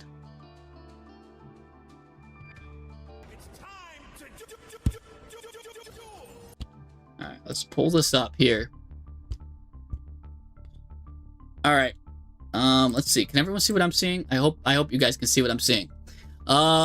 You pay 2,000 life points, then you target an effect monster on the field. Special summon one monster from your extra deck with the same type and attribute. So it has to be same type, same attribute. So if it's a light illusion, you gotta special summon a light illusion. But from your extra deck, different level, negate its effects, but apply one of these. Neither player can activate cards or effects in response to this. You get to fusion summon a monster from your extra deck using that monster and the targeted monster. So if you have tier, right, and you have a tier card out, yeah, you get to get Kit Kalos and that monster fused together, then you get to mill 5. Or you could just send a special summon monster to the graveyard. So if it has a graveyard effect, you just paid 2,000 monster life points for a monster with a really good graveyard effect.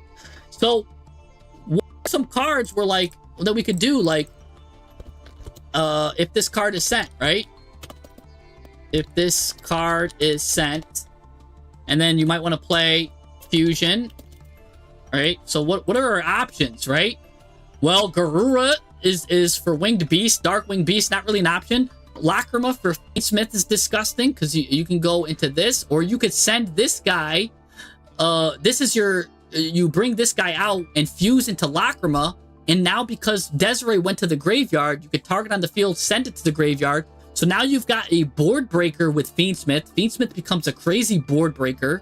Again, Kit Kalos, good. Dark Aquas.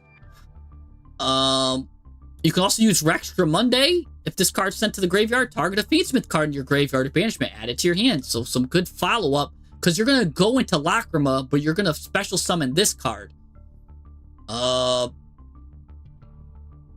There's some good cards here. Zombie, Dark Zombie. If this card is sent from the field to the graveyard, guess what? Now you can special summon Eldritch. So you can just use 2 of these, right? Special summon a Fallen Angel of Golden Land, and then you could fuse into a Fallen Angel of Golden Land or something like that, or just bring this out. That's a Dark Zombie, and I'm sure there's like, whatchamacallit is a Dark Zombie that you can go into the... If anything, because it's Dark Zombie and Dark Zombie, any 2 monsters can just go into Garura. So you just have Dark Zombie, just go into Garura. So not only do you get to special summon Eldritch now, you have a Garura on the field. So there's so much stuff that this poly can do. All of the Shaddolls have deadly graveyard effects. This one specifically, Al Capone, lets you add a Shaddoll card from your deck to your hand when it goes to the graveyard. So, what? That's disgusting. So, a dark card. So, you could literally take Al Shaddoll, Al Capone, and so you take a dark Shaddoll and a dark Shaddoll, or dark spellcaster Shaddoll. You could probably go into Windia, because that's a Shaddoll and a dark. So, and then you get to add a Shaddoll card from your deck to your hand. So, and discard a card. So there's a lot of weird things that people figure out when that super duper hits. And some of these, oh, by the way, if you have a light fairy, you could special summon Entis. 2 light fairies get to go into Garura, and now you have a pop. So light fairies now can play super duper polymerization, get themselves a pop, and then get themselves a draw card. So there's a lot that this thing can do. Because even though that you negate its effects that it's on the field, you still get the graveyard effect we're going to activate. So it's really good stuff. And then, yes, Themitro makes a good point. You could play it with Zombie World, Clock Knight, really mess with your opponent. It's a really good card. Let me let's go back to playing Master Duel.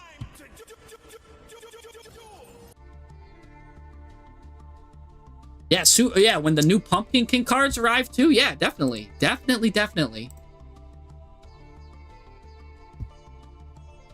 So yeah, we've got some real good cards there to consider. I really like considering these cards.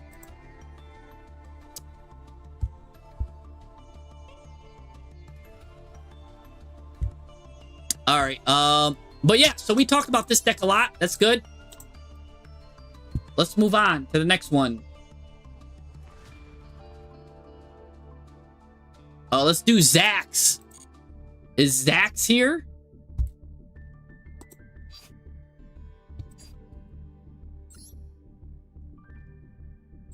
I'm gonna look for Zax in chat.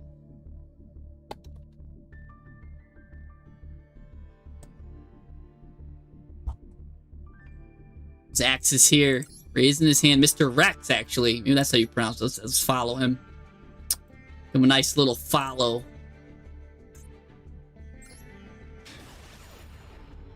All right.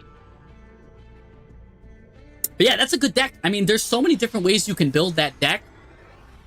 So much fun to explore. Heck of Hands, I think, is just going to get better. Especially over time, as they add more illusions, too. There's so much we could do here. We're going second here. Radiant Typhoon. We've got, looks like Centurion with some hand traps. Looks like maybe going to do this. We're going to immediately, yeah, I was going to say, this is always bait when a Mentolian, you're under Mentolian, they have so much gas. Especially if he got rid of, well, he had to get rid of a Mentolian Fusion, but I'm sure there was other cards he could have gotten rid of. You're almost certainly falling into a trap in perming this. I think you should just hold it. When you're against Memento, just hold it. Because what's going to happen is there's a 80% chance he's got either Grand Biker, Mentolian Fusion, or just some way to dodge it that I don't like. Or like even, yeah, the Fusion, Bone Back dodges it, Bone Party dodges it. So there's like 5 different cards to Fusion dodge it. There's so many different cards that can dodge Imperm that when you're against Mementolian, you hold Imperm.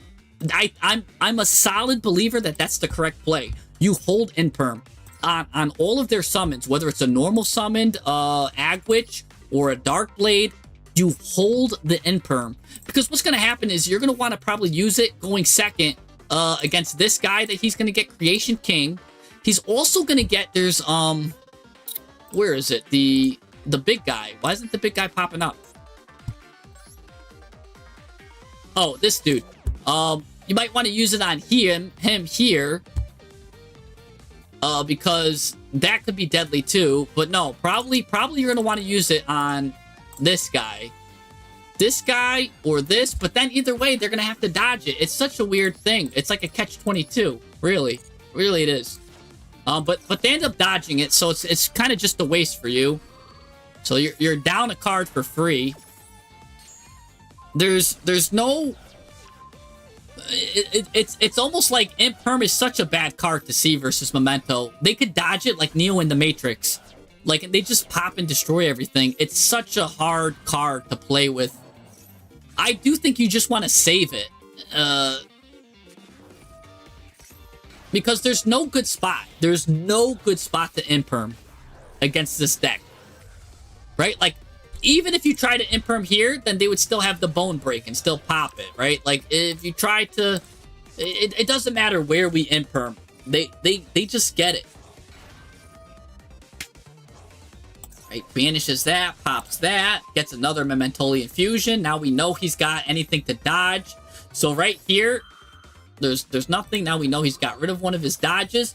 Really, the best time to Imperm is once you see him use Bone Breaker and Mementolian Fusion. Once you see that he uses his dodge cards, that's good. But he could still have Bone Breaker in his hand here. Okay, look, there goes Bone Breaker right there, or Bone Party. So you still gotta wait for that.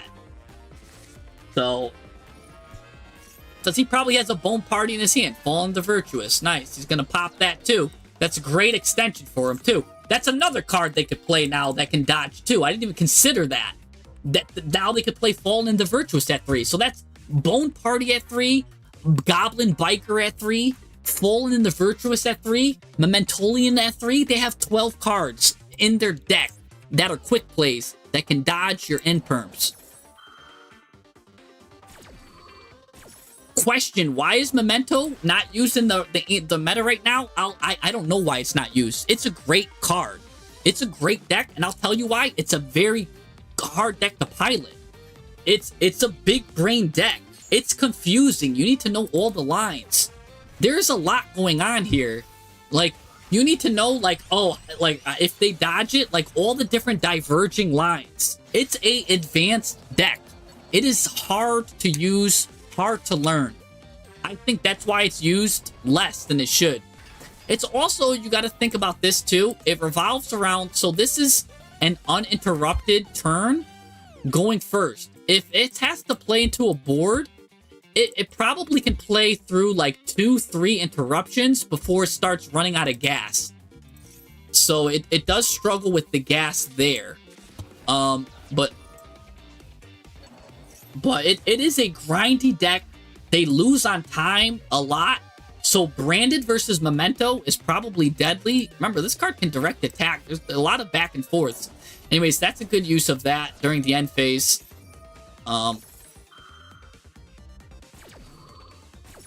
Because then he can't activate his thing and he can't set another one of those Fallen the Virtuouses. So at least you get rid of that. Ooh, you do get your Lubellion here. So that's at least nice. Ooh, Dark Ruler No More is interesting. Hold this.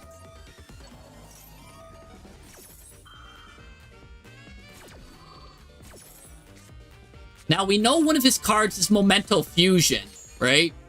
So, you kind of got to hold Dark Ruler No More until he uses Memento Fusion. Or like, maybe Sheeply. Oh, he's getting 3 cards here. Here comes this guy. Now, this is the guy that I think is the problem. Because this guy's got a quick effect where now he can start destroying stuff. So now here's a good spot for Dark Ruler No More. I think you do that here. Because then he'd have to do Memento Fusion to make another one. He's going to get a lot of advantage off of this. This card is deadly too, because that enhances this guy. So if you control this guy, discard this card, target a face-up monster, take control of it. So, you know he's got to take control now. So Dark Ruler, okay, now it's main phase. So I think Dark Ruler No More here is just, it's a solid use. Pop a card. You could try hitting the fusion, that's good too. Ooh, you hit Droplet, even better. Nice, man. That's a good hit, man. We take those. Take those all day. Anyways, now you can't use that. And now you're using this. Gonna say MST, nice. Oh, nice. You're just getting all of his cards because you play the mirror there, so that was cute. cards. You got rid of that. Got rid of that. Okay, you got rid of everything. Can't use that. He's kind of mad. That's how you know they're raging, when they can't use their cards. So, because he would have really liked to pop that. So now you're free to do whatever. So now, well, he can still take control of your Bestial. But other than that, I mean, you had Centurion there. This is negated. Wow, this is a good example where Dark Ruler No More really just giving Memento the business. And now you're free to combo. You're free to go full combo. That's the thing, Omar. There is no good spot to negate in this deck, because we just went over 4 cards that you could run at 3 that can dodge. So Imperm in this deck is basically there's no good spot. It's like, you ever know where that thing where it's like there's no wrong way to eat a Reese's? Here there's no good spot to Imperm a Mentolian player. Anyways, but it looks like, I'll tell you this, there's a good spot to Dark Ruler No More him, and that was really good. So, alright, Prima Donna's gonna get the Oath. Oath's gonna come out here and set this card in the spot. He's gonna come out, draw a card or something maybe, I don't know. These cards all just keep coming. This is a good... This card's just solid. These cards are all solid. Here comes Centurion. Wake up. Get the little token. Phalanx, banish itself. Target the Synchro, bring it back. Nice. I'm gonna go into Crimson. Crimson target it. And what are you gonna go into here? Blazar? Alright, like Cosmic Blazar. I mean, you're still gonna have trouble with this 5,000 beat stick, though. You gotta find a way to get rid of this guy. Well, actually, even if you get rid of him, you have to banish him, because if he's in the graveyard, he just comes right back out. So, make sure you gotta find a way to banish this guy. Ooh, Droll and Lockbird off the top. Always nice. That's a big problem with Mentolian, too. It plays into every single, like, hand trap. It can't really play around hand traps. Oh, you did pop it. You're kind of in trouble then. Because now, yeah, here you go. I was gonna say, you're kind of in trouble for doing that. The biggest problem I'm gonna see here is the fact that he's got all his Memento cards. And you just gotta worry about basically the direct attacks destroying you. Because maybe he goes into the battle phase, right? I mean, you could just negate that attack and end the battle phase. But then you'd have to banish this card. Let's see, maybe that's what you do. Because that's going to be the biggest thing that hurts you.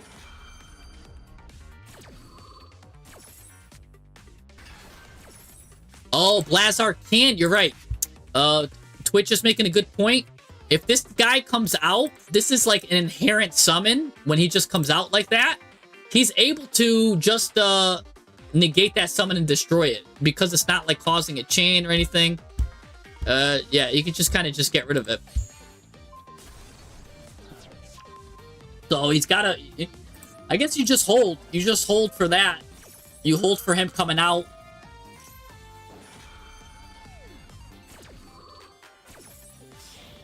This guy's name is Uh-Oh, too. So you know he's in trouble. Gonna go into Crimson Dragon again. Ooh, evenly matched. Good tech card against any of your craft, so good choice. I like your tech cards. It's also good against Branded, too, in a lot of ways. A second Blazar has hit the field. Now we've got 2. Well, it's better than 1 Blazar or a second Blazar. Here we go. Mentolian Fusion instantly gonna get negated. Now he's gonna pop a card. Combo. That's what I'm saying. Look, they get Bone Party. They get all these cards. Pop this. Add Sheeply.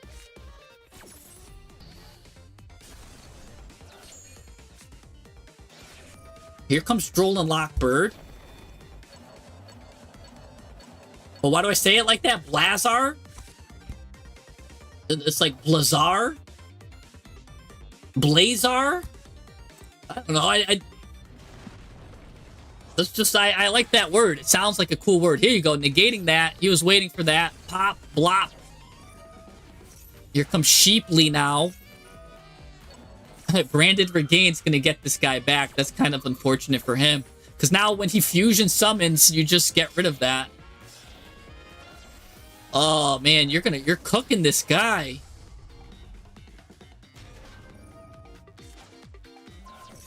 Oh, he's cooked. Yep. That was the icing on the cake, really, right there. The new Mirror Force, when that new Mirror Force comes out, I cannot wait for that new Mirror Force to come out, Francie. I will tell you right now, I cannot wait for that new Mirror Force to come out, because then Combo Slop is destroyed. There's 3 good going second cards that are coming out, and one of them is that Mirror Force.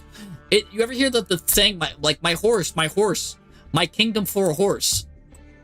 It's the same. Oh, I gotta make room for this. It's the same thing with that Mirror Force. My horse, Mirror Force, my kingdom for Mirror Force. Like, I cannot wait for that Mirror Force to hit, because that Mirror Force is really good.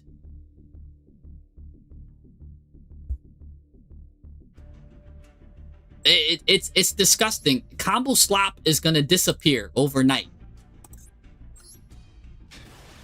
Oh, why am I watching this replay again?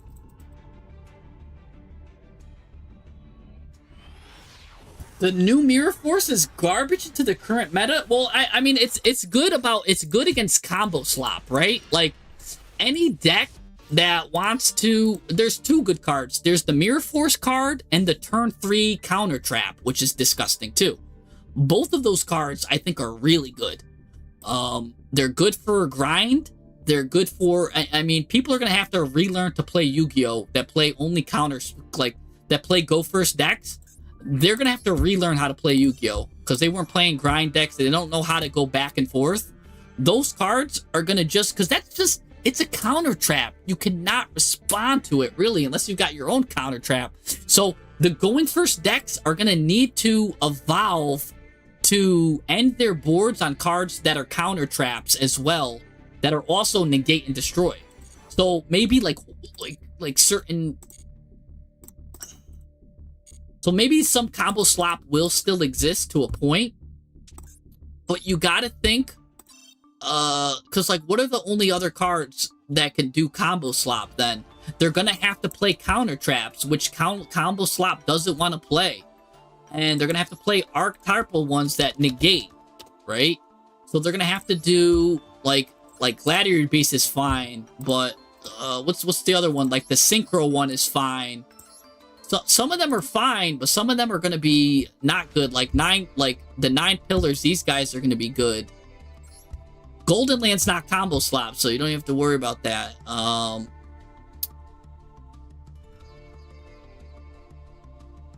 Right? Like they're gonna have to end on with like numbers protection for XZ Slop. And there's one for the Synchro too. Let me just see Synchro. I forget what it's called. Oh, Manadium Reframing right here. When a spell trap is activated while you control a Synchro monster, like this deck will still be safe from it. But other than that, I mean, you're gonna have to tech in Red Reboot. Right? Everybody's gonna have to tech in Red Reboot or something then. Like, because it's that good of a card. It's gonna be that good of a card. No, it's disgusting. It's disgusting. Because they can't respond to it. All the cards in attack position gone. Like, and it's like, it works even going second to going third. It just does so much. It does so much. But anyways. Mind Mirror Force going first? No. It's not a problem. If Mind Mirror Force going first is not a problem. Hold on. Let me just give me one second here.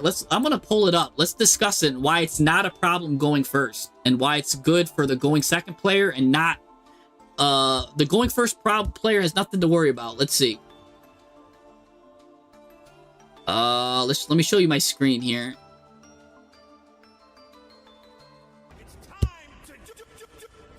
Alright. Alright, let's look at the Mirror Force. Right? Let's look at it. Let's pull up the sick art of it too. So, if your opponent controls 5 or more face-up cards, this card's activation and effect cannot be negated. So actually, even if they have a counter trap, if they have all of this slop, it cannot even be negated. So it's so beautiful. So it even counters the counter trap that I was just talking about. Like, so it's kind of like Nibiru for combo slop. You cannot have 5 or more face-up cards. Like, it's disgusting. Because that means if you have all these cards that are like every cards in the gate, and then you've got like some face-up cards in the back row that are doing toxic stuff, you can activate this card the turn it's set. So you just set this card. And now this also opens up, even if you don't have this card, it opens up bluffing. And maybe now your opponent won't activate cards, right? So this now also makes bluffing a thing again, which is really good for Yu-Gi-Oh! At any of the following timings, negate as many face-up cards your opponent controls as possible, and if you do, destroy them. They don't even have to be in attack position. They just have to be face-up and destroy them. Also, your monsters cannot attack directly until the end of the next turn after this card resolves. So this is why it's fine, too, for the going first player, because your cards cannot attack directly until the end of the next turn. So that's ensuring that we're going to have a grind game. This basically ensures that there's going to be a grind game because we're not attacking directly. We can still attack, but just not attack directly. So we're having a grind game. That means back and forth Yu-Gi-Oh! Is back, baby. When the monster your opponent's... this one's the worst one. When the monster your opponent controls with the highest attack declares an attack, then you can destroy all the face-up cards your opponent controls as possible. Like, great. When your opponent activates a monster effect that would destroy a card on the field, so that's negate and destroy. That's your Baron to Floors. All of these cards that are popping, your Fallen and the Virtuouses. Oh no, a monster effect. Sorry, monster effect. So that's your Baron to Floors, your Borreloads, anything that's negate and destroyed. Yeah, your Cool Tunes. But it has to be a monster effect that would destroy a card on the field. So even Cool Tune in the graveyard, since it would destroy a card on the field, you can activate it here. So really good, and then destroy all the face-up stuff. Boom, bop. Get rid of that. When your opponent activates a monster effect in the hand or field during your turn. So if they activate a hand trap, right? If they try to droll you when you add a card, guess what? Now all of their cards are getting destroyed, and we're now having a back and forth. So you got to make sure that your combo slop has a grind game attached to it, because if it doesn't, it's disgusting. This is a disgusting card, and it brings back the game back to a back and forth. There's things I just love. You cannot attack directly. It's so good. And it just negates as many face-up cards as possible. That's so cool. So it's gonna bring towers back. We're gonna have a back and forth. Well, Cool Tune won't go into 5 face-ups, right? But so then you could set a bluff card, and now Waking the Dragon goes in or something. I don't know. There's a lot of stuff that you could do to bait your opponent.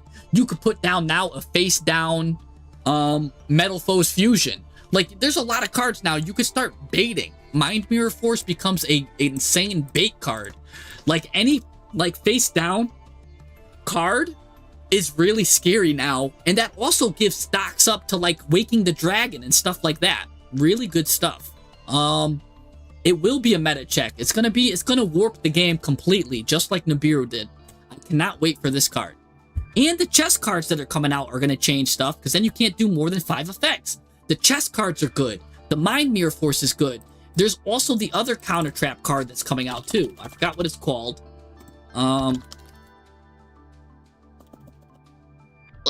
There's another counter trap that's coming. That's it makes sure the game goes to turn 3. Where is it? Let me see what it looks like right here. Look at this guy. When your opponent activates the effect of a monster on the field that was not summoned this turn, so this is like a turn 3 card, right? At the end of your like turn 2, you can set this card, negate the activation, then you could banish face down all face-up monsters your opponent controls that were not summoned this turn. This is really cool. And then if this set card and its opponent's control is destroyed by an opponent's card, you could set a trap from your deck.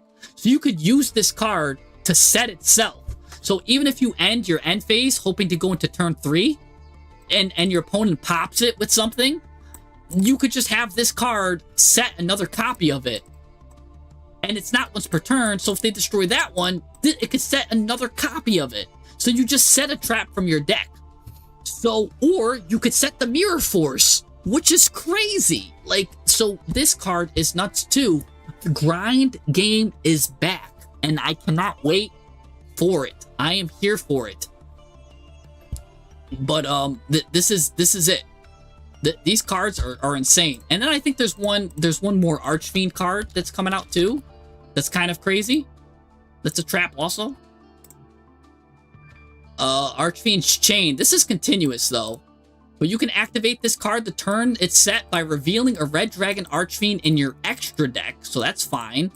Just play a Red Dragon Archfiend in your extra deck. Activate this card by revealing any number of monsters in your hand. Target effect monsters your opponent control equal to the number of tuners revealed +1. They lose 100 attack for each card you revealed in the hand to activate this. All of their effects are also negated. So now what you could do is if you play hand traps, you hold your hand traps because they're tuners. You use this card on your opponent's turn in conjunction. And now this is doing a mass negation on going second too. This is also a going second mass negating card. So there's a lot of stuff that's going on here.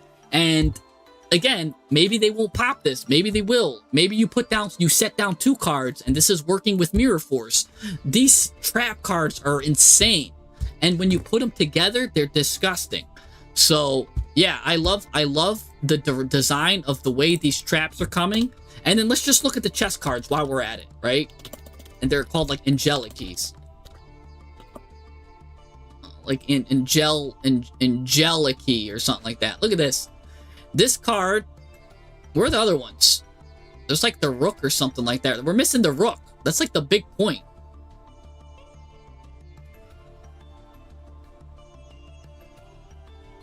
I want to find the Rook. Anyways, for some reason we're missing the Rook. But yeah, you could play this card from your hand. Place a field spell. Then you get to special summon the pawn. But what's more important is you get to place the Rook in the back row, and the Rook gets the special summon, and it gets to put the Queen in the back row, and the Queen says you can only do 5 effects.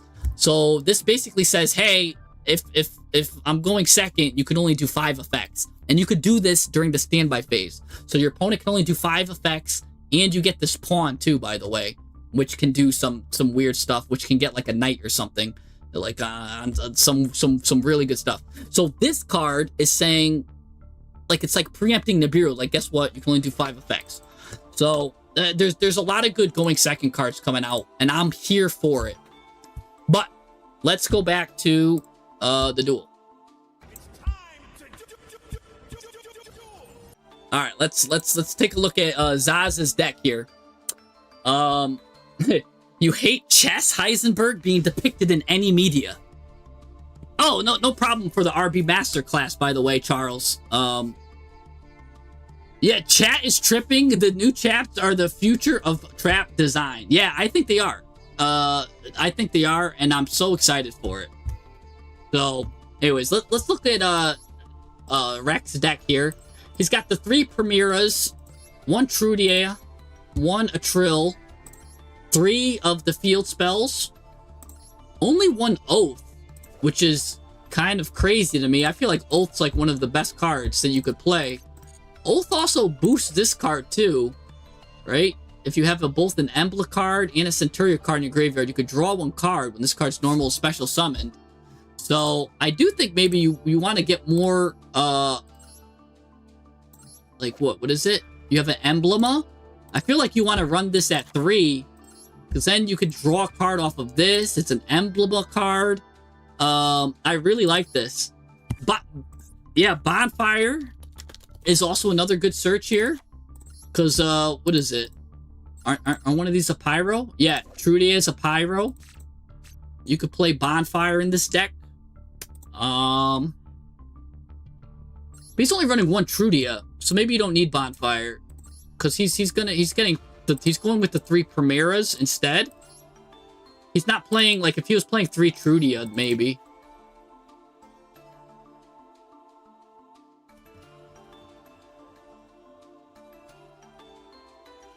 He's only playing one, so he's using it more as like a Garnet. This deck is explicitly second only, so let's take that into consideration. Because you are playing great going second cards, like Evenly Matched, Dark Ruler. We saw just how good those cards did. I do think Emblem of Oath is still good, because it's just another way for you to just get cards, and it's a way to bait stuff out. A lot of good board breakers here. Good quantity. You're playing, what is this? 1, 2, 3, 4, 5, 6, 7 with that. 8. I was thinking maybe Typhon. I don't know if you want to play even just one of these, because one of these can just search you a Typhoon, or you could just, if you have like 2 of these or 2 of these, now you could draw a card, discard an Oath. Now you could kind of fix your deck up a little bit with this. So 1 Typhon should be enough. And that's in the draw phase too, and it can always just get you just Typhoon. So that's nice there.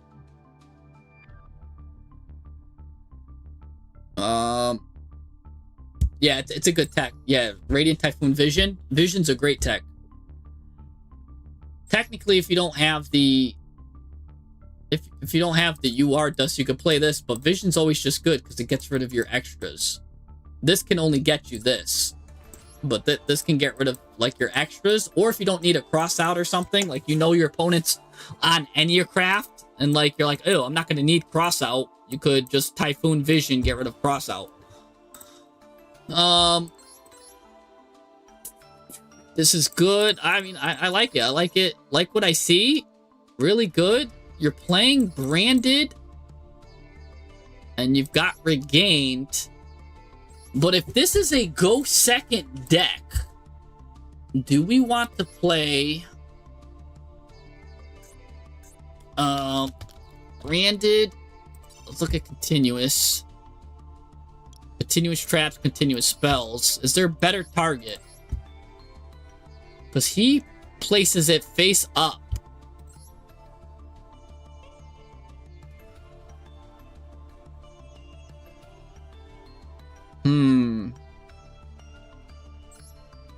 I mean,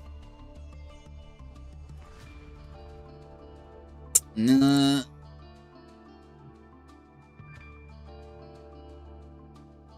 Huh. Branded Beast could be interesting, but it's a brick. Because then you really need these. Yeah, I guess you're fine.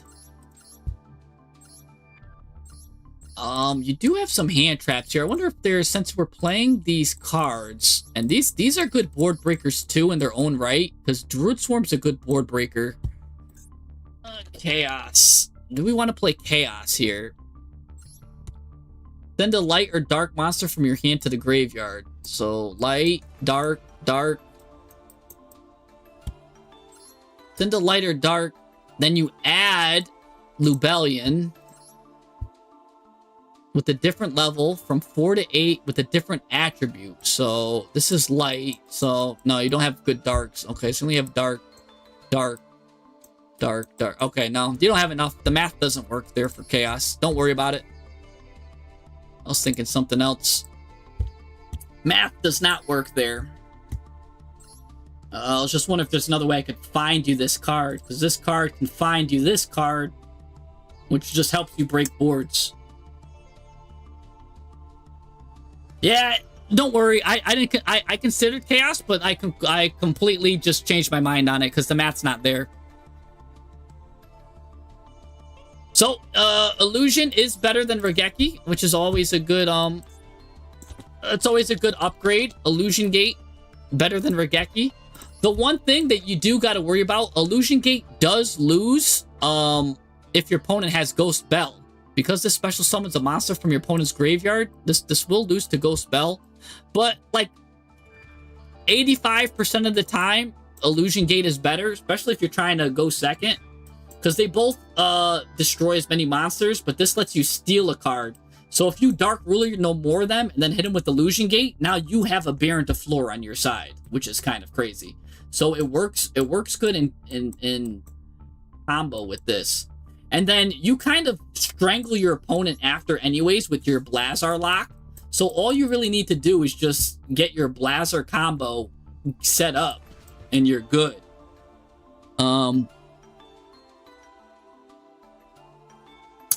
You make a great point, Dimitro. Maybe Thrust is good here too. So Twitch is saying play some Thrusts. Because you've got so many good normal spells, right? Normal spell, disgusting, disgusting, disgusting. All of these are going second. Thrust is just natural. This might be even one of the scenarios. Normally I say only play 2 Thrust, but if you're dedicated going second, you might want to play 3 Thrust, 1 Talent. Because you're going second, so you know they have a field. So this will probably be live always. This will be live always. You just have to get them to do a monster effect, and you're going second. Well, you could definitely get them to do a monster effect if you do anything. Literally, if you look at them the wrong way, they're going to do a monster effect. In fact, the weakest card here is probably Imperm, because that trades 1 for 1, and your hand traps aren't strong either. Like, if anything, I think we ditch... It's going to sound crazy, I know, but you ditch Ash Blossom and Imperm, and just go for the Gusto. Like, you're trading 1 for 1, and they're going to play around Ash Blossom anyways. They're going to play around Imperm anyways. Now you just gave yourself a 4-card hand for no reason at all. And we just saw that at work with Memento. You had to break their board with a 5-card hand going second. So you're turning your 6-card hand into a 5-card hand by playing Ash Blossom and Imperm, when 99% of meta decks into 2026 can play around a single Ash Blossom, can play around a single Imperm. So you definitely keep cards like Droll and Lockbird because they're instant wins, and Maxi, right? Like if they resolve, and like you can keep the Fualoses, of course, because you're dedicated going second. But I would much rather, and since you're dedicated going second, Pirelli is also good. You might as well just play, like 2-2. Because Pirelli is a really good card this format. It hurts Vanquish Soul, hurts K9, hurts Enneacraft, hurts Branded. I don't know a single deck right now in the meta that Pirelli is not playing around, right? So, Pirelli, I think, is even better than Fualos right now, as crazy as that sounds. Because I have a lot of decks that can play around Fualos. I don't have a single deck, I think, that plays around Pirelli. So, yeah, Elf Notes. Elf Notes is something you're gonna have. You might worry about decking out if you're against Elf Notes. That's how many times they special summon from the hand. So Pirelli, I think, is better this format than Fualos, especially if you're going second. But I do think you could play 2-2, right? You can activate 2 of them anyways. So if you're going second dedicated, you don't mind that.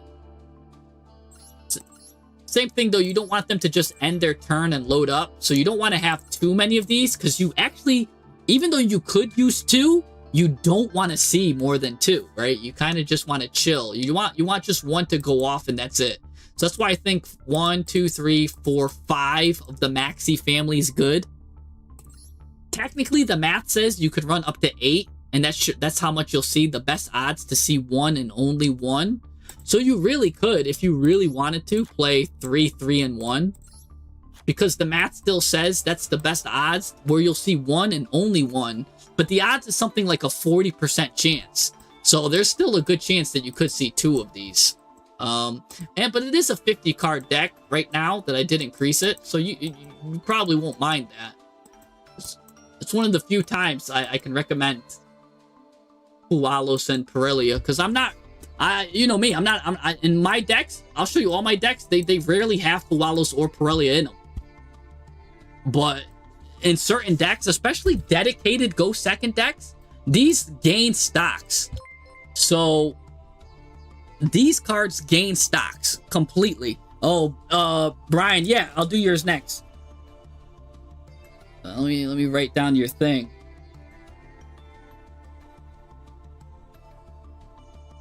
So yeah.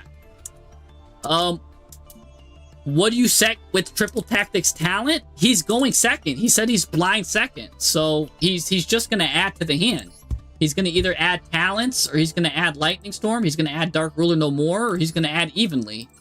If he's blind second, that's why you play this at 3. If you're going first, you play it at 2, and then you want to play like a dimension shift, like a dimension. Right? If you're going first, then yeah, you might want to play a dimension barrier, so you got something to set, or an imperm. Right? That's then you could put in your imperm, I guess. But if you're blind second, then yeah, you're fine with this. Yeah. Because then now this gives you could draw into your board breakers, you get more board breakers. All of this is good. All of this is good. Delicious. And you've got 50 cards. I think this is perfect. Not too many bricks. Not too many. You still keep your starters, right? You still have a good chance to see starters, right? This is looking good. Remember, we're not gonna have a 5-card hand, we're gonna have a 6-card hand. This math looks good here. I don't even know if we need Synchro Rumble then going second, because you would need to target a tuner. And so this is like win more. If you get to that situation going second, you're good. This is a going first card. This is a going first card. So get this card out. That's part of your double Blazar combo. Alright, well, you could put it in, but I'm just letting you know that a singular Blazar is probably all you need. Because this is gonna brick you up, especially because you have 6 cards. You don't want to see this. There's actually a lot of cards you don't want to see. You don't want to see this, and actually you don't want to see it too. Because these are all gonna brick you up. I mean, granted, you could put a Tude face up, right? Because I was considering some traps. But the problem is you're going second. And so that means these cards are brick until otherwise. And since you're guaranteed going second, I mean, this card is fine, I guess, because it's got a decent graveyard effect. But I can't see if we're going second, dedicated going second. We need every card. Every single card has to do something impactful, because if they're playing like a combo slop deck, every card needs to do something. Every single card needs to be causing the opponent a headache, where it's gaining like +2 if they stop it, or if they do something, right? Like they kind of got to stop every single card.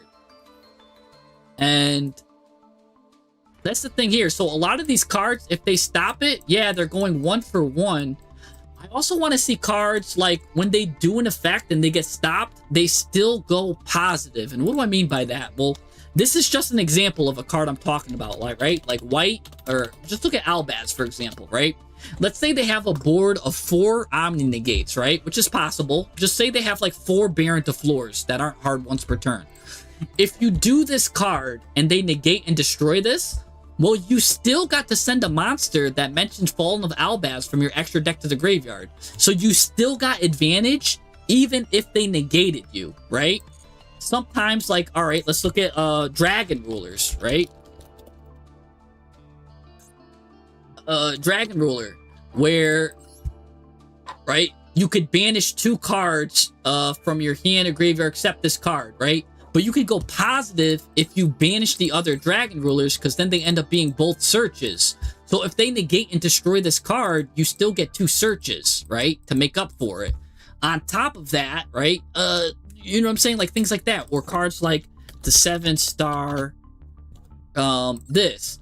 Banish level 7 from your hand or field, draw 2 cards. Where normally if you banish a Dragon Ruler, you're going to draw 2 cards. But if they negate it, you're not going -2. You actually get to draw from the Dragon Rulers. So if you're going second, I want to see cards here that if they negate, you're still going to come out positive. Because if they have 4 negates out and you have anything of a dupe, you're in trouble. And what do I mean by that, right? We're going second. They're going to have 4 interactions. that's going to be minimal, right? We're going to have 6 cards. Look at this. I kept the trap in here. We've got 1, 2, 3. At least we got the 2 Pirellias, so this could be bait and ash, and this can go hard, right? So we might have something there, right? Ways to go, draw one to that, right? So that's good. This is a good go second hand. We did see that failing, so was bricking us up. Here we go. We've got, we're going second here. We've got a conflict between Droll and Lockbird and Fualos. They kind of are punching each other here. You kind of got to choose between one or the other. Oath, evenly matched, right? So you've got really just 2 cards live after their hand. If they end up getting an Omni Negate out, or if they have something, right? And some decks can play around Droll, like Orcust, Fiendsmith. If it's a Fiendsmith deck, right, we might be in a little trouble that get an Omni Negate that can stop the evenly matched. I don't know. Well, you'll have 6 cards too. Let me look at it that way. Which reminds me, do we even want to play Called by the Grave and cross out Designator if we're going second? Right? Because we're going second. Who cares if they hit us with these cards? Right? They're going to have negates out for cross out Designator, and they're going to have negates out for Called by the Grave anyways. Right? So we might just want to cut those 2 cards. Great going first cards, but going second, dedicated, they might. Maybe Called by the Grave's a bit better, but I don't know. Like, because you're going 1 card for card that's doing a graveyard effect. It's just kind of crazy. Dude's not happy with Latios. He wants Latios too, yeah. Probably take out MST. I could see MST being fine, right? You could leave 1 in, because then the Typhoon Vision, I still like that it kind of was going in. But that's true. I mean, you could take out Typhoon, then you could just take out this whole thing, and I'd rather this. I'd rather be more concise and small, because again, Typhoon does just go 1 for 1, while this card's just taking out a whole back row, right? So do we want to see Typhoon, or do we want to see Lightning Storm? Do we want to see MST, or do we want to see Regeki, right? We want to destroy 1 or destroy all.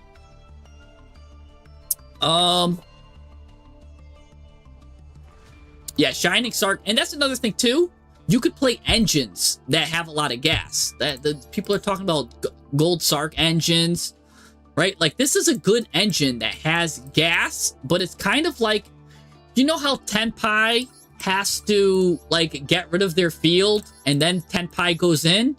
This is kind of like a Tenpai deck in disguise, except it doesn't need the battle phase, because you're going to swallow them with negates afterwards, after you destroy their board. This is kind of like a Tenpai deck in disguise, where you're trying to take out their board and then establish something. Like, this and Tenpai have a lot in common. So I definitely think that, like, there's some things we could be taking from Tenpai, right?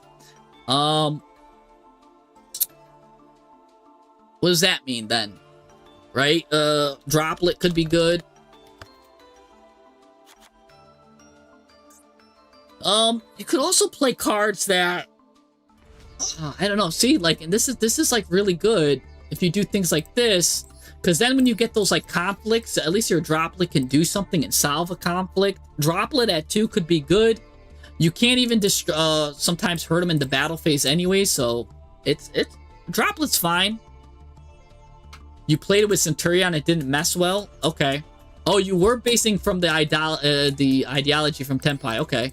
So, also then consider engines that can go positive when they're destroyed. Like, if this card is destroyed, right? And so what are some good cards we could play where if they destroy it, it's still going to have a deadly effect, right? Like, oh...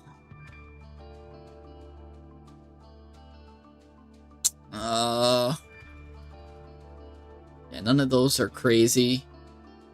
Any good SRs?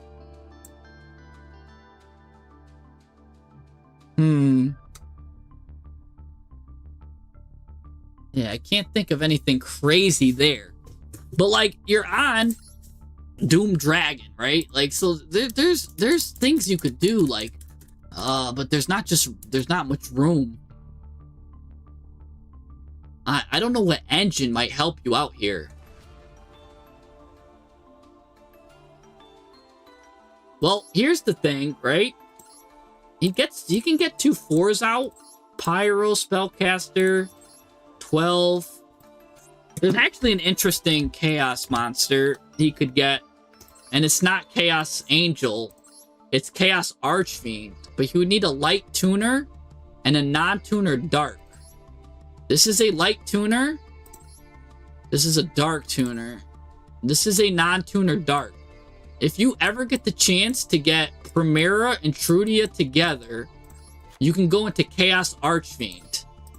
Chaos Archfiend says if any card has been banished this turn, it gains 2,000 attack, so it's at 4,500, and it can attack all monsters your opponent controls once each. Banish any monster destroyed by battle with this card. So that's your board breaker right there, and it banishes stuff. Bang, bang, bang, bang, bang. Right after you drop Dark Ruler No More, bang, bang, bang, bang, bang, bang. If this card leaves the field because of an opponent's card, you could special summon a Chaos Synchro monster from your extra deck. So then, if it leaves the field, if he hurts it, now you get to go right into any of these Chaos monsters, by the way. Chaos Angel's probably the one we all know best, where if it's special summoned, you get to banish a card. But it doesn't have any crazy protection. What about this one? If any card's banished, gets 1,000 attack. Target a banished light or dark, add it to your hand. During your main phase, except the turn this card was sent to the graveyard, banish a light and dark, special summon this card. Okay. No, you can't make this one. But you can special summon it once per turn. Send a light monster from your hand to the graveyard. Target a level 5 or higher dark in your graveyard. Special summon that monster, but it can't be used as synchro material. That's interesting. So if he gets rid of this, you can go into this and then send a light monster to the graveyard and just basically bring him back. So they have to get rid of him again. So that could be funny too. Chaos Goddess is funny. But yeah, probably Chaos Angel's just got a lot of attack and can go into stuff. And it goes well with 6 and 4. You can make a perfect Chaos Angel too. So Chaos Archfiend could be something where it's just boop, boop, boop, boop, boop, you know? Something like that sounds pretty strong. Because then, I don't know, maybe you can get rid of Moon of the Close Heaven, but I could see you not having any outs for towers. But then this gives you outs for towers because it can get up to 4,500 and attack everything. Boom, boom, boom, boom. Splash into this guy, too, which isn't bad. He at least trades with Dragon that Devours Dogma.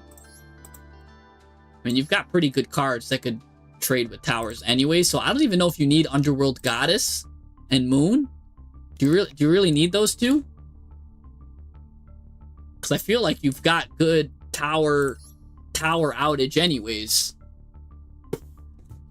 Yeah, you haven't used your link line in 4 seasons? Yeah, I figured. Yeah, I feel like you could. You've got outs for towers. Like 4,000 attacks a lot. Like I said, this card can get to 4,500. So, I mean, that's fine. I think that's really good. So yeah, it's something to think about like that. The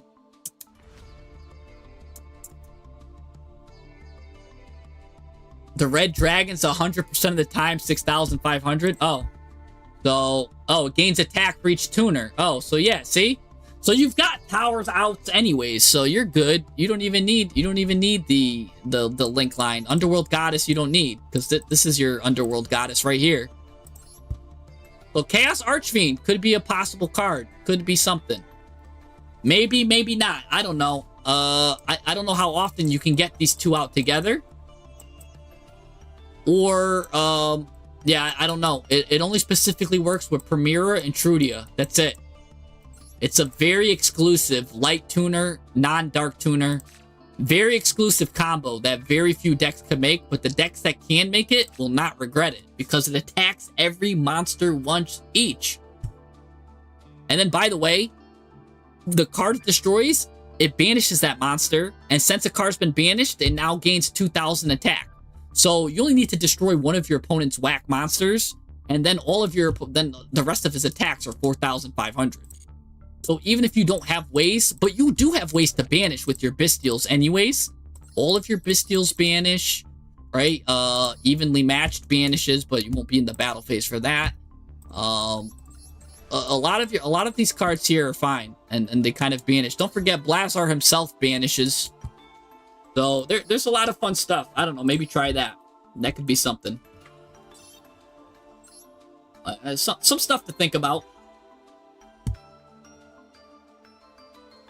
Oh, the Centurion Trap banishes? Oh, you're right, it does. You could banish this card. You're right. If any card has been banished, you're right. The Centurion Trap banishes. So there you go. Yeah, more stuff to think about. I think that's good. I think that's good there. Let me make some space. All right. It's 11:30. Let's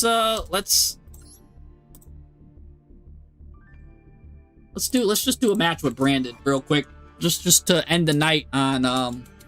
I gotta do my dailies. Maybe I should, because Enneacraft, I love that deck. It just doesn't get me dailies for some reason. You can't do your dailies with Enneacraft, right? You gotta really just have a deck that can synchro summons, fusion summon, all these kinds of summons. Ooh, Super Poly off the top, branded fusion. Let's look at my extra deck. I rely on the fact that I can put this guy in face down, and I can easily get my Albazes for this. Ew, he's gonna hit me with D Fisher. That's my weakness. Ew.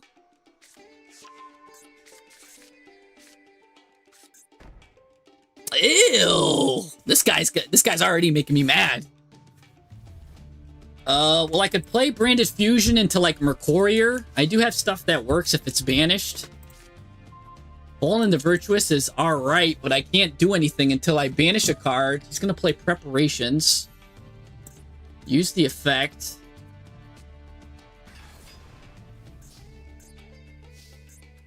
I mean, I could immediately do some of these.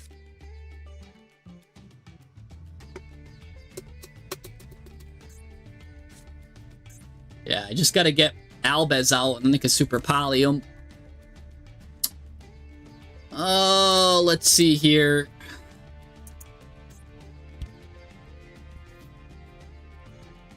What to go into?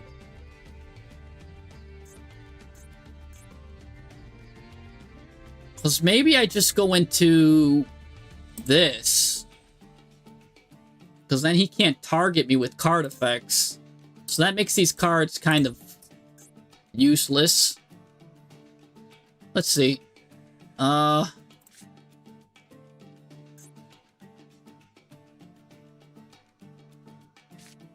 just do Branded Fusion right now. See what he goes into first. See if he stops it. See what he does. Let's just get the elephant out the room. Get Ash Blossom out of here. Fine.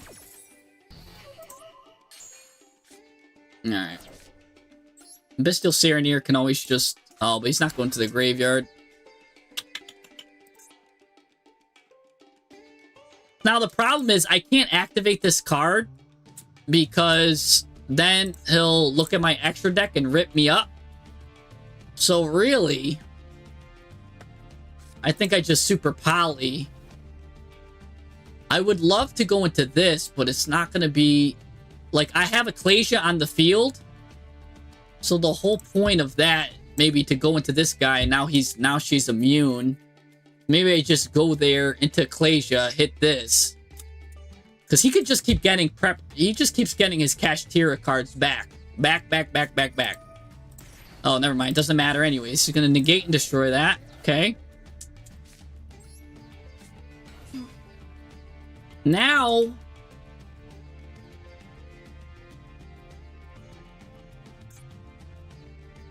Alright, Super Poly into what? Because I don't want to do this. Because then I get rid of a card.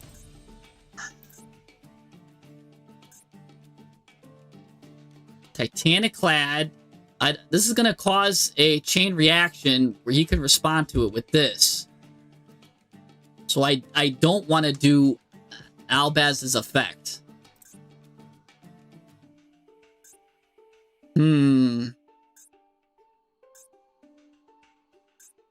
Yeah, none of these options are looking good. It's going to have to be... It's going to have to be Super Poly with this into Titanic Clad. And then hit this.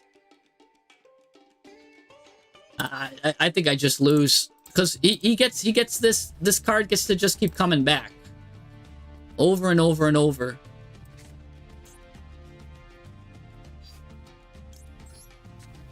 Let's do it anyways, I guess.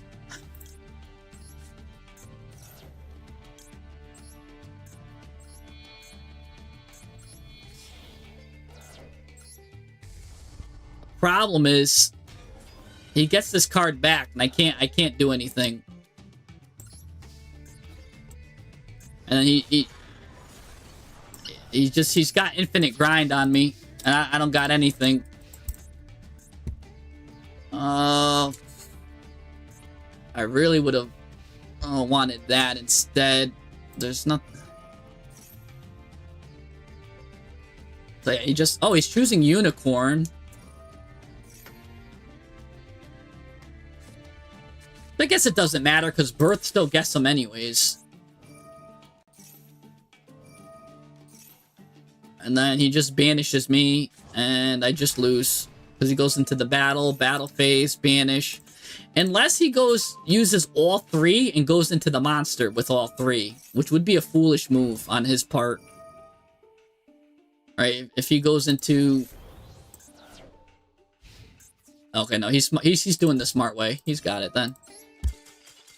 He's got it. I'm not even gonna contest that. That's the one thing. Brandon does lose hard to Dimension Fisher. There's no way.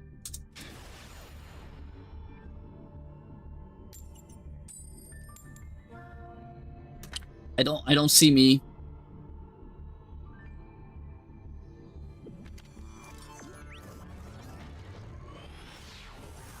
Yeah, they have an out for Dogma. Their out for Dogma is just they don't let Ecclesia go to the graveyard.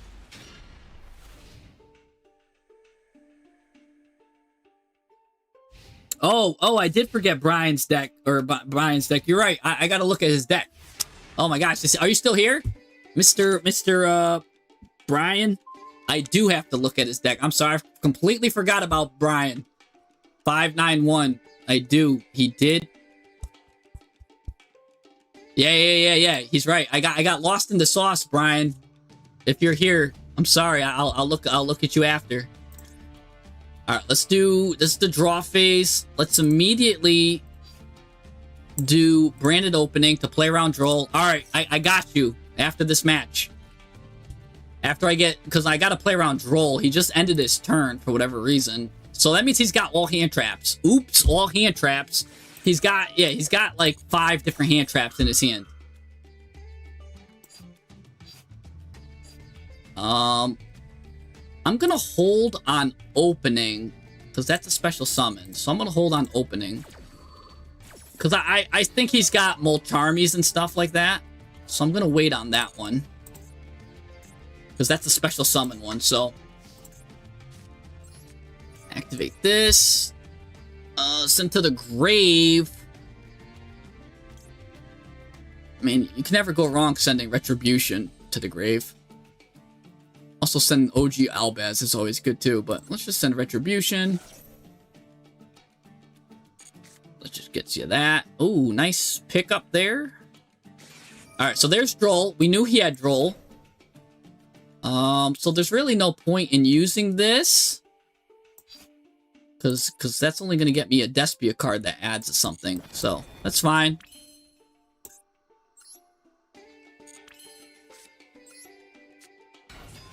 But now that makes his Maxie's dead and everything. Does he have Q in hand? We'll find out. Let's special summon OG Albaz. Or not OG. This is the new G here. Now he's gonna hit me with Effect Veiler.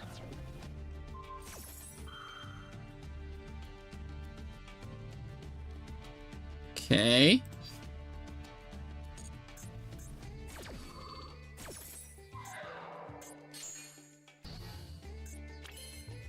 All right. And all this does is add white back, high spirits back. I could Bestial Druid Swarm. That's not really doing anything. Gold Sark is to add a card, the Tri-Brigade card.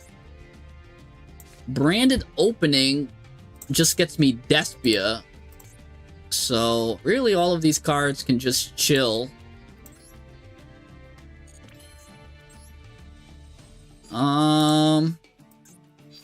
He's on Oops All Hand Trap, so let's just get this High Spirits back.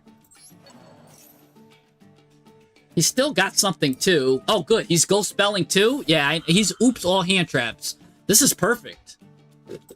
This is perfect. This is kind of what I want to see.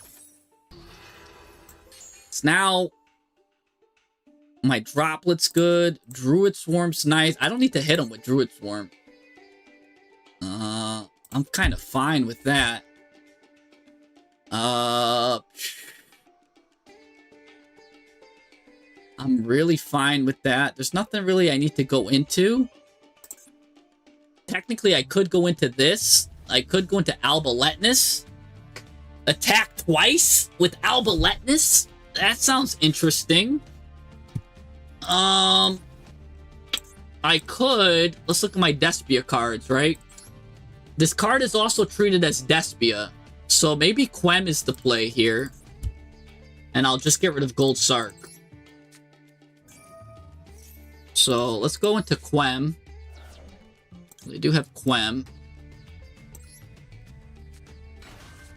Quem's a tuner. Alright, let's send another card to the graveyard. Let's send... We're gonna hit him with,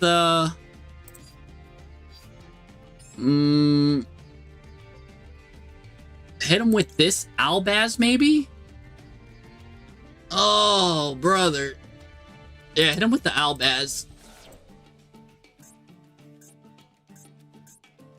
And that's all really I could do because Branded Opening locks me into fusions, though. I'm gonna hold that, put that there, end phase. I can also just grab this Ecclesia, too. And get Sword Soul. He gives up. He gives up. Alright. I mean, that was good. I had to do my dailies. I didn't get a single daily done? What are my daily missions? Oh, did I do them already? Complete in a duel. What are my dailies? Oh, activate a spell, normal summon, and duel in solo mode. Ew. Just gotta activate one more spell, really. I guess I could let the dailies grow. Alright, let's look at our friend Branded now. Branded. I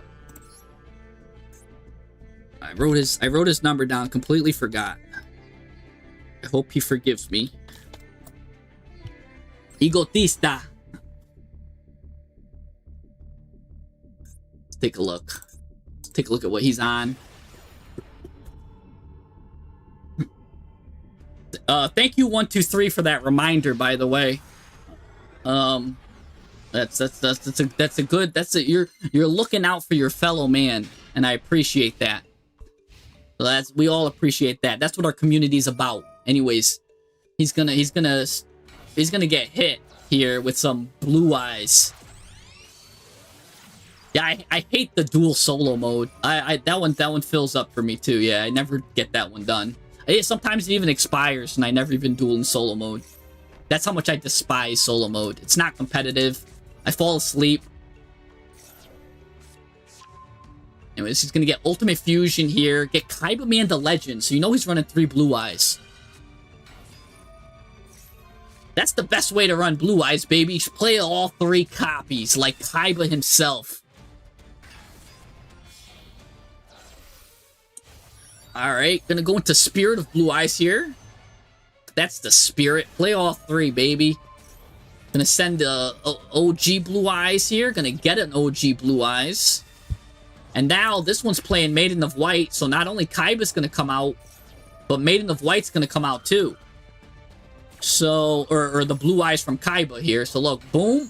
And then here comes another Jet Dragon, I should say. Jeez. This guy's gonna go. Here comes the Ultimate Spirit. That's a good card. Gonna grab this. That's gonna equip to him. Oh, and he's got Kaiser. Oh. Gonna go into Crimson Dragon. Gonna maybe go into Blazar or something. I don't know what he's gonna go into, but Kaiser Seahorse now is here.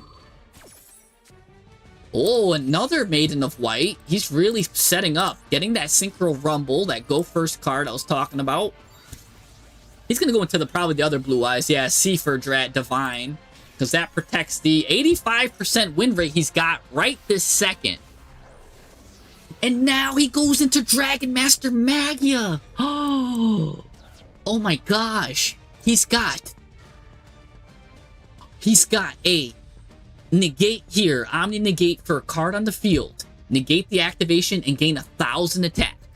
He's got here. If your opponent activates a monster effect, negate that effect, destroy a card on the field, so kind of like Varudris. He's got Master Magia, which got 3 negates on him. He could negate a monster, a spell, and a trap, each. So he's got, in total, 1, 2, technically 5 negates. Plus he's got True Light, which can do something, and maybe even hand traps. Who knows? Let's see. We'll see what we do here. Oh, plus this protects. So, let's find out what happens here. Ooh, Fiendsmith. Nice draw. Yeah, I would start with Fiendsmith. Immediately negating your Fiendsmith. Well, that's fine. I mean, you've got to choose now between Lacrima or Mirror Sword Knight as your normal summon, which is deadly. Maybe you do some Hecahan stuff first. Yeah, we're thinking the same way right now. We're like, all right, I don't know which one's the better normal summon. Let's do Hecahans first. Let's draw them out and see what we need. Because the Fiendsmith line can go hard. Gaga's here. All right, we're gonna look at 3 cards here. Negate and destroy. We're actually happy about that. We're happy he's wasting his stuff. Now, we know we can't use this until maybe we get something else. So now this card is technically, this card can still, well, it can only fusion summon a Hecahan card. But yeah, I was going to say, we could still technically maybe fusion by getting the illusion guy and going to Jowza. Yep, Jowza comes out. But now we got to run into this. Yep, he's going to stop that. And so now our normal summon that we needed is Lacrima. So that's why we held that. Send, Fiendsmith. And now we're good. I think we're off to the races with a full combo. We do have to hold this, though.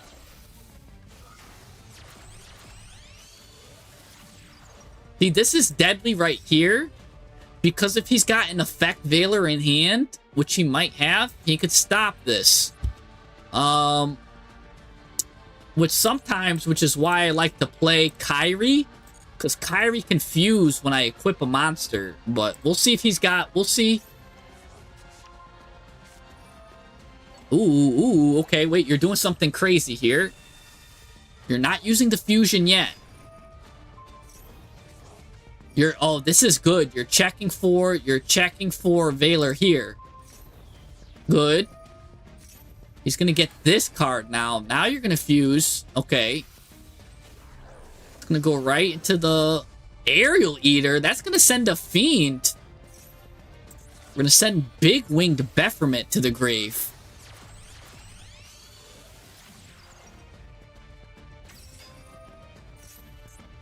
Now we're into Unchained. Oh, this was an Unchained thing the whole time. Ooh, using the Hecahans to send that to get Brius and set this. So you're going to make him grab a card. to get your Breus out of here. Ew, he sent Jet Dragon to the grave, but he could just get it back. You're gonna hit a card. You miss.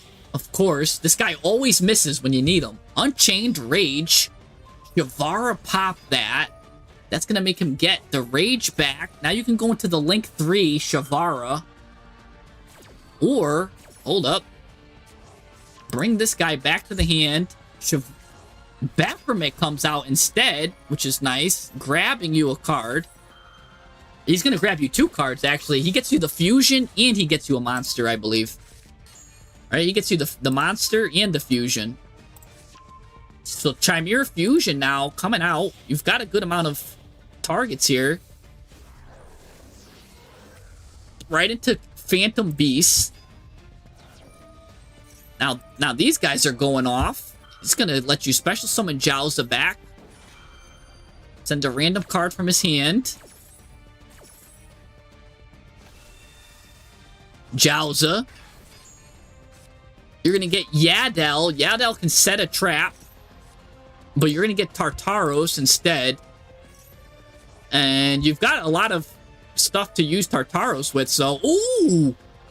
What is this? 4 monsters. This is probably Guardian Chimera? No, this is Chimera the Illusion Beast. And he was made with 4 monsters. And 1, 2, 3 of them were illusions. So that means he can attack... well, will use 4 materials. He can attack 4 times. Tartaros is now going to use all this gas to get the Zeno. Oh. We're going to steal a card. Oh, you stole his Blue Eyes Ultimate Dragon. Oh. Oh, no. Oh, my gosh. No, don't do it to him. You're going to hit him with his own Blue Eyes Ultimate Dragon? Oh. No. Oh. You just committed the ultimate felony. You just destroyed Kaiba with his own Blue Eyes Ultimate Dragon. K9 is en route to your location right now as we speak. You do not hit someone with their own ace monster. That is a Class B felony, Type 3 misdemeanor, abating and assisting, like, discrepancies. I don't even know. But you just ruined this guy's night. Right? Like, you just, like, whatever plans this guy had for the rest of the day, gone out the window. This guy deleted his deck and possibly Master Duel after that match. You do not hit someone with their own ace monster that they themselves never get to use. Because you know he never gets to normal summon that Blue Eyes Ultimate Dragon. So the fact that you were able to hit him with it was the most insulting thing I've ever seen since a guy threw a shoe at Bush or something like that in Iraq or something like that. I don't know. It was kind of crazy. It was very insulting. You just insulted this guy. Like, I'm talking about, it's like going to a chef's restaurant and then, like, you go to the chef and then you ask for salt for his dish. Like, and this is an esteemed chef. You're going to insult him. That's what you just did. You asked for salt on a 5-star restaurant. You just insulted this man. I think we are all here. I am slightly insulted. Like that, like, not only too, you could have attacked him, like, you made it the final blow. You made it the final blow, which I think was the insult to injury. Like, I have no words. You just, it was the final blow. Like, that was the last straw for that guy, right? Like, he was probably having a good day until that moment. I don't even know. I don't even know what to do with this now. Oh, what the Garbage Lord? I was wondering why chat said Garbage Lord. I didn't even see that. I can't even see, like, anything else besides that deadly direct attack. Alright. Why are we playing Garbage Lord? What is this? You special summon this card from hand, play 2,000 life points. It's a fiend. What is this? Just a body for Moon? Is that all this is? Is this a body for Moon?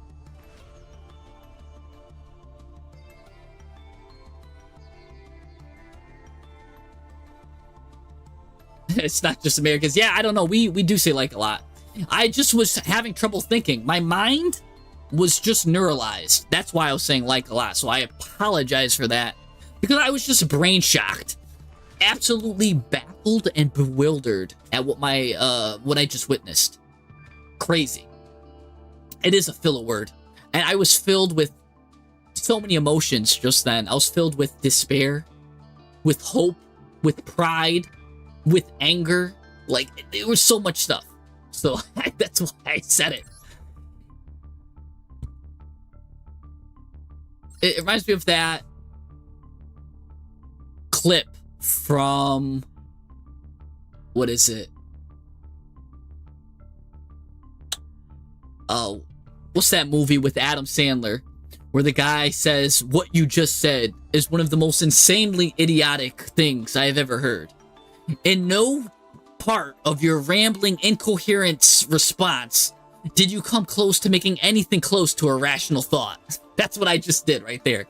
I forgot about that. I forgot what movie that is, but it's a good Adam Sandler movie. It's like it's not Big Daddy. It's the one where he's kind of dumb and he has to go through school again.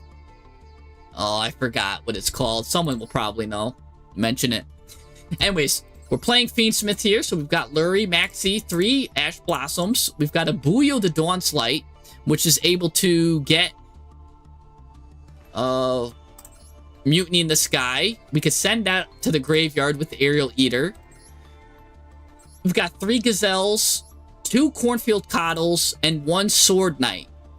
Here's something good. I always had a problem with Chimera decks that played all of these cards at 3. Because sometimes it's too redundant. So I think you have a good balance here of playing 3, 4, 5, 6 of them. I think that's a perfect balance. Because there were so many times where I'm like, oh yeah, they become redundant. So they all kind of fill the same role after a while. And then yeah, you have your big winged guy here. But yeah, that's good there. Lacrima, of course, for Fiendsmith. 2 Molcharmies. A Garbage Lord for... I'm still trying to figure this out. I'm guessing his purpose is just to be a Moon of Closed Heaven body. Billy Madison, thank you, thank you, thank you. Yes, it was Billy Madison, guys. You guys got it. It was Billy Madison. The Unchained, which came in clutch. Fiendsmith Engraver. Oh, I guess it's also a Fiend body, and it could also go into then... help go into the Unchained for 2 Fiend monsters. So Garbage Lord has purpose. He's not just being a garbage man. He's actually got a purpose in this deck.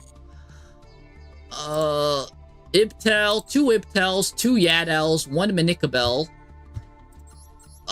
So here's something, and I want to know this, right? How you have starting here. 1, 2, 3... 4, 5, 6, 7, 8, 9, 10, 11 illusion monsters. But we're not playing Apprentice. We want to at least play at least 2 of them? Because Apprentice can get you then... You could choose if you need Cornfield Coddle, or if you need Ibtel, or if you need Yadel, or if you need Manikabel. It can choose between these or this. Or even mere Sword Knight. It's your choice, really. But usually it's going to be... you discard this, add Mirror. Mirror gets... Mirror goes into this guy.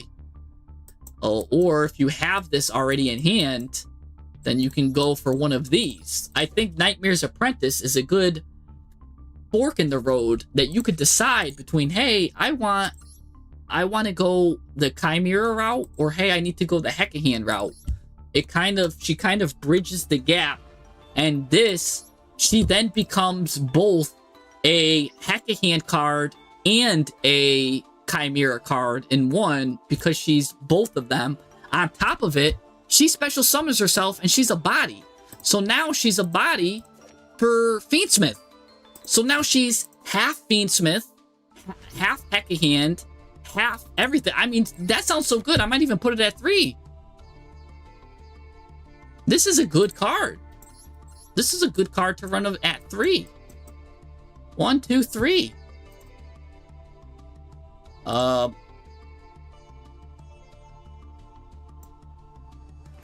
Yeah, like, I need to see why we're not considering that. What do you think? Are you guys considering it? I'm considering it. I mean, pretty good, if you ask me. What else do we got here? We've got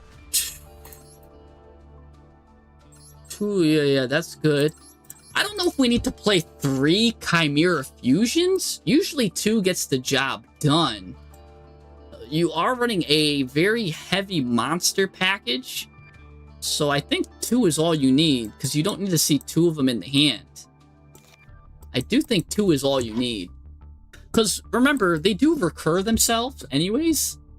I mean, unless you naturally want to see it in the hand, but then you naturally also want to have all this other stuff going on. Plus, you've got ways to recur with Mutiny in the Sky, and,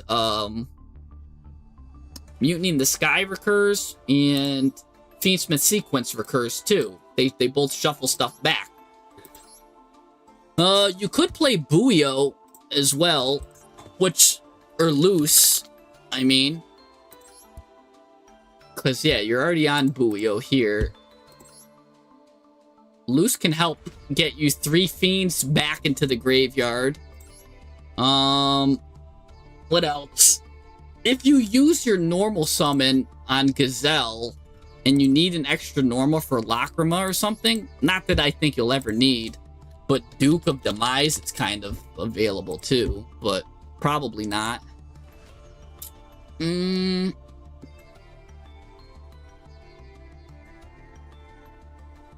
Yeah, this is...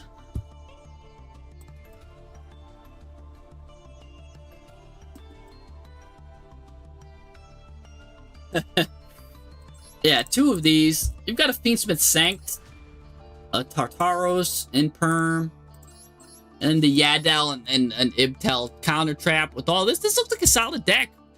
I think you just need to cut one of those. Cut one of the fusions, and I think you're good. Cut a fusion. You're good. You might even want to bump up track to 2. Because again, yeah, you could... There's a lot you could do. Remember, these cards like to be discarded, and this is discarding by an effect. So if you ever need to discard these guys, and you've got something, or you can add some weird card, right? Because you don't always have to add Lurie, especially if you still have... like, you could add... If you don't have your normal summon, you can add a Lacrima, and then discard one of these, if that works that way, or something. You know, you could there's some weird stuff you could do. Especially if these traps end up in the grave. I think this is good. You're playing one of each of these. This is my favorite card you're probably playing. Yeah, everything looks good. Everything looks good. Solid extra deck. Every card looks like it's got a purpose, doing something.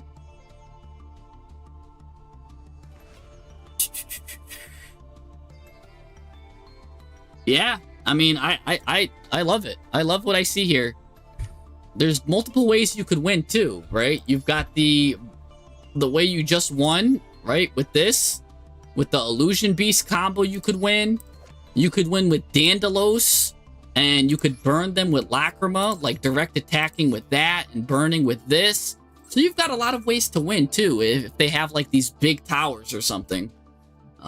So yeah, this is cool. This is a good deck. I see multiple win conditions. I see grind, which I love. A lot of grind in Fiendsmith, Unchained.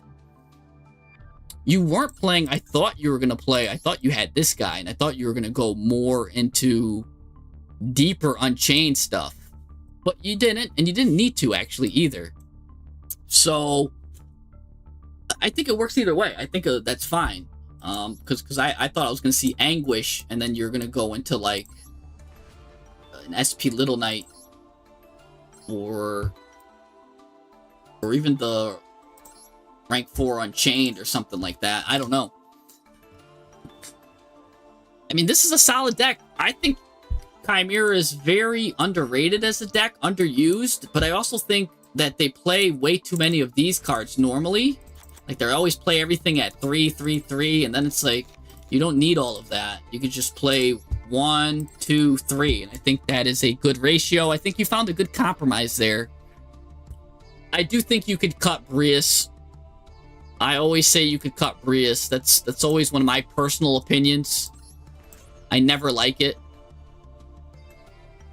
Let's run the hand checker.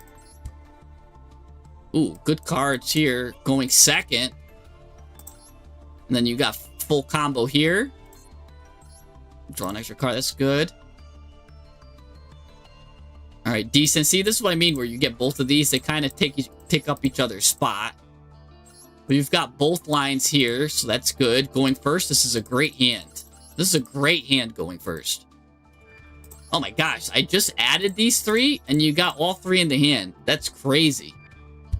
But I mean, you've got Fiendsmith, full Fiendsmith. You could send one to the grave. Apprentice, too, can end up sending Lurie if you need to discard a card. So you could just add Lurie, discard one of them, but then she discards Lurie, so you could kind of confuse them a little bit. I mean, you still got full Fiendsmith with Fiendsmith Tracked, or Sanct here. So Tracked can even grab something like Engraver, which just goes to the graveyard to grab another Track, because you have Sanct, which can go full Fiendsmith. And then this can just get you, I don't know if you want to go Cornfield or Engraver. You probably go, or this side probably goes the Heck-a-Hand route. And then Fiendsmith can dump with Aerial Eater. It could dump the Bephermit. And you could go and get Bephermit back that way.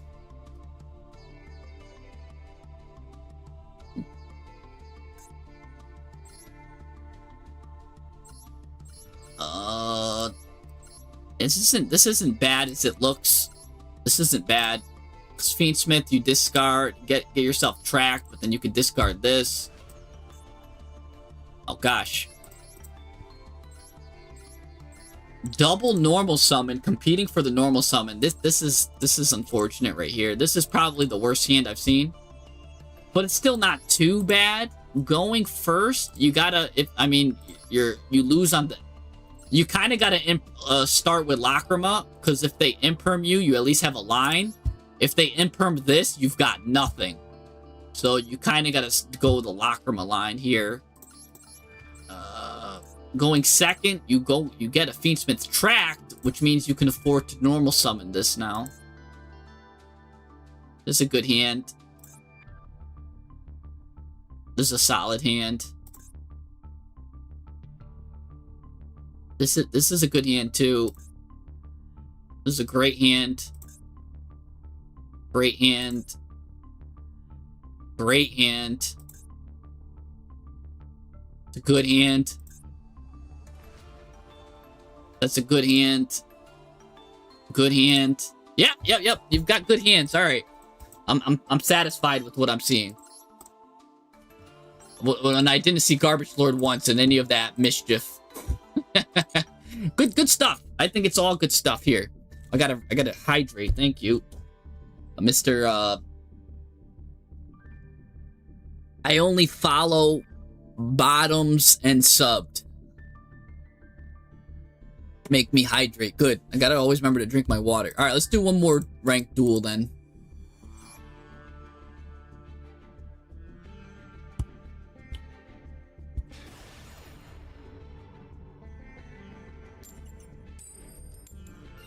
We're gonna go first.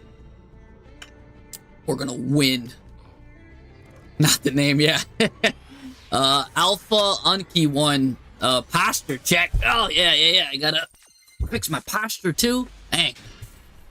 Ooh, my favorite tech here. I've got it. It's the Battle of Golconda. Love this tech. It was a great tech. Alright, let's normal summon Jester here.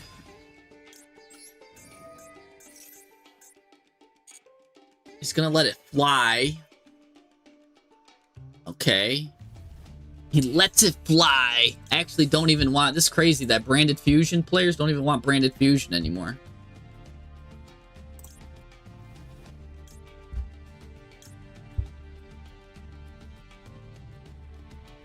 Maybe Branded Lost. Maybe Retribution. Maybe I just go here. Because I know I'll be able to put a bunch of cards into the grave.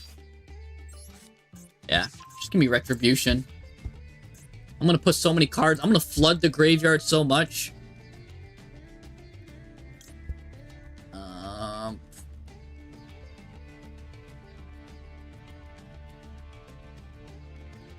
Set Titaniclad.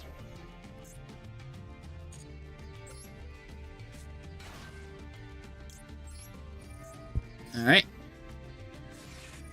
Oh, he's going to hit me with Molcharmy Fualos. Alright.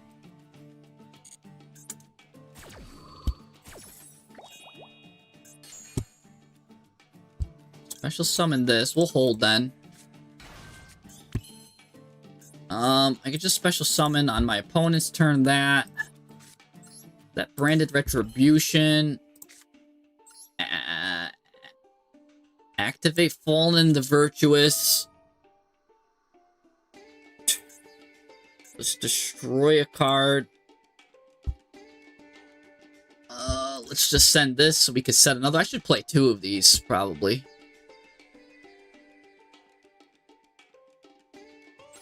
Oh yeah, we'll be able to shuffle them back, I guess. Pop that. Use Golgonda, protect it, send another one of these. Maybe Renbrum. This will let me get a Dogmatic or a Tri-Brigade. Let's get that. Let's get a Tri-Brigade card.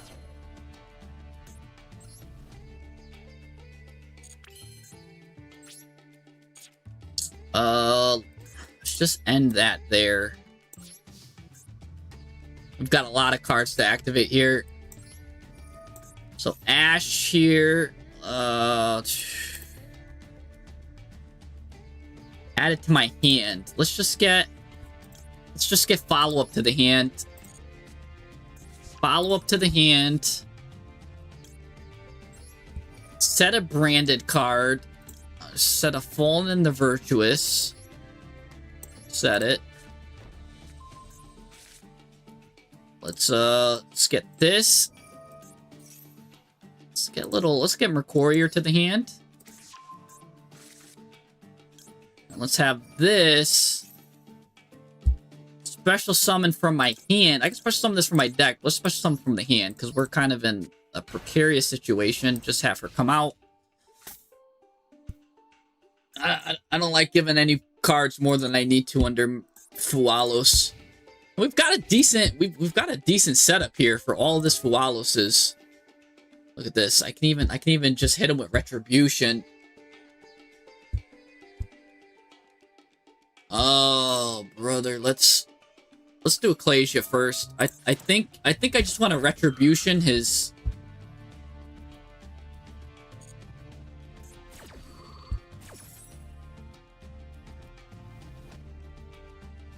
Oh, maybe I should have held that now that I think about it.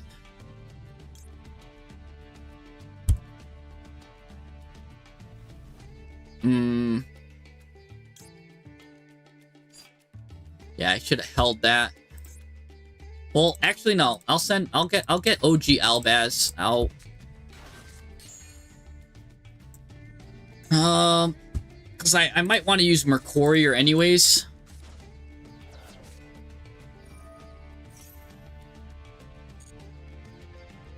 Right, I can always pop it. Send Renbrum. Yes, send Renbrum here. Tsurugi Ritual. That I use Retribution for.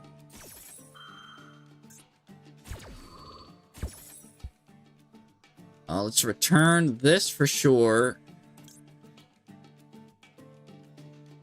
Yeah, return both of these. Get that guy out of here. Now let's see what he does. Oh, he's gonna get it right back. Nice. Nice, nice, nice. I mean, that's fine. He's gonna destroy everything.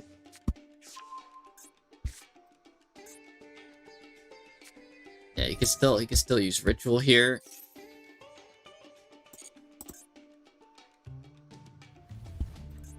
He's gonna destroy Springan's kit, which is fine with me, because then I get to bring Albaz back.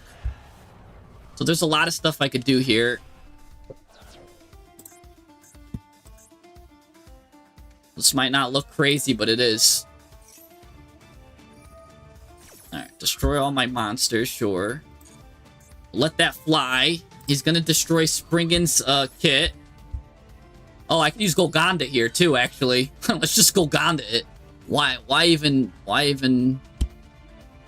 risk it? Yeah, Golgonda.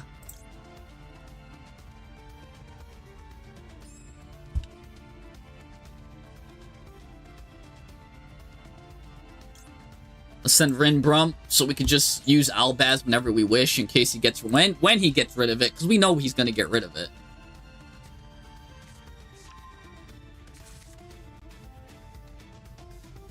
Okay.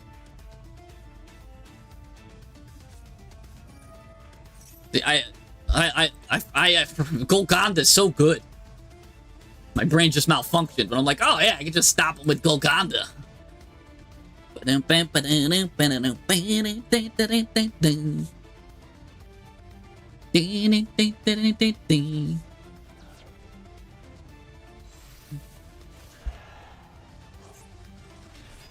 Okay.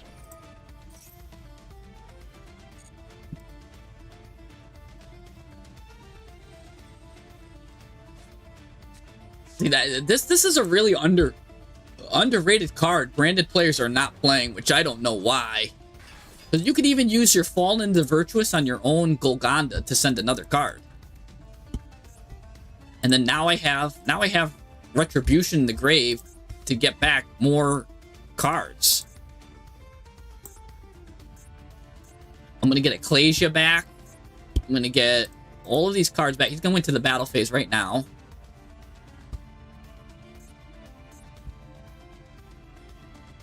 Okay.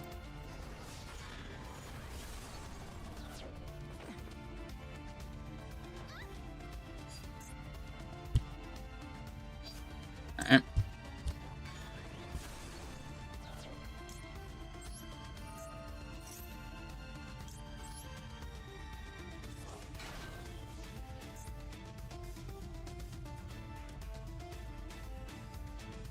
He's getting rid of Albaz. Interesting choice there, buddy.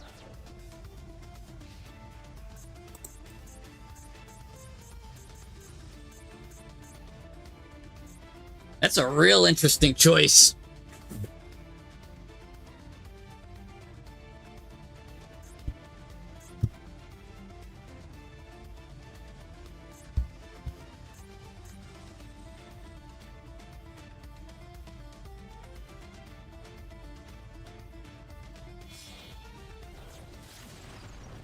Dynamundo.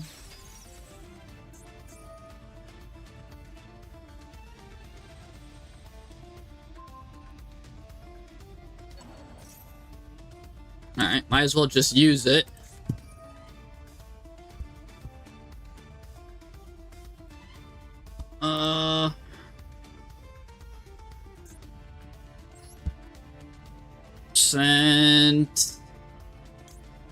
Just send one of these. Got a lot of stuff. And destroy him anyways.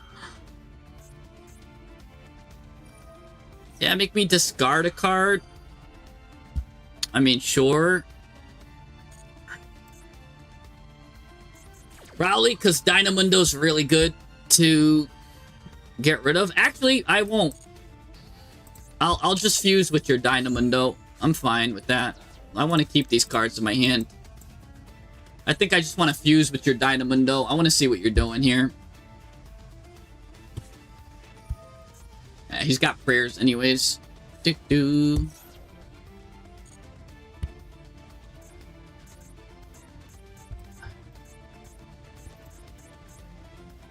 both effects. Okay, gets in that.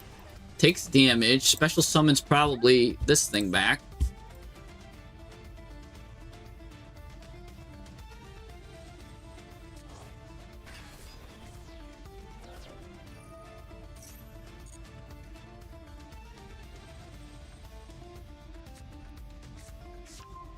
That's the trap.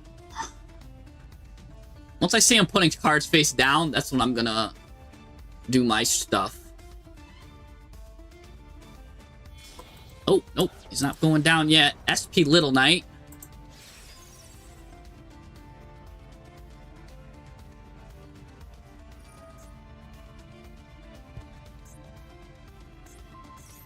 Oh, he's gonna banish that. That's unfortunate. Okay. It did its job. Okay, okay.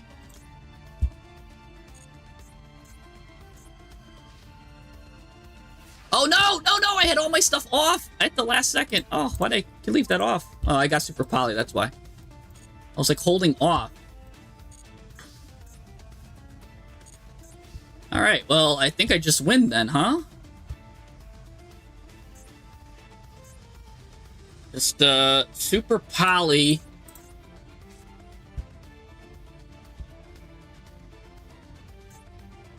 It's a dark. Alright, just Super Poly. Keep my Mercurier active here. Go into this.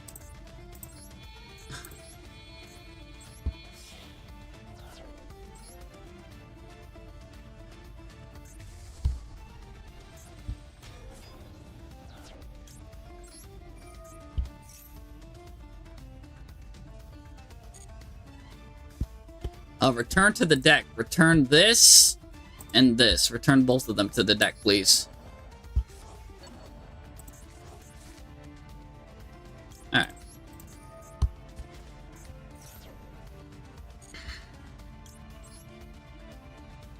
Let's go Sword Soul here.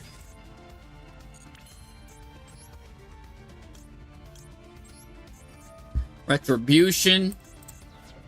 Give me Fallen and Virtuous back.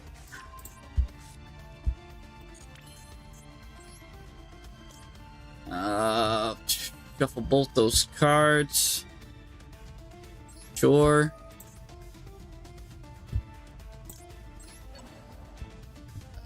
Bring this card back.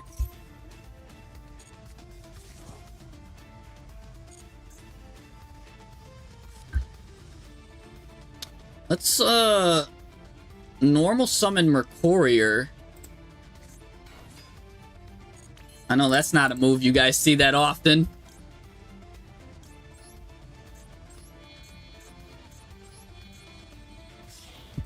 Normal summon Mercurier. Go into 3 champions here. Activate her. Grab me Cartasia. Special summon Cartasia.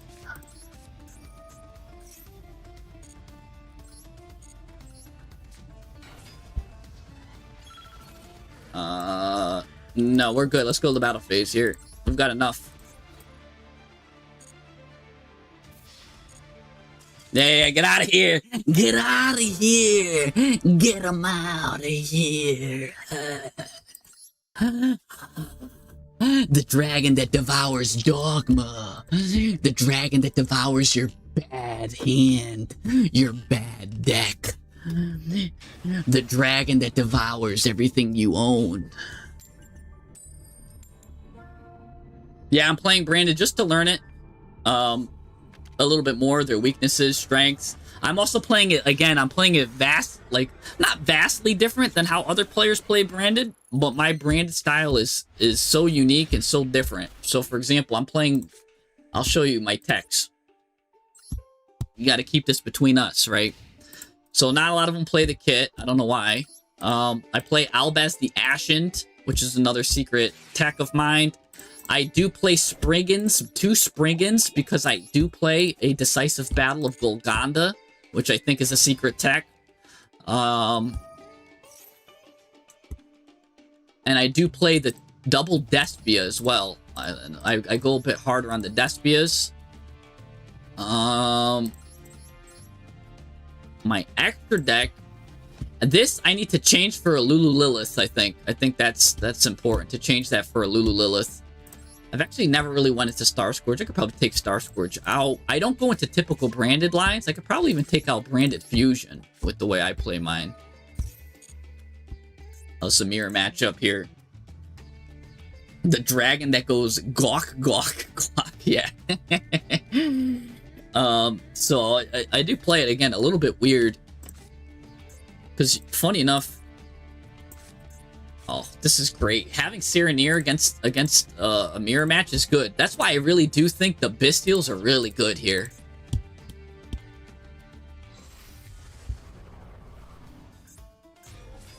By banishing the materials. Okay. Let's prevent him from banishing right now.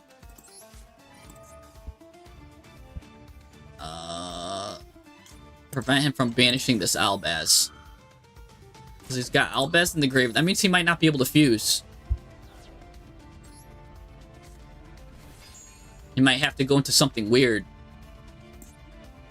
Right? He's got to get rid of Cartasia now. Maybe he goes into Gangrenol instead. See, this messes him up. He's like, wait, what do I go into now? Now he's got to go into Cartasia. He's got to go into Gangrenol. He might not want to go into Gangrenol. Yep. Yep. See, that's Gangrenol. Yeah, see, now he's got to go into... And then with Gangrenol, I think he can still get into what he wants.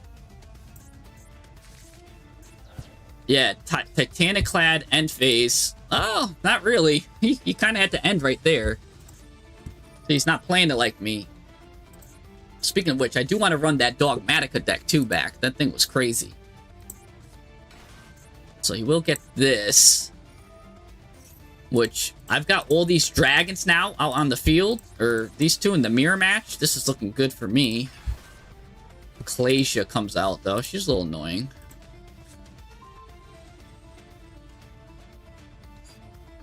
Alright, this is a winged beast. And that's a winged beast, so that's perfect. That's why I do that. I make use of my Fawalos. Even when I don't need it. He comes in clutch.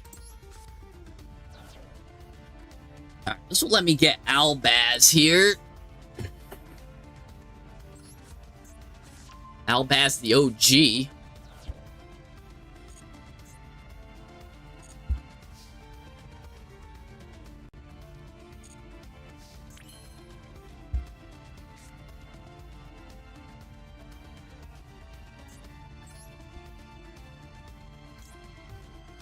Huh?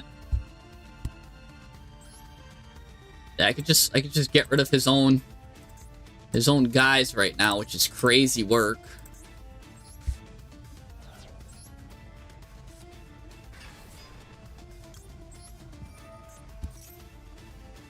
And something despicable to the graveyard here.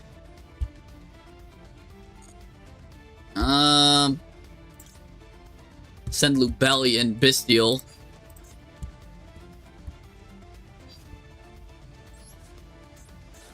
I really want to get my Bystials involved in the situation.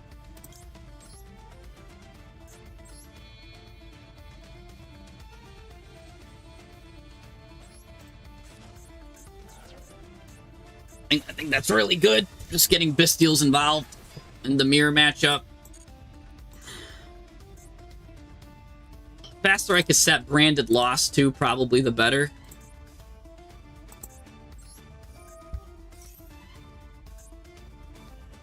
Because that's another card, like, not a lot of people play, is Branded Lost.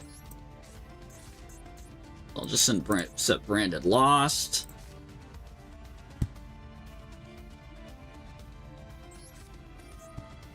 Activate this. And Mr. Titaniclad. He might have Super Poly. I guess that's the only card. Oh, no, it's Retribution. Okay.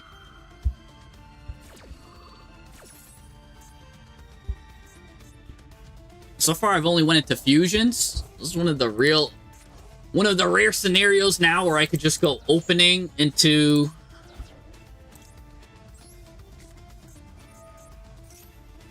Was this Ash?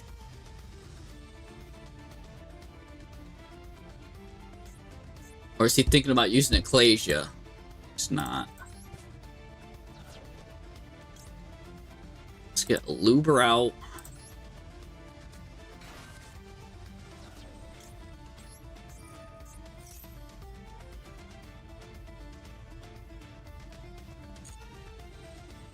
This will get me Branded Fusion. And with Branded Loss, he's in trouble.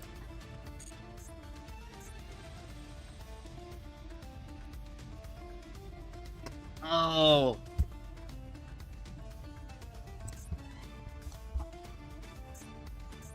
He won't be able to stop it, too, with Branded Loss. Unless he's got Ash. Ash can still stop it. Can't stop the activation. He's thinking about doing Ecclesia now. Because he can get his own Albaz, and that's what he's thinking of doing. I think that's what he's holding his last card for, is his Albaz. Which, that's what I'm holding my Fallen into Virtuous for, is also for his Albaz. So, oh, he's got a different Albaz, that's fine. Okay. I thought he was holding for the OG Albaz. I'm still going to hold mine for the OG Albaz. Oh, he's got Dogmatic Ecclesia. Now he can't special summon anymore. That's cute. He's going to get Fleur de Lis? No, he's going to get Fallen the Virtuous. Ew. Alright, let's finish this guy. Let's banish stuff here. Puts 2 cards as fusion. Probably that's gonna special summon something. And well, we'll do Albaz. And look at this. And Spriggan's. This is why I play the Spriggan's kit. Watch this. Watch this. This is gonna be crazy. We're gonna do, well, yeah, we're gonna do Chain Link 1 this. He cannot activate to this.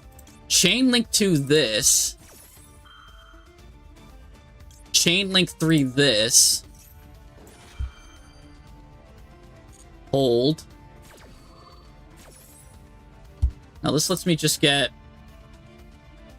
I don't know, I'll just get Albaz the Ashen. It doesn't matter. Whatever card I get is going to the grave. This lets me get OG Albaz. And this lets me get, oh, and I can just go for this right now.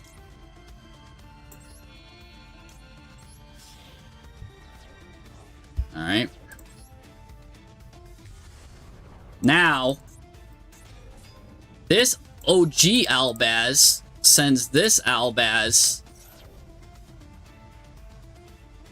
And this is still all part of the same chain. He can't interact with this. This. Send this. Because I have multiple of those. We still have Fallen and Virtuous. Banish that. So he can't activate. He can't do anything in response. Now I get to go into this.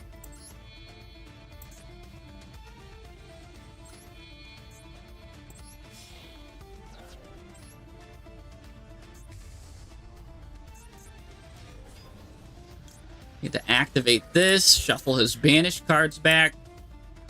Shuffle his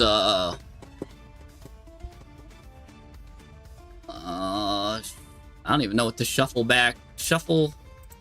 Yeah, he's got to give up. And that's how you play it, man.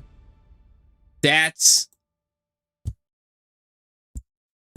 like textbook. That's textbook play. No, I mean,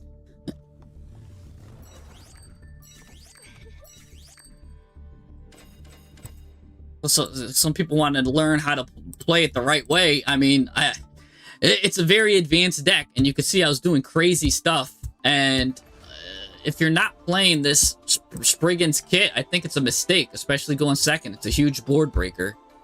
Same thing with Golconda. I definitely think that's a 2 of minimal. What else? That's really good. Everything else is good. Change this for Lulu Lilith.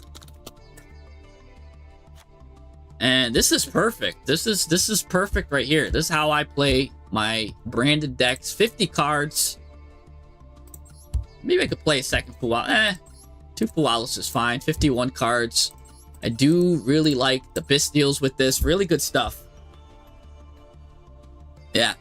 I mean, it's you saw it. He went first in the mirror matchup. The Bistials just really absolutely dominate them. So that's how I played that one. The reason why I was playing a meta deck too is because I wanted to do my dailies. I can't get my dailies with Enneacraft for some reason. Like they aren't good for the dailies. If you want, I'll use a different deck. This Dogmatica deck I was playing with is really fun. This is more in the spirit of like pure Dogmatica. I gotta cut this Super Poly down though. So this is really good here.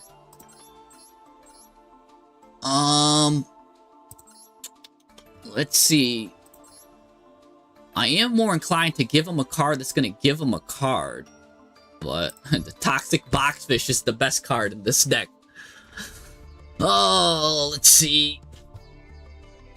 I don't really need the Nadir Servant stuff, I don't think, that much anymore.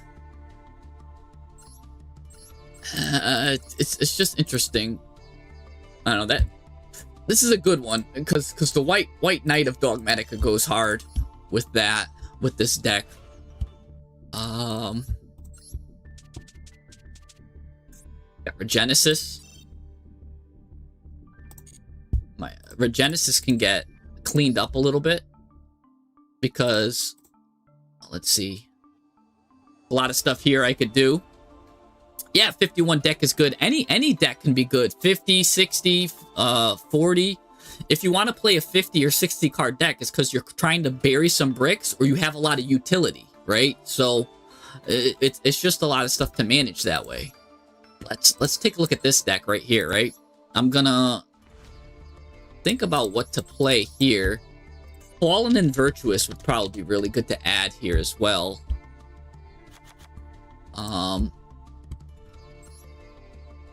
I don't know if Maximus is the best card now.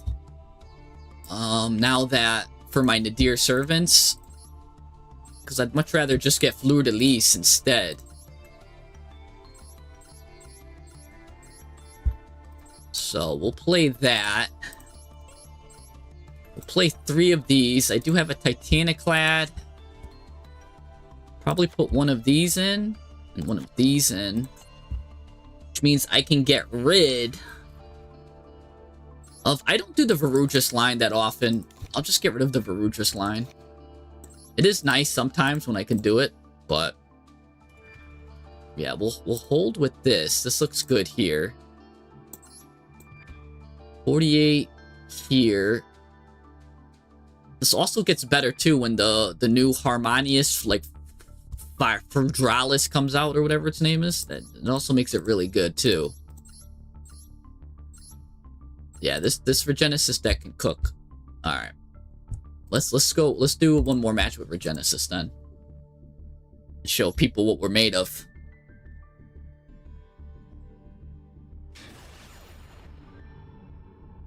Yeah, piloting. It's a big thing.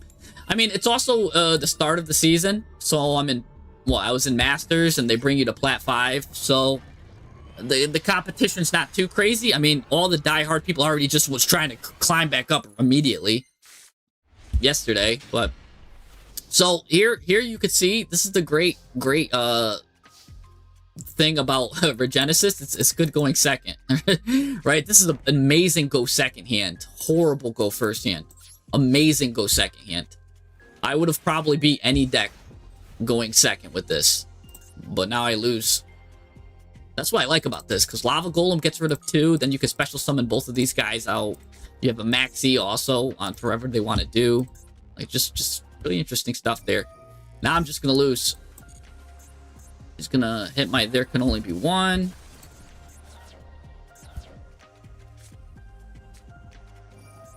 Oh my gosh, I'm getting OTK'd, huh?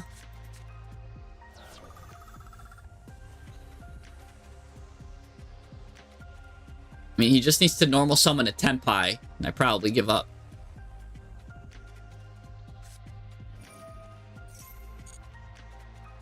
Alright, still kind of close.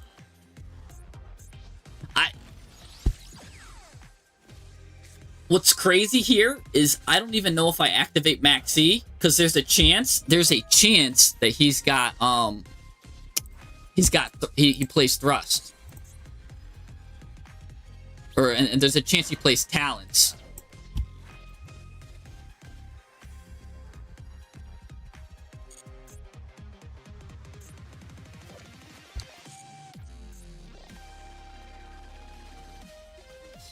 So I think I just let him cook. I just let him cook.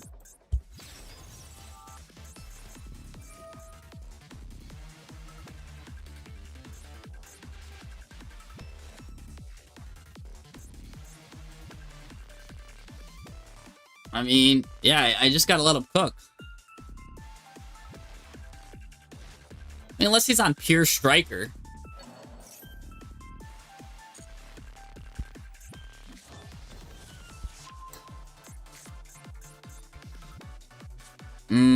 Let's think here.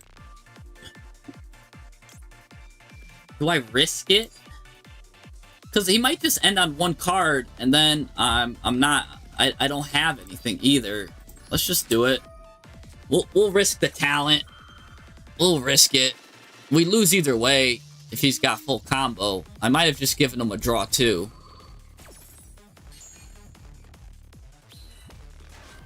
I might have just given him a draw too. I mean, he can still just win.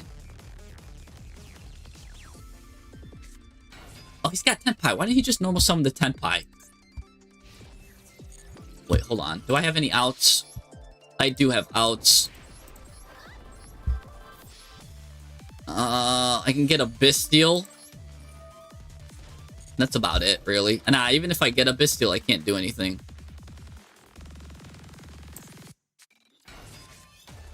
Yeah, he's got it. Because I can't. I did say one more an hour ago, but you know what? I'll do one more. It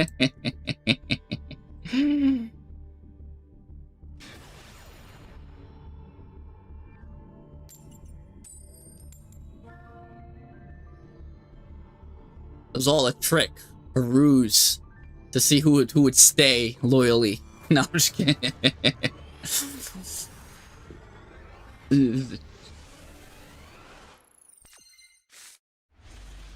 Ooh, here's a cool tech. This is one of my favorite techs here, Dark Spirit's Mastery.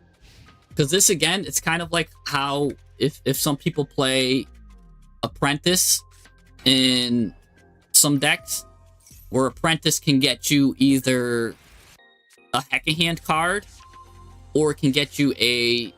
It gets you a Heck-a-Hand card, or it gets you a, Oh, I'm losing thought. Chimera.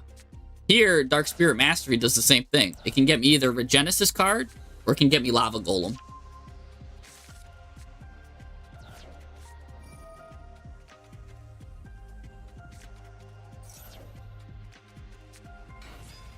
So I just gotta see the line he goes into here.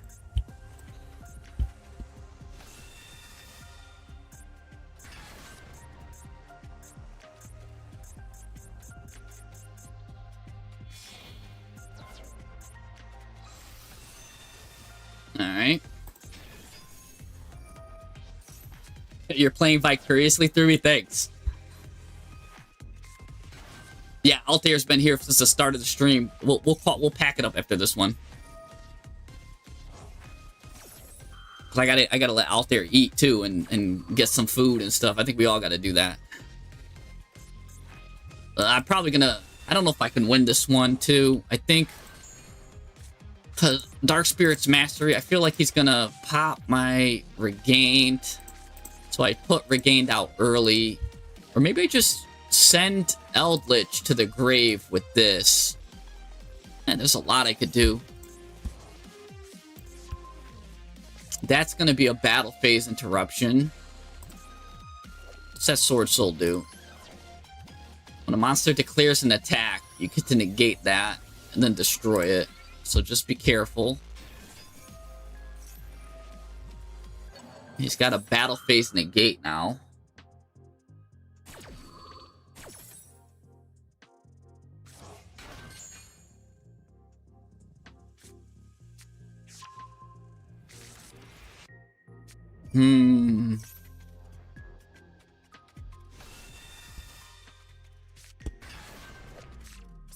This is how I feel right now, actually. Watching this guy do his whole combo. Like, of course.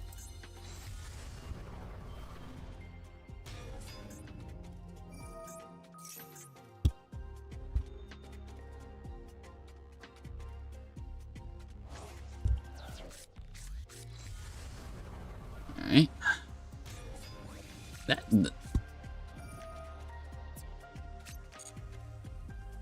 Nice, he's got a full arc.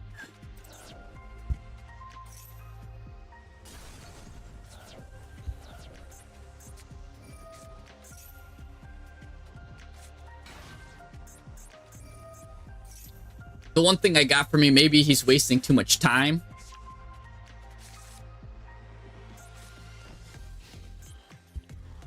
He did that. He did this combo pretty quick. Not too bad. He's got multiple ways to get Albaz.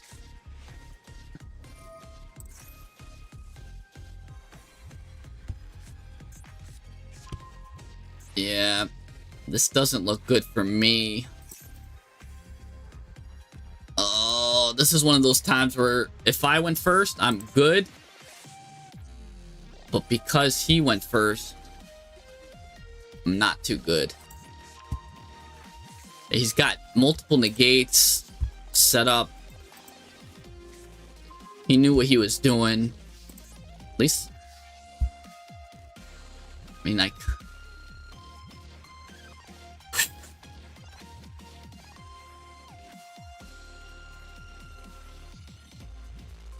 we know he's got Fallen the Virtuous.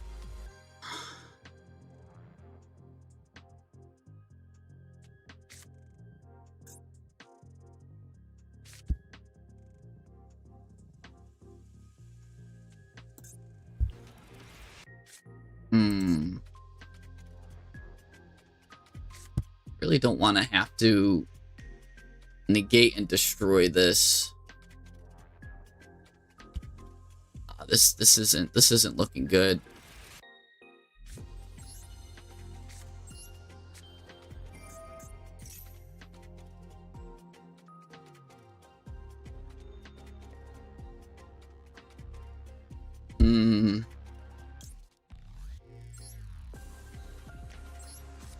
All right.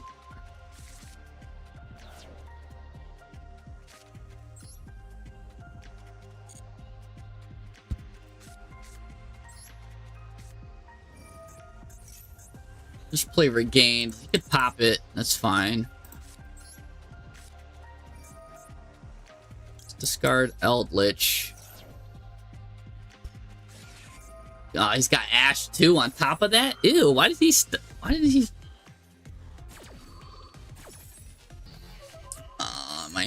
I might have to send...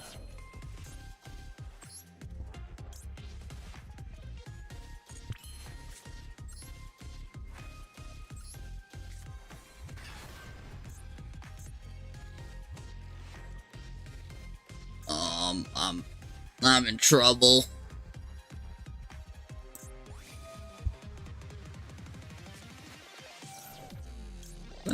Even if I stop this, it's gonna destroy everything. Yeah, there's nothing I could do. Because he's got Mercurier, he's got too much. Do one more. Can't go off on the loss.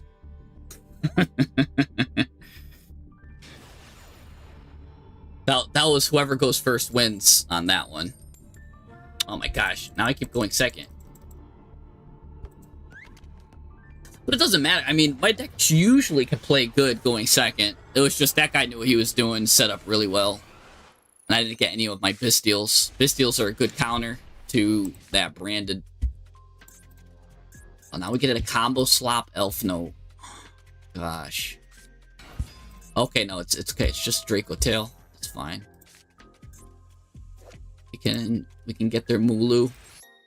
We can get their Mulu.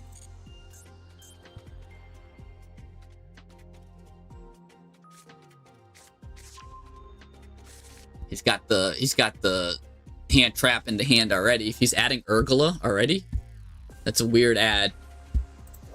Normally the first card you want to add is Phimina. So the fact that he's adding Urgula here lets me know that he's already got Phimina in hand. See?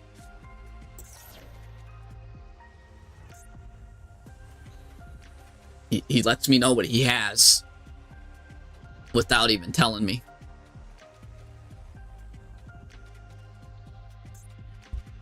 Now he's going to send Urgula, and maybe if I'm lucky, Mulu.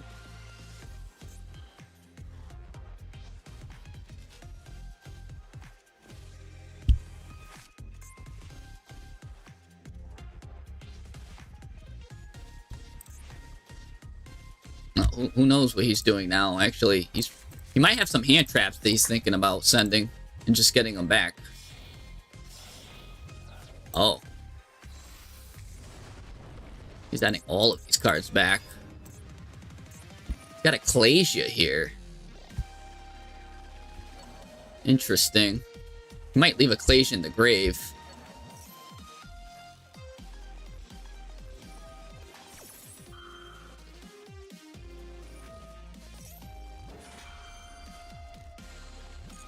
I don't need to do anything. I don't need to do anything to this right now.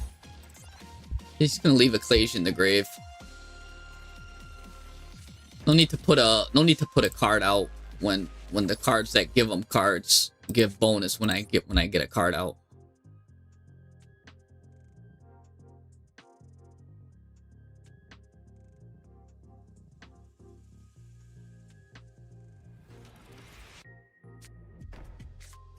Yeah, see, yes, it gives them a bonus when I give a card, so I don't want that. Alright, let her add that back. Get this back. This is now gonna add what, Mulu? Got Albaz now combo. This is where I might before the end phase I might stop his branded.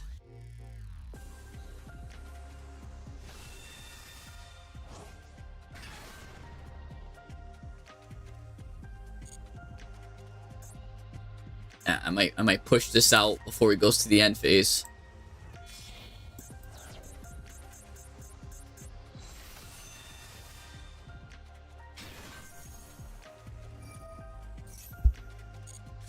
Okay.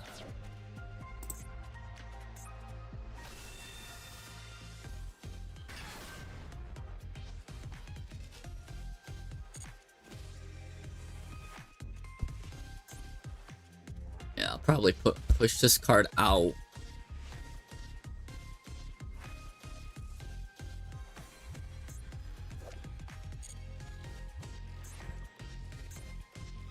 Move Albion out.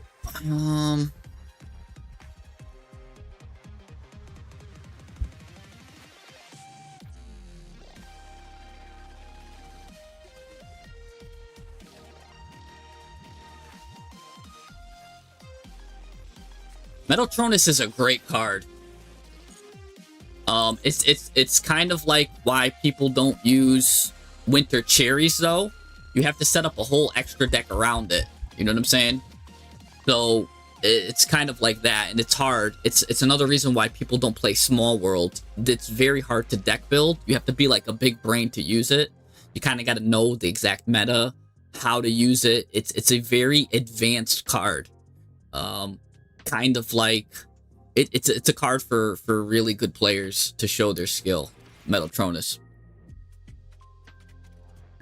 I think it's good in best of one format. I think it is, because it's kind of like, so the thing is, you could play Metaltronus or you could play Forbidden Droplet, right? Both of them kind of do the same thing. Or you could play Gordian Slicer, but two of those cards are actually a lot easier to use than Metaltronus, who you have to build a whole deck around it. You kind of gotta, you gotta get UR cards from other archetypes. You've gotta, right? Because that's another thing that goes into it too, the price. You have to collect cards from other archetypes. A lot of people can't do that, so that's a lot of money. So Metaltronus is like a whale card in a sense too. Sometimes I use Metaltronus if there ever becomes like a tier 0 format where everyone's using a card. I'll use both Metaltronus and Winter Cherries. I'll put them both at 3, and that gives me 6 counters for the tier 0 card. But yeah, usually when I use Metaltronus, I use it in conjunction with Winter Cherries.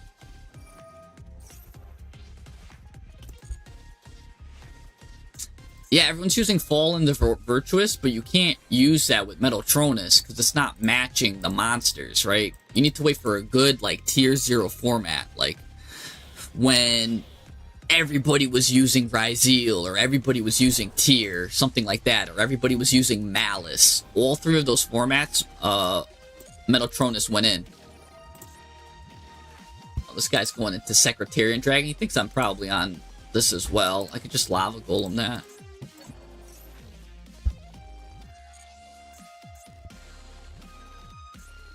I am gonna Lava Golem him, though.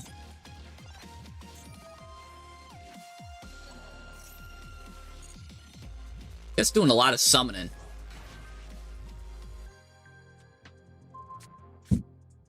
Nice. Wait. No. Yeah, let me activate this. Get this guy out of here.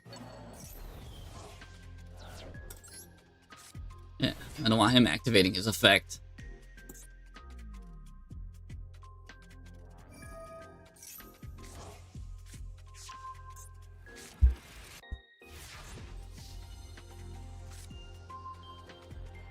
Okay.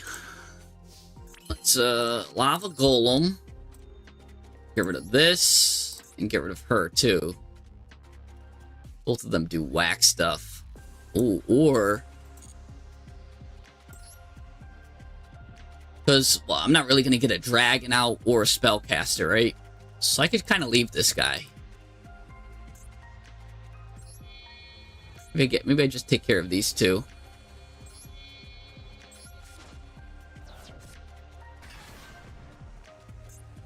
Yeah.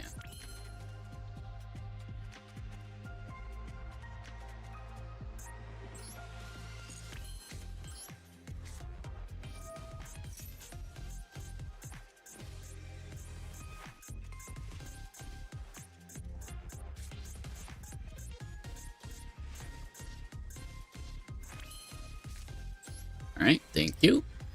See, this is why I play Pinpoint Landing in Regenesis for moments right here like this. I Chain Link 1 Archfiend, Chain Link 2 Pinpoint. I'll put them in attack mode because, yeah, you can just get rid of cards from my hand anyways. I really don't care. I can just special summon Warrior, special summon Lava Golem. Kick back Lava Golem. All of these cards are fine with me. Still Belt of Invitation him. See, he's like, oh my gosh, he blocked me. Genesis out. Did he add any of the traps? I wasn't paying attention. He got Sting in the middle and Flame on the left. Maybe I should have just got... Okay.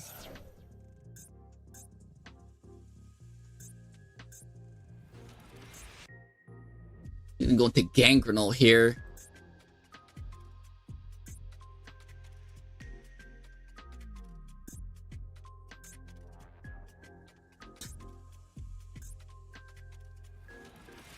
I was thinking maybe I should have just got Regenesis Lord, but now I think about it, he's probably just going to pop it with Gangrenal.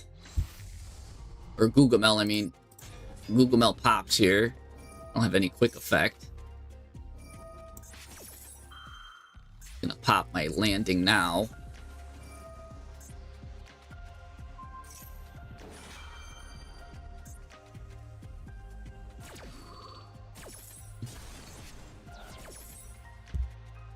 He's gonna pop landing. He doesn't have horn, so I'm fine to put my guys in attack position.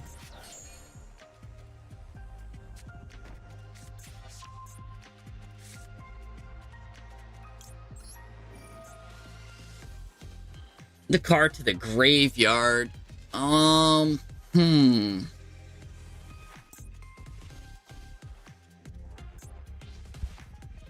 he already did this. Might as well just send this.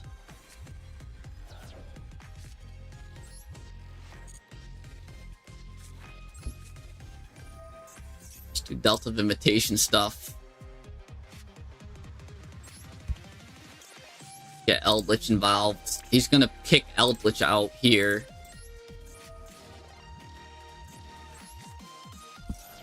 This should be Sting.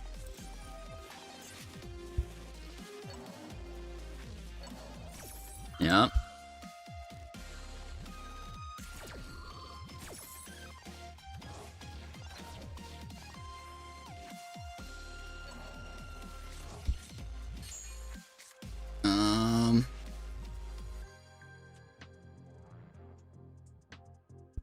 Alright, can't play this because then he's just gonna stop it.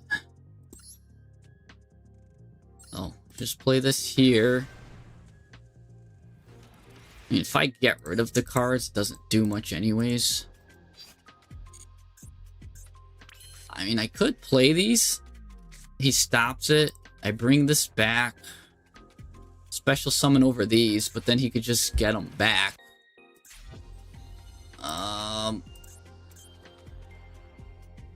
The point of this would be...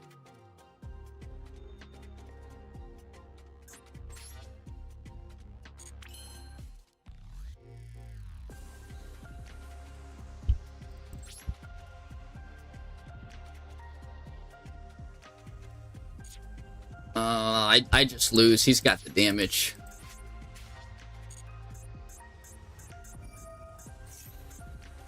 Yeah, he's just got the damage. I don't got nothing because I play this. He just stops it.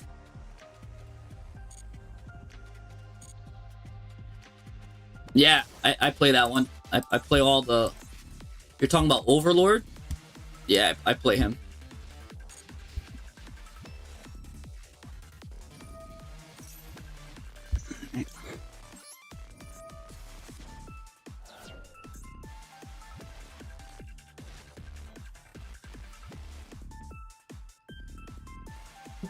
Doesn't matter.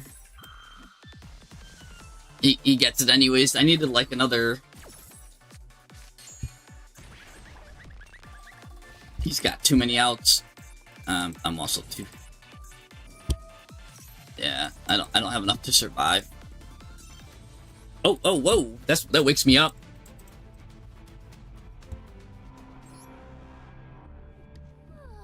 All right. We'll do one more, because you know you can't end on a loss. That's against the streamer rules.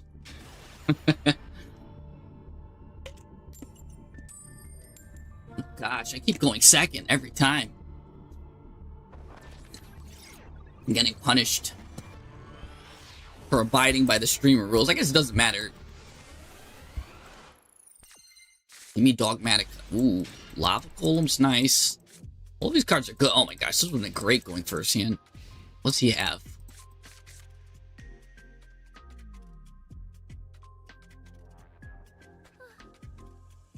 Come on. Let's see something cool. What do you got? Sky Striker? Junk Armor. Oh, brother. We're in for a combo.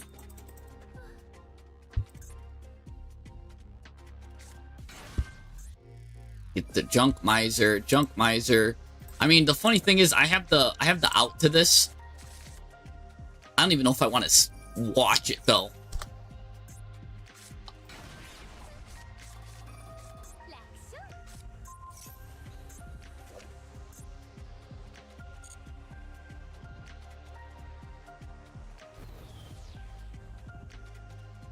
Yeah.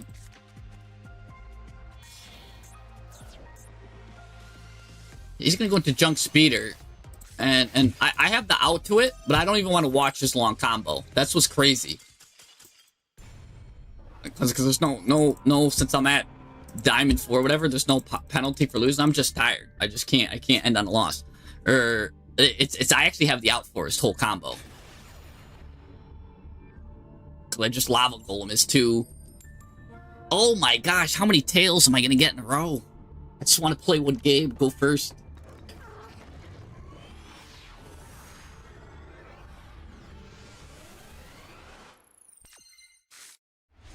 Again, this is a good hand too. I could play through anything. But can I play through Cool Tune? Probably. I could. I just don't have the I don't have the heart to just play it right now. I just want to set up. This is the biggest. If I lose the coin toss again, that's crazy. That's crazy if I lose the coin toss again. I'm just here to see if I lose the coin toss.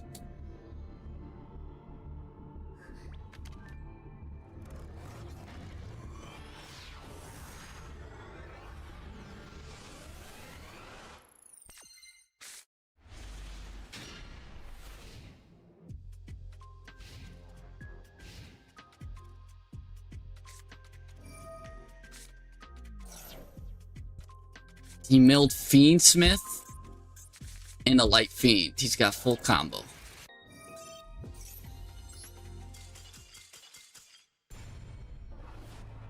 Alright. This is what I get for saying it's my last game. This is my last game.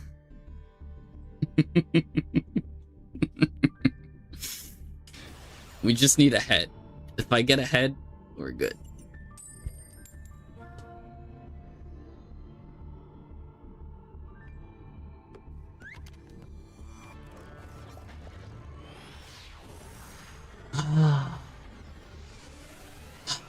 There's no way.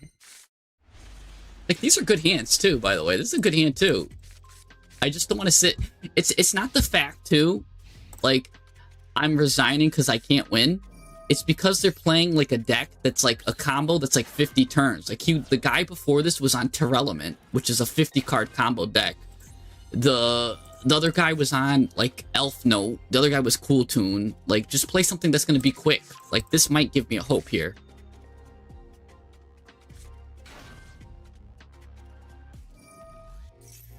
This might give me hope. It depends on what he goes into with these two cards. Kind of crazy that he made a token and then went into this. Now you can't even get your Hornet drones back. Okay, this looks like a Sky Striker pure deck. Because he added probably Radiant Typhoon Vision. Gonna get that back. Going to...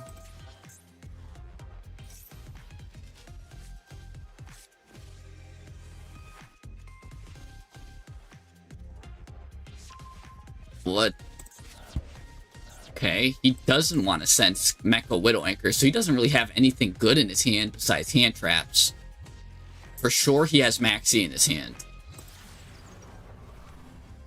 So he's got to go into Zeke, then Zeke goes into Kagari. Kagari gets Mobilize.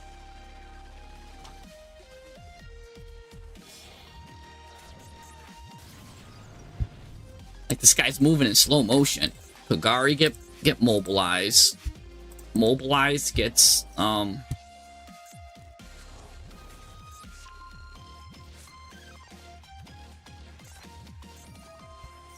get the thing that pops this guy that turns her to 0. What is it, like double engage? I forgot what it's called. It's this one. Linkage. You get linkage. Oh, Lemnis Gate. So you already have linkage? That's interesting.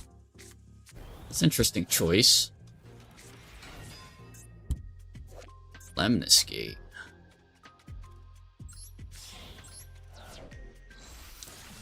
I'm gonna say, is this like... This guy was gonna... I thought he was gonna transition to like RB or something. It's another engage here. This is going to go for linkage. No, Widow Anchor. So I don't know how many linkages he has. He's got one Widow Anchor there. Widow Anchor. Linkage. Widow Anchor. Linkage. I have no idea what that one is.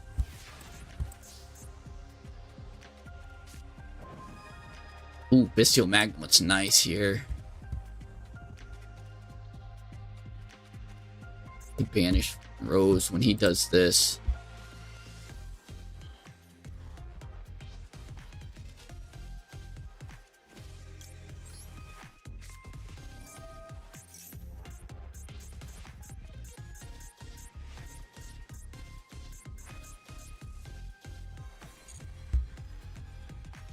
Let's get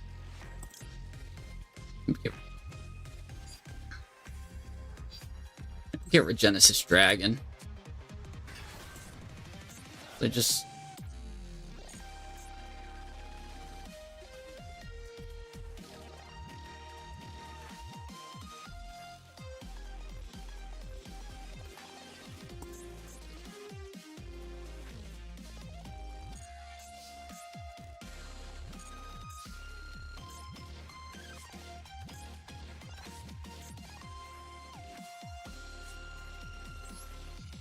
let's see if he's got MST for this.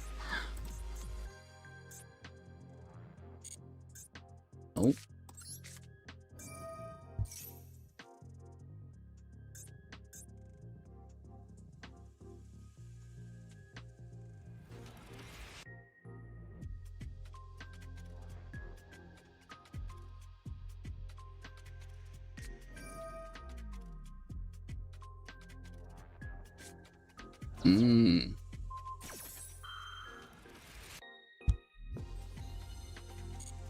Okay.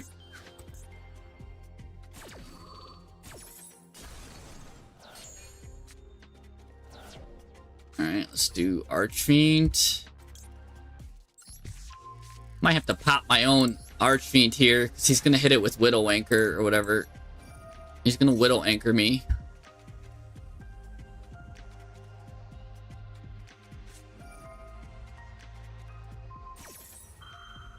So then I pop it.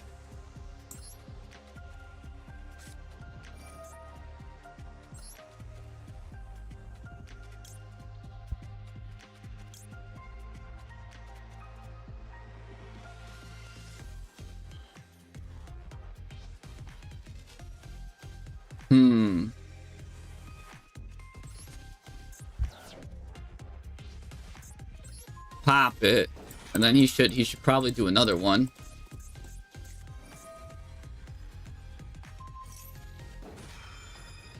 Okay. Sure. Oh no, no linkage. Okay.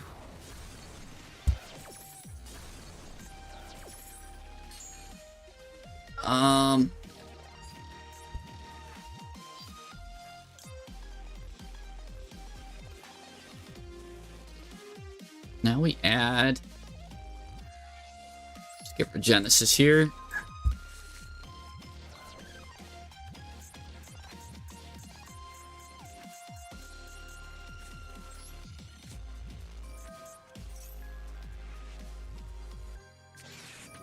Gonna ash that. That's fine. That gives me follow-up though.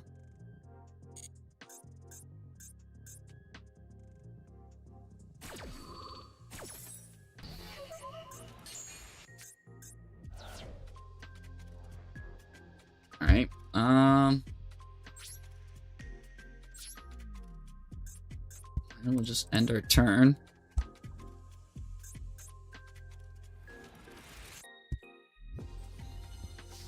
He's not going to use 0. That's fine with me.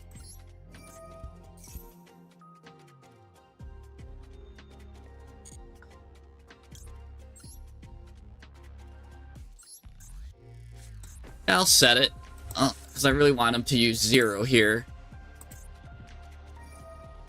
Nice.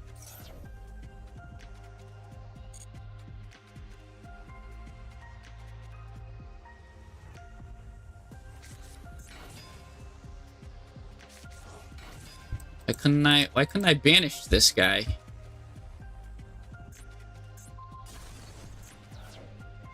I'm very confused why I couldn't respond to that.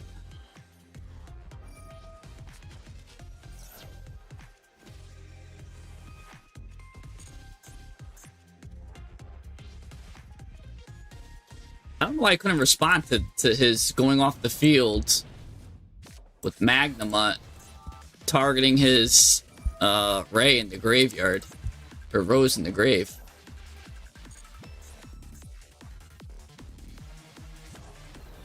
That was weird.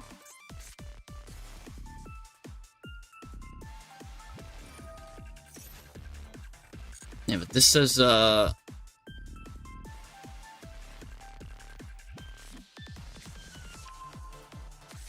it should have been fine. It should have been able to respond to that. Only the Genesis Dragon popped up. Oh, because he didn't control a monster. Yeah. Thank you. I was like, what? Yeah, that makes sense.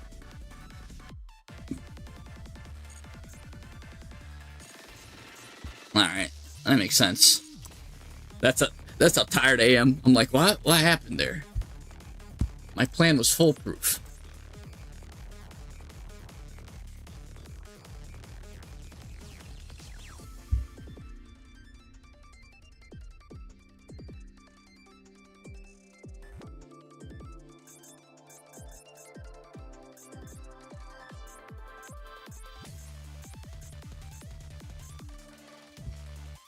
I mean, one of these is Lemnis Gate, and the other is, I don't know.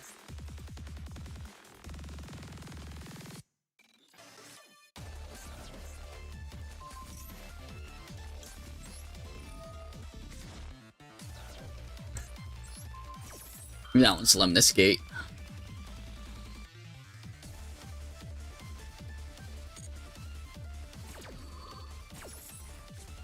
Yes.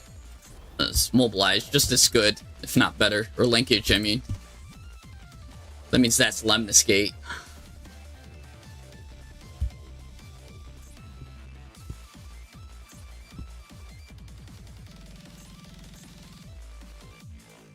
Alright, well, what are you gonna do now? So you gotta go into a link 2 if you want to do anything, yep. Another 0.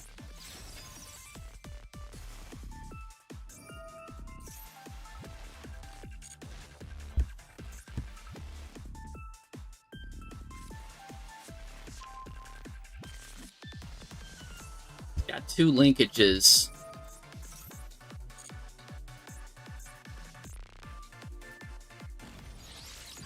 Yeah, you can still linkage twice.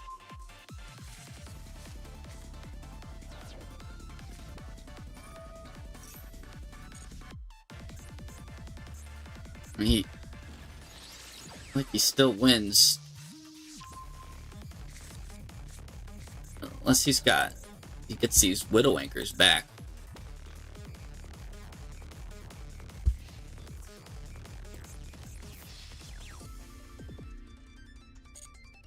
Okay. He added a spell with this, so yeah, he's got a linkage.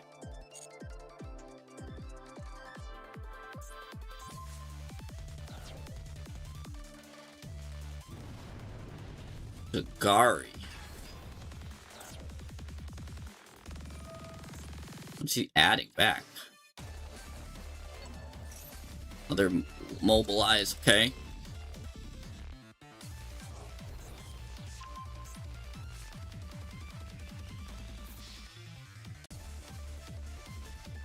Kinda just gotta hold out on this one then.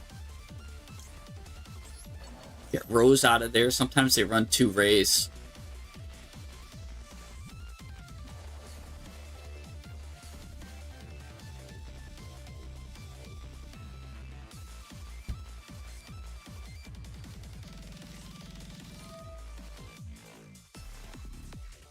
Nice.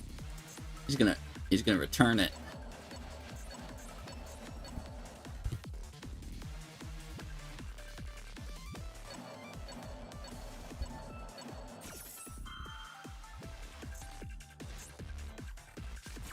Oh, then he should get it. He should get it. He does lose a lot of attack there, but alright. But he should have it. One more. Oh gosh, I can't.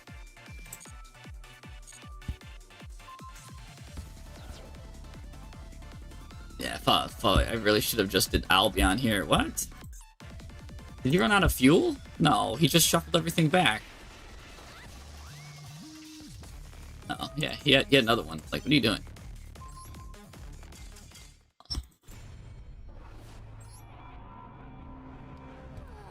Alright, it's Regenesis is giving me just bad luck. Just go with Enneacraft. Good old Enneacraft with Waking the Dragon. You can't lose with Waking the Dragon. I'll tell you that right now. This guy, sadly, is going to lose his rank. And another Tails, by the way. Another Tails. We're on... I don't know how many Tails in a row. I can't tell you how many Tails in a row. But I'll tell you this. I'll tell you this, ladies and gentlemen. We've got a ball. We've got a ball and a dream right here.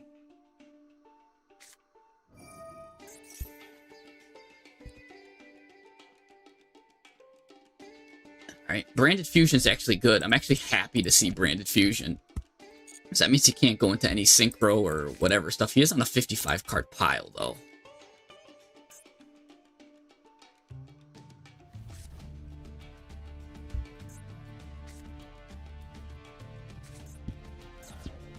Interesting. Rinbroom. Unfortunately for you, I'm not going to be doing any special summoning. He's going to banish his own Mercurier.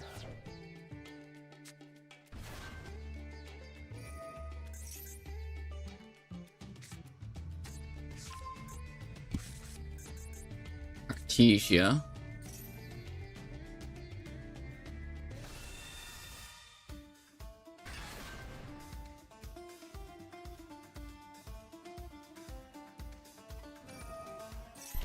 Okay.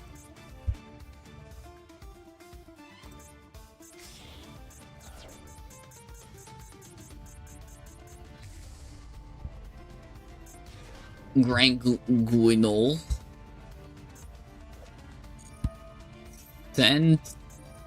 I have no idea what he's sending, but he could send a good combo here.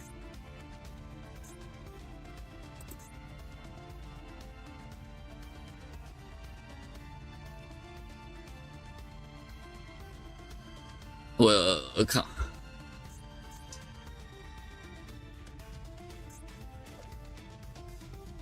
I'm actually more inclined to leave this car out, or leave this guy out.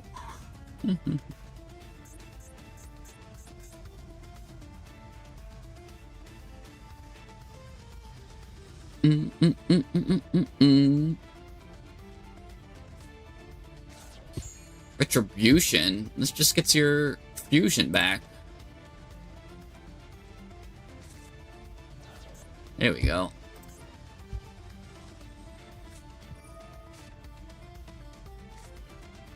Ooh, Branded in white.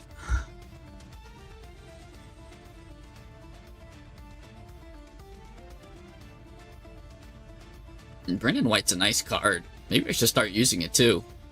Because you always have Albaz now and you played at 3. You just need to banish cards from your graveyard as material. Oh, Branded White might be really good.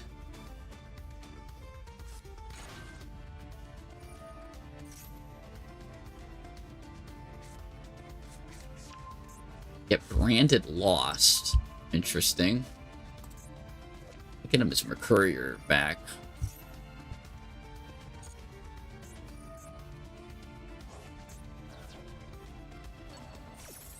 Branded in white. Now he's gonna banish cards. Interesting.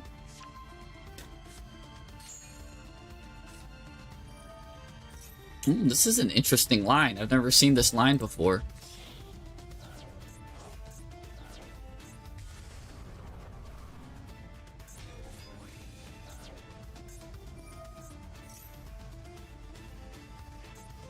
Hmm.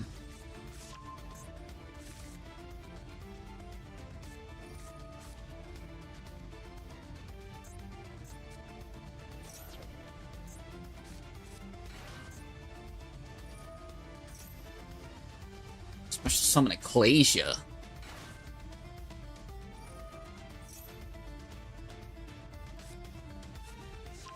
Okay.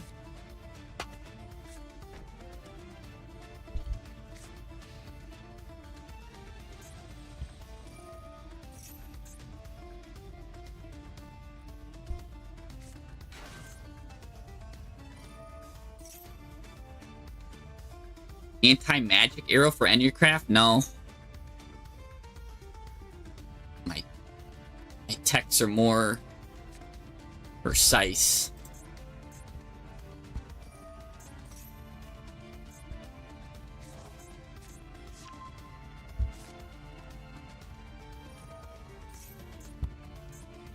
One, two, three.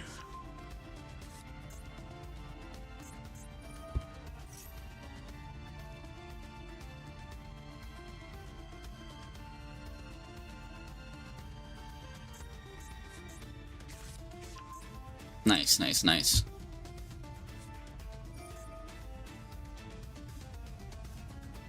What? Oh my gosh. That's fine with me.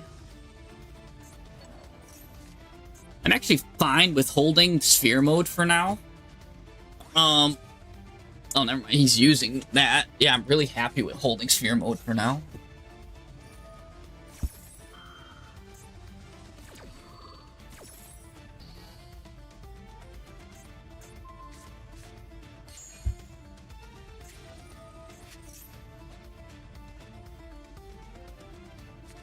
Gosh.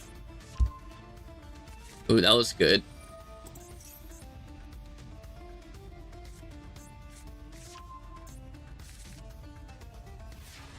Alright, finally. Jeez.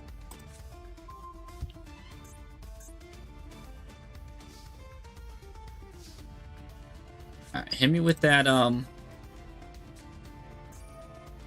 Fallen and the Virtuous.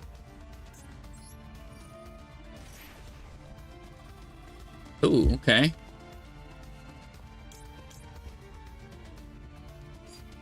If I add 3 whales here. Yeah, we'll just do that.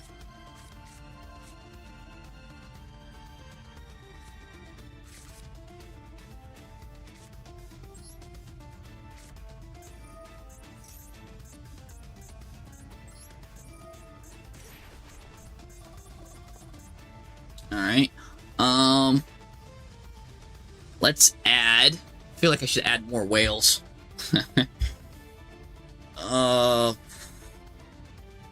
He's gonna play a card that destroys, so...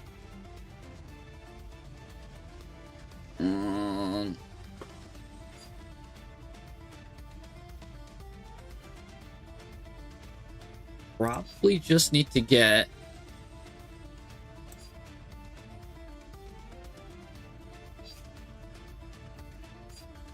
He's gonna target me. Give me Pixia. Pixia with... I feel like I gotta get a little guy, though. So here's the thing. Reverse. He might... we'll find out.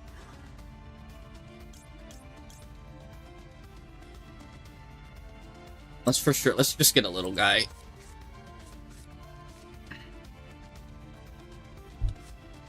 All right.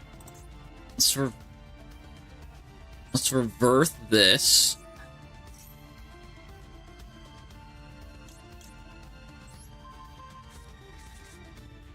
Okay.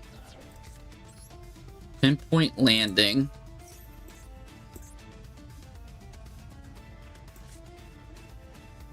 He's gonna stop anything I try to special summon.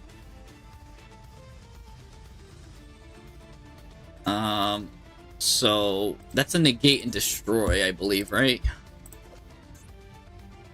I believe it's a negate and destroy.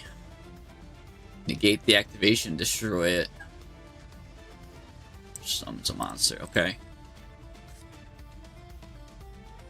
So, negate the activation, destroy it. Yeah.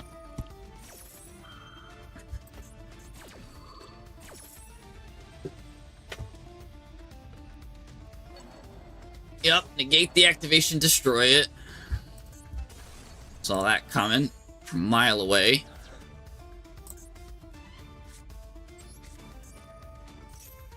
I'll activate this one. Special summon the whale here. Pinpoint landing. He's gonna destroy it. Destroy it. Nope.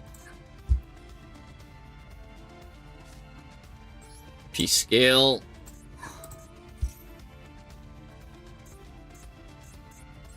Activate. Give me 2 little guys. And I didn't do this one yet, right? Oh, I did that one already. Let's do blue.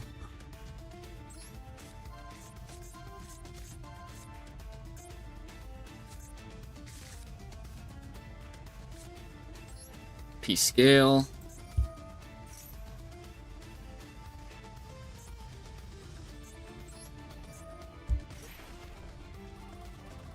Alright. Now we get Pixia and... Technically, I can still bring it to the hand. Let's do that with Pixia. Because I can use Indianapolis, bring these to the hand. Yep. We're going to go down to 35. That's fine. We're actually going to set this. Because I know he's going to do a graveyard effect. Now we're going to use Indianapolis here.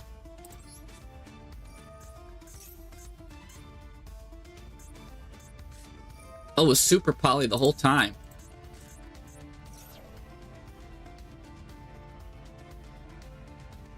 What? I was completely tricked. He completely tricked me. He's got branded loss, so I can't even react to this.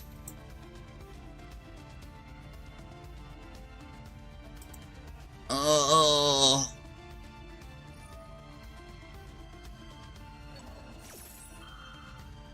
Let's see.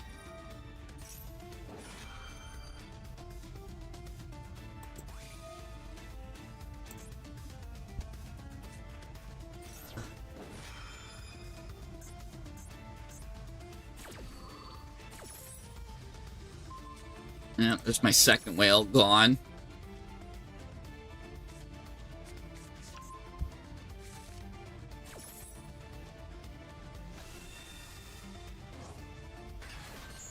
Alright. Yeah, branded loss is really killing me right now. Because I can't respond. I mean, and now if he just goes into, like, Star Scourge, he's in good shape. I forgot that this card was negated last turn, so he could use it again still.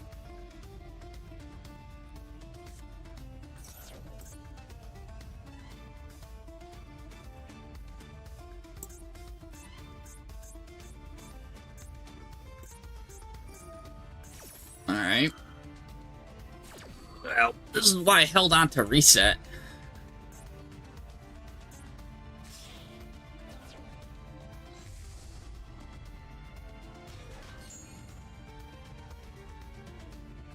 Yeah, I was holding on to Winged Dragon because of, I'm waiting for next turn, because we have trouble outing this card when it gets, like, filled. See? Yeah. I didn't realize he was going to get it this turn.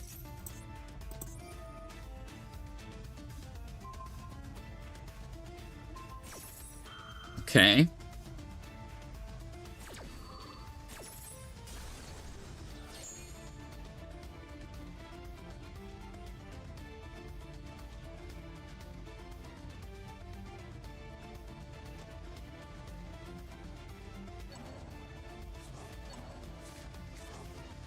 Alright, now, finally. Alright, sir. I'll just place this back. Thank you very much. Now, give me these back.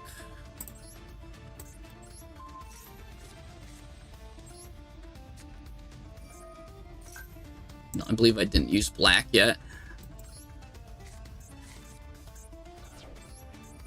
I have to go down to 35.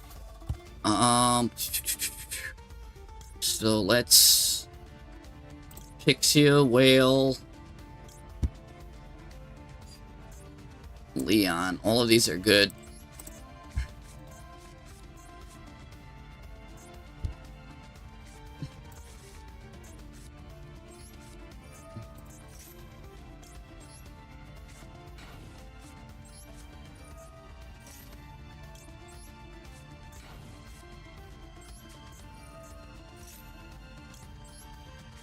Okay. And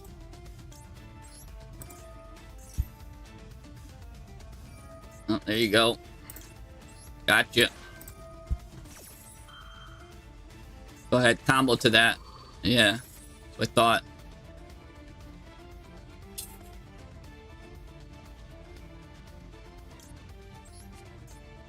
Let me get Pixie here.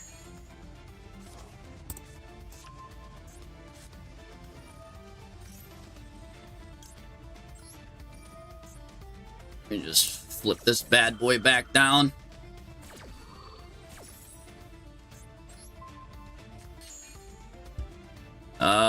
Let's see. Let's turn to the deck. Yes. Ecclesia, because he's got an Ecclesia card. This.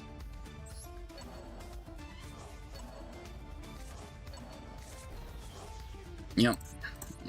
Lose your special ability. Oh, is that another graveyard effect? You shouldn't have.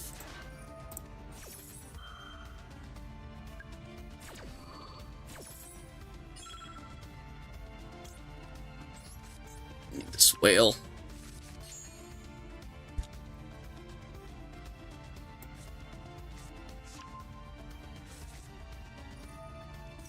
All right.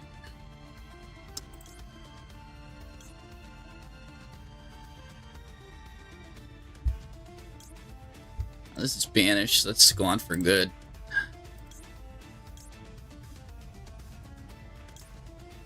Get rid of Gangrenol. Just get rid of all these. I can guard and go back for all I care.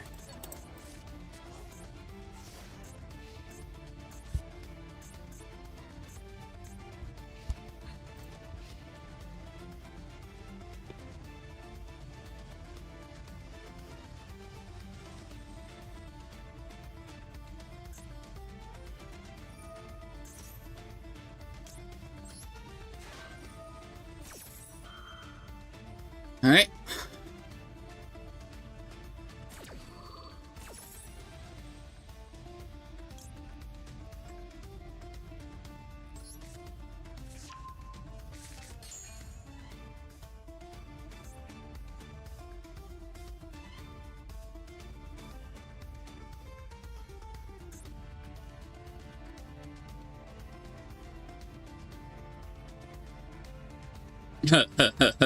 I am fried, guys. I'm completely fried. Oh, here he goes. He's gonna bring this card back.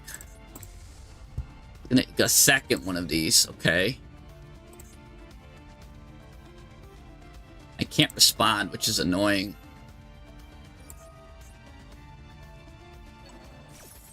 That's the most annoying thing, is the branded loss right now.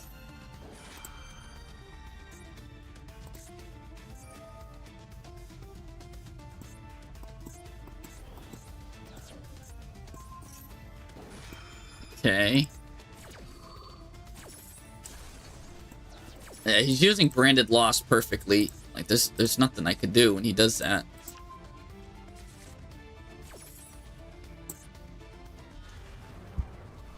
Now he's got a banish, he's got a pop.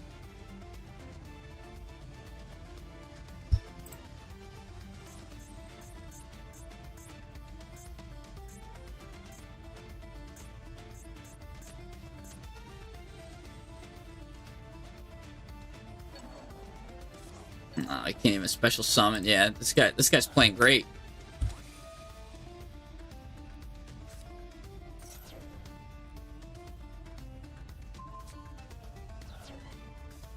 Yeah, now he just...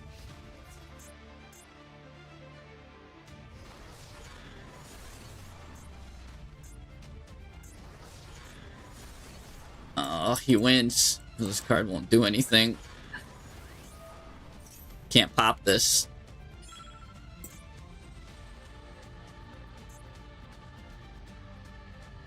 Yeah. Yeah, he wins. GG. Jeez. That's another coin flip loss too. That guy had he was one of the best branded players too I've faced for a while. Maximum water intake. I just got this Gatorade Zero. That's it. That's all I got to my name. How many tails in a row is that, guys? Are we on 8 tails in a row? This is my biggest tail streak I've ever had in Master Duel. And at this point, I'm just going out of sheer morbid curiosity. I have a great hand, too. That's the worst part. I'm just out of sheer morbid curiosity of how many tails I could get.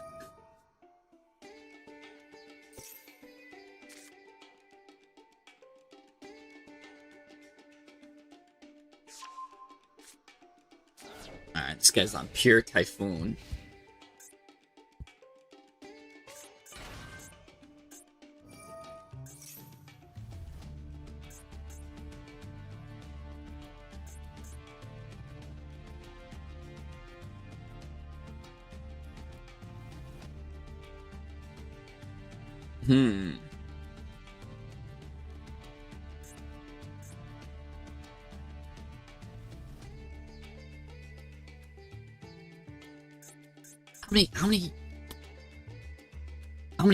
Like, how long are you gonna take to search, bro?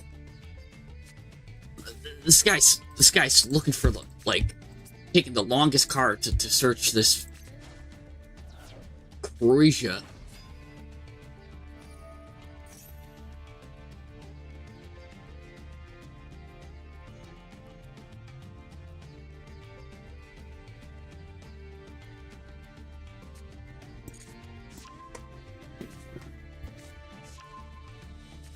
Oh my gosh, it's gonna be annoying though, because he's gonna try to target my guys, I think.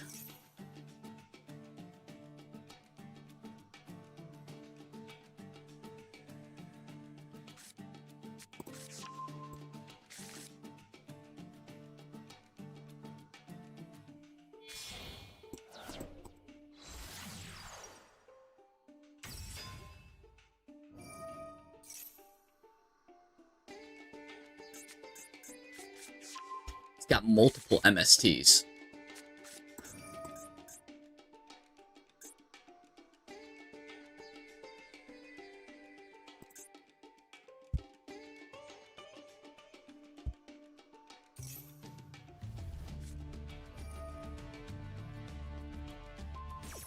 Huh.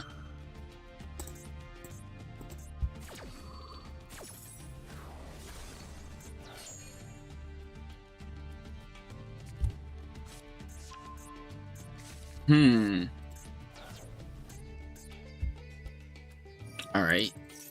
Can you just do something, please? Just finish your turn. Your turns are so long.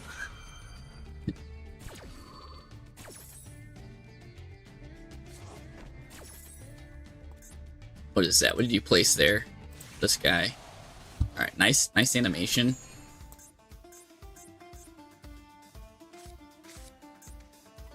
Alright, now set all your cards and end this ridiculous... It's only got one in here for now. Ooh. Nice.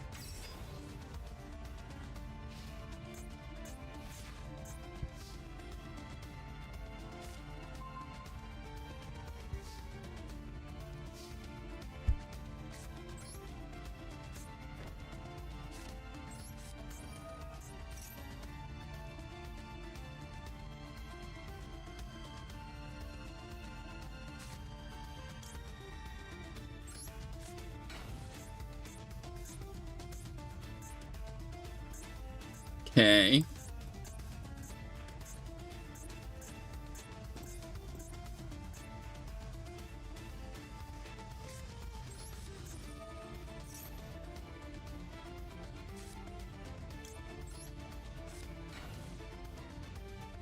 Now, here's what's got to sell my stupidity. I'm going to set that card, too. So it looks like I'm just doing something dumb.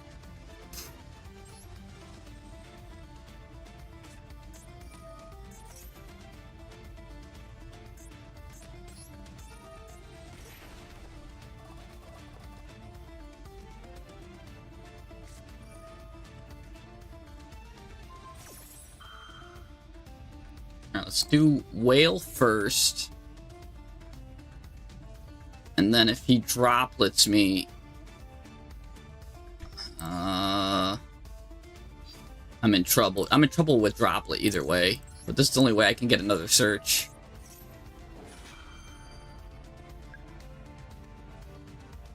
Either way, droplet kills me.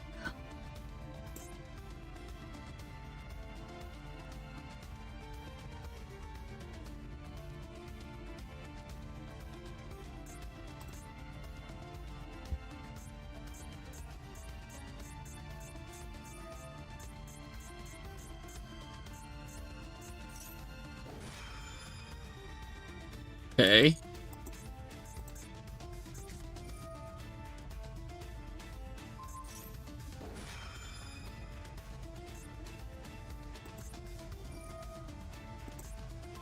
That was good. Those...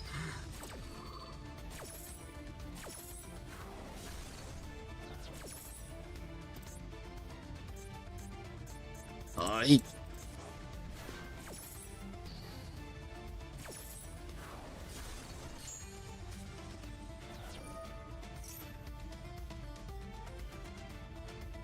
Oh, yes. Yes, combo. Thank you. Oh, he's got a chain link 3, though. Ah.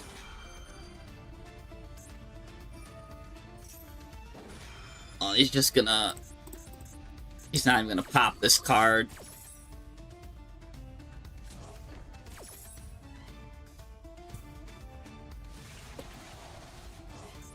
I should have just put this card face down, ended my turn, and went into, like... Oh, what's a good card? Going to, like, Naturi Exterio. Then he would have been able to pop it, though. This card's had a lot of attack.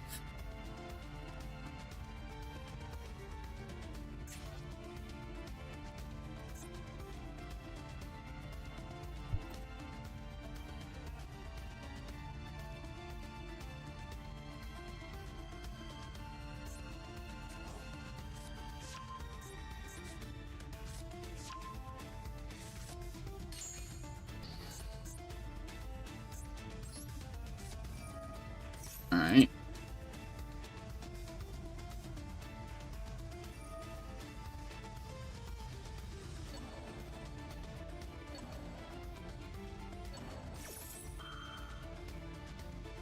Let's see.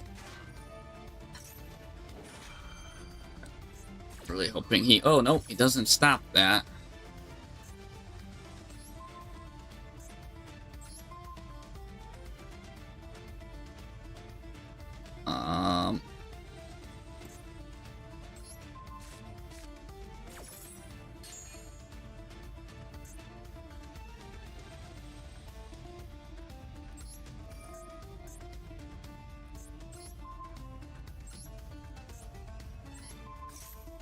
Okay.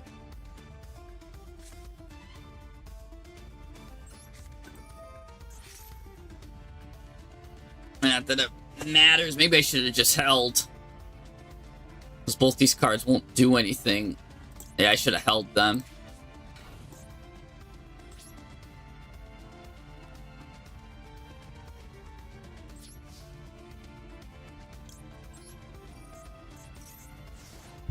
Well, the one thing I got going for me is he thinks the lion's the whale.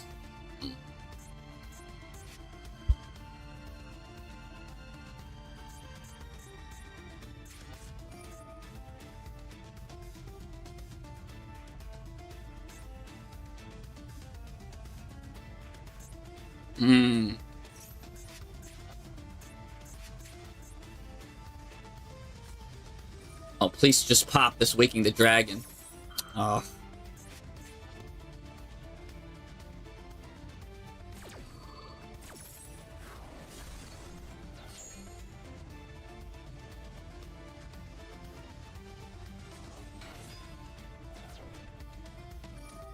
He doesn't even have any more MSTs. They're all in the graveyard.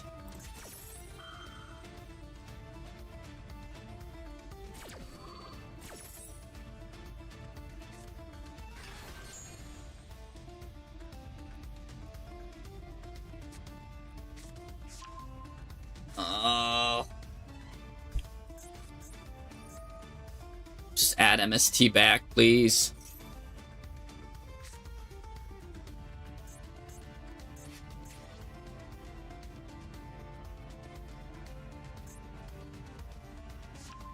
I'm red eyes right now. I completely lose.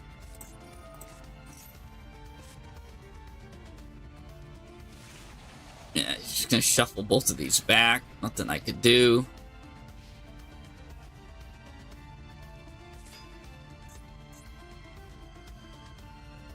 Bro, if he goes to the battle phase, I'm gonna be shocked. Like, what if this is the whale? Like, that's the craziest thing I've ever seen. Like, I activated whale and I set whale.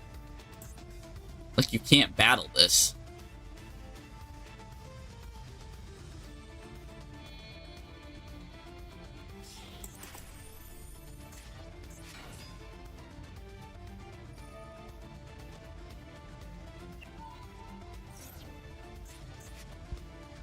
Can you just get your MST back, please? Oh my gosh.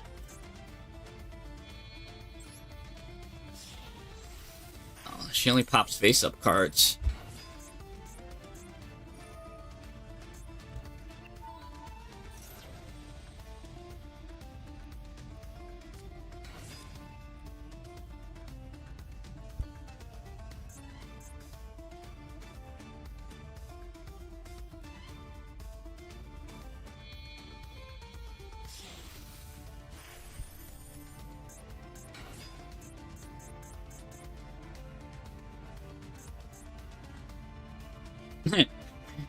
Red eyes.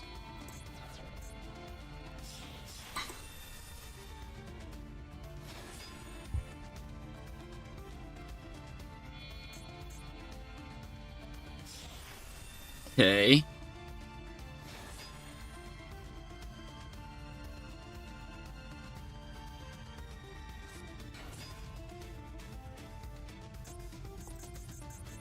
Three, 4, 5, 6, 7. Yeah, it's more than enough. Just attack with this.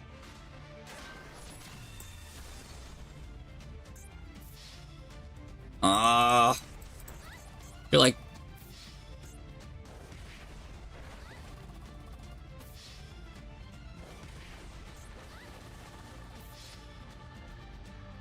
I can't win. I can't win a single flip. And I'm too tired. Can't win a single flip, guys. We can't win a single flip. Can we finally win a coin toss? And then we go to sleep and put this to bed forever. Finally. Now for the brickiest hand I've ever seen in my life.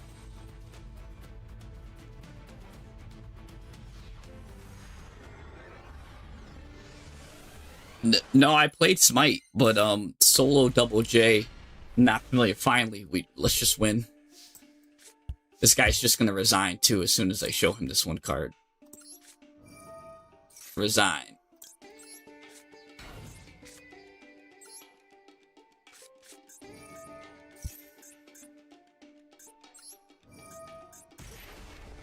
Now I get drolled, so let's play around droll first. Let's just grab a good card.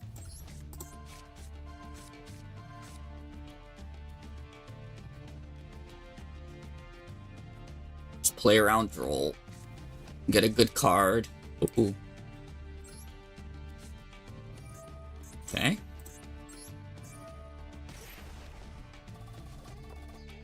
Alright.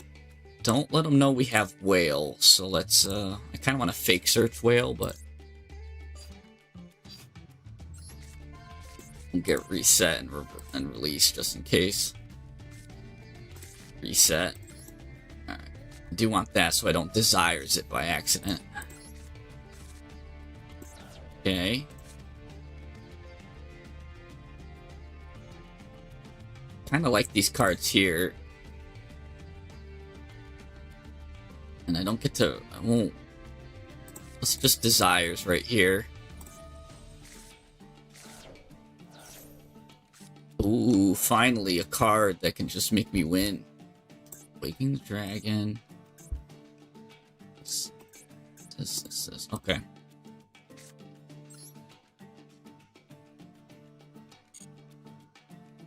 We know he doesn't have.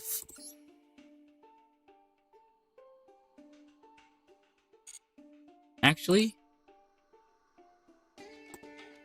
I'm fine with these two cards here. I'm going to keep them. I'm not going to reverse them.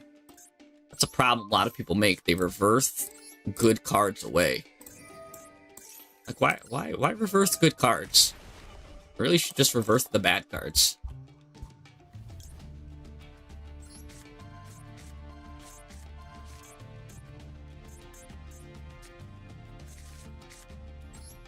No need to reverse good cards.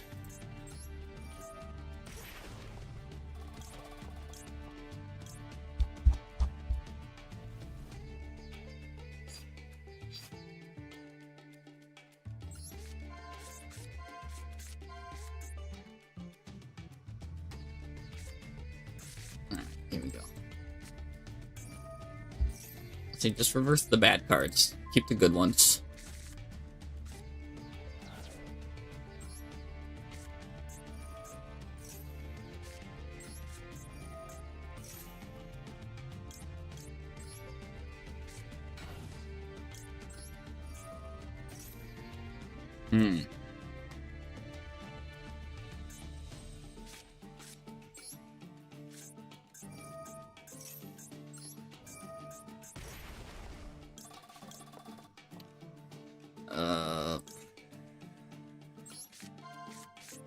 Yeah, Leon works good here with these.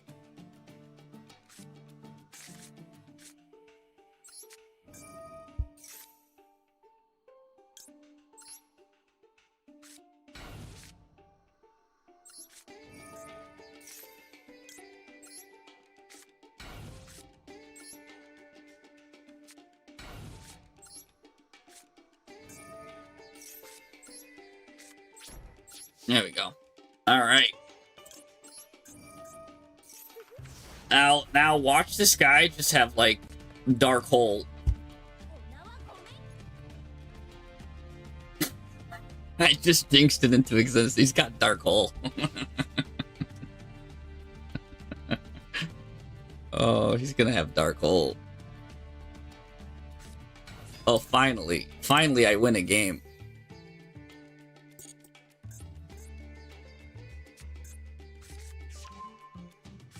I finally win a game. I hope he hits my face down card. Oh, yes. We finally win a game.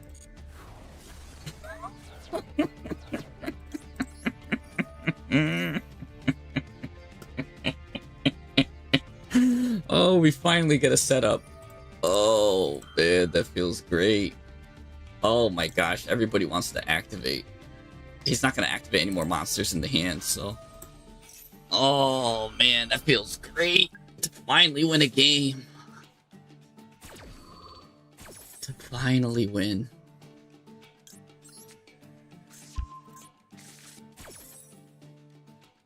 Oh. He had all of these choices, too. He went for the face down. Man. Now, do I just hit him with Exterio and just, like... ruin his, like, day? Do I hit him with Raid Raptor? Ruin his day even more. Go into Generator. Earwolf. Would just Arise Heart this guy and just let him know, like, hey. Yeah, I think a Rise Heart, because he can go into that Eagle that's got a lot of attack, which is annoying.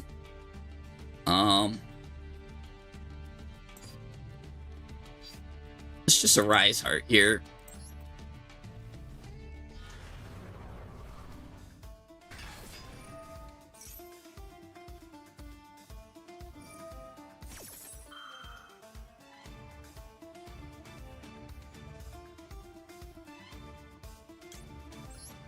Let's flip this card back face down. It's a really good card.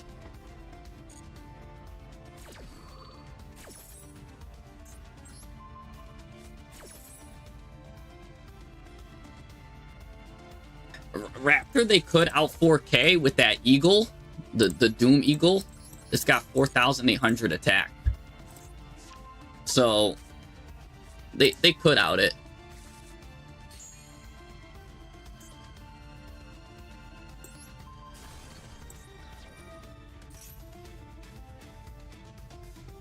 Technically.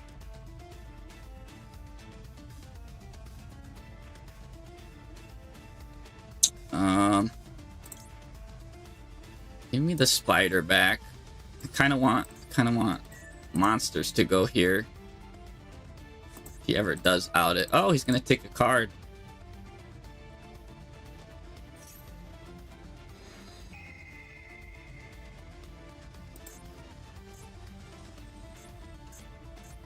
Do you take a Rise Heart? What do you take? You still got a target.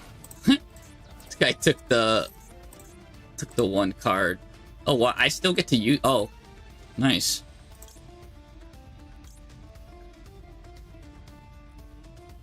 Yeah, let me get some of my banished cards back here.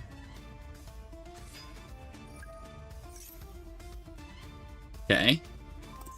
Oh, he destroyed it. But okay, now I got monsters in the grave. That was cute. Now he's gonna target my Fisher. And now he's gonna get in trouble because I've got this.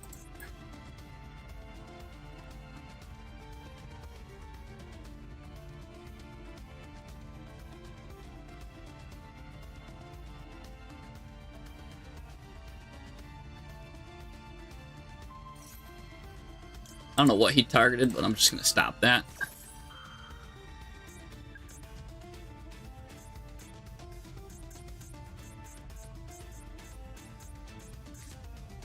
He did have Droplet, nice.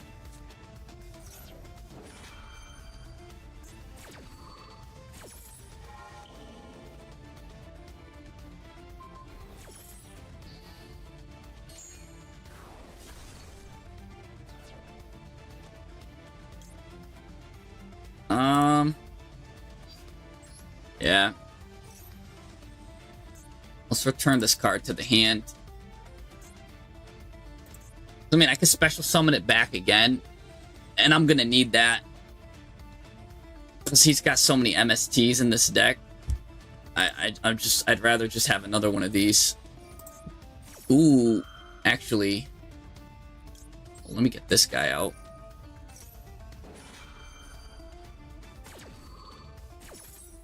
That changes things. That changes things a lot.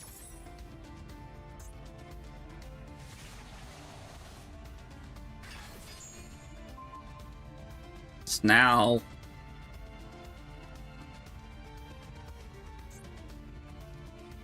this still targets. Yeah, no, it's...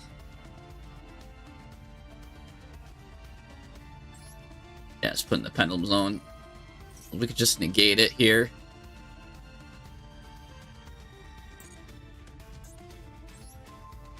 There we go. Negated.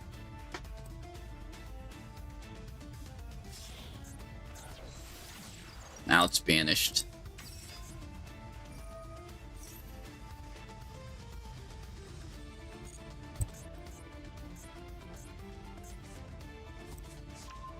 He's slowly losing his, Oh,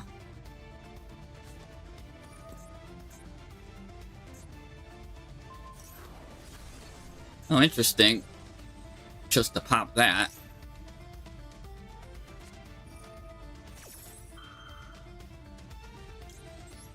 Alright, we'll activate this.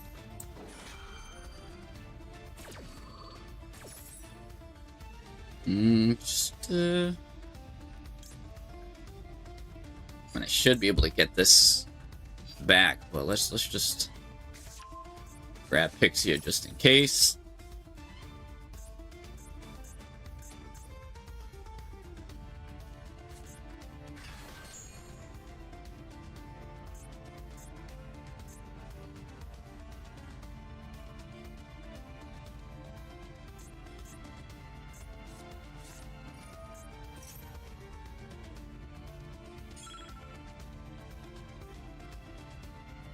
Alright, I'm just gonna do this.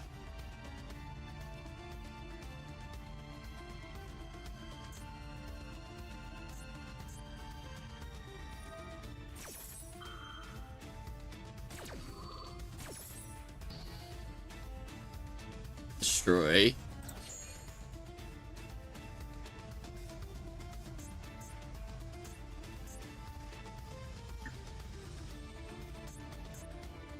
Now you get to shuffle 3 monsters in.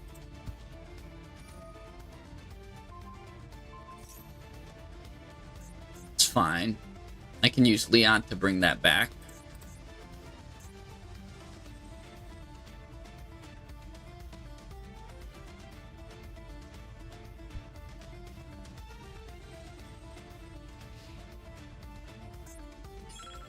Oh, nice.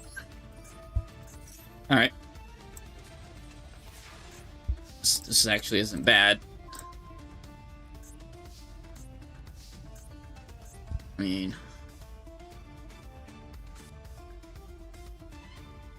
just activate this. He activates this. I negate and destroy it.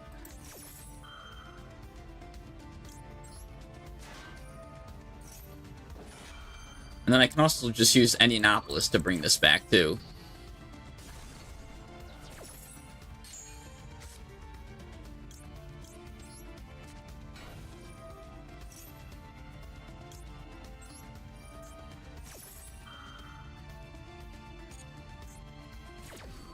Alright.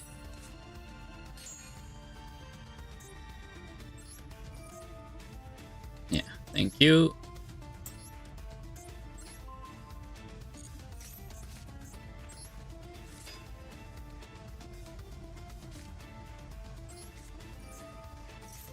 Alright.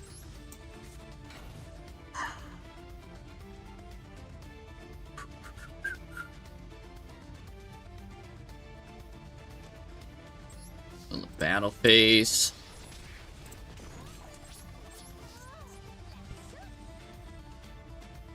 Huh. I only have room for 2 more. I think this guy is good now. And let's activate this. Special summon.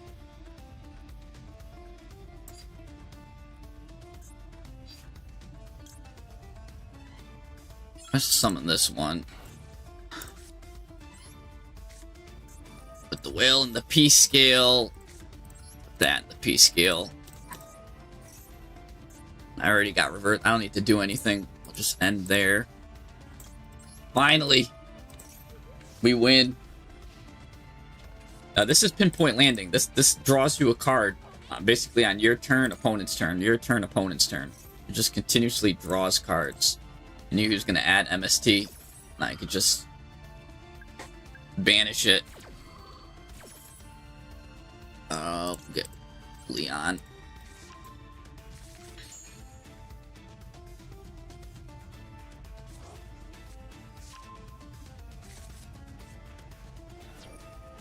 And we banish a card. Okay. Destroy, slowly whittling him down. He's got no grind left.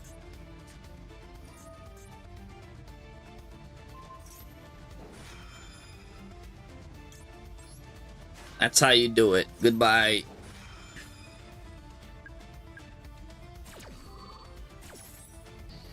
That's gone. Banish this.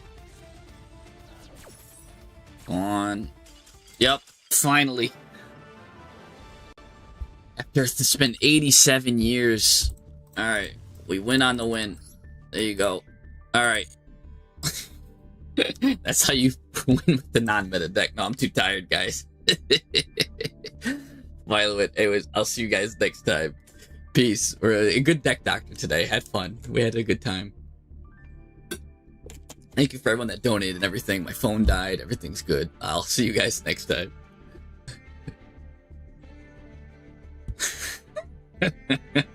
Finally. My gosh. Oh. That took longer than Odysseus getting home.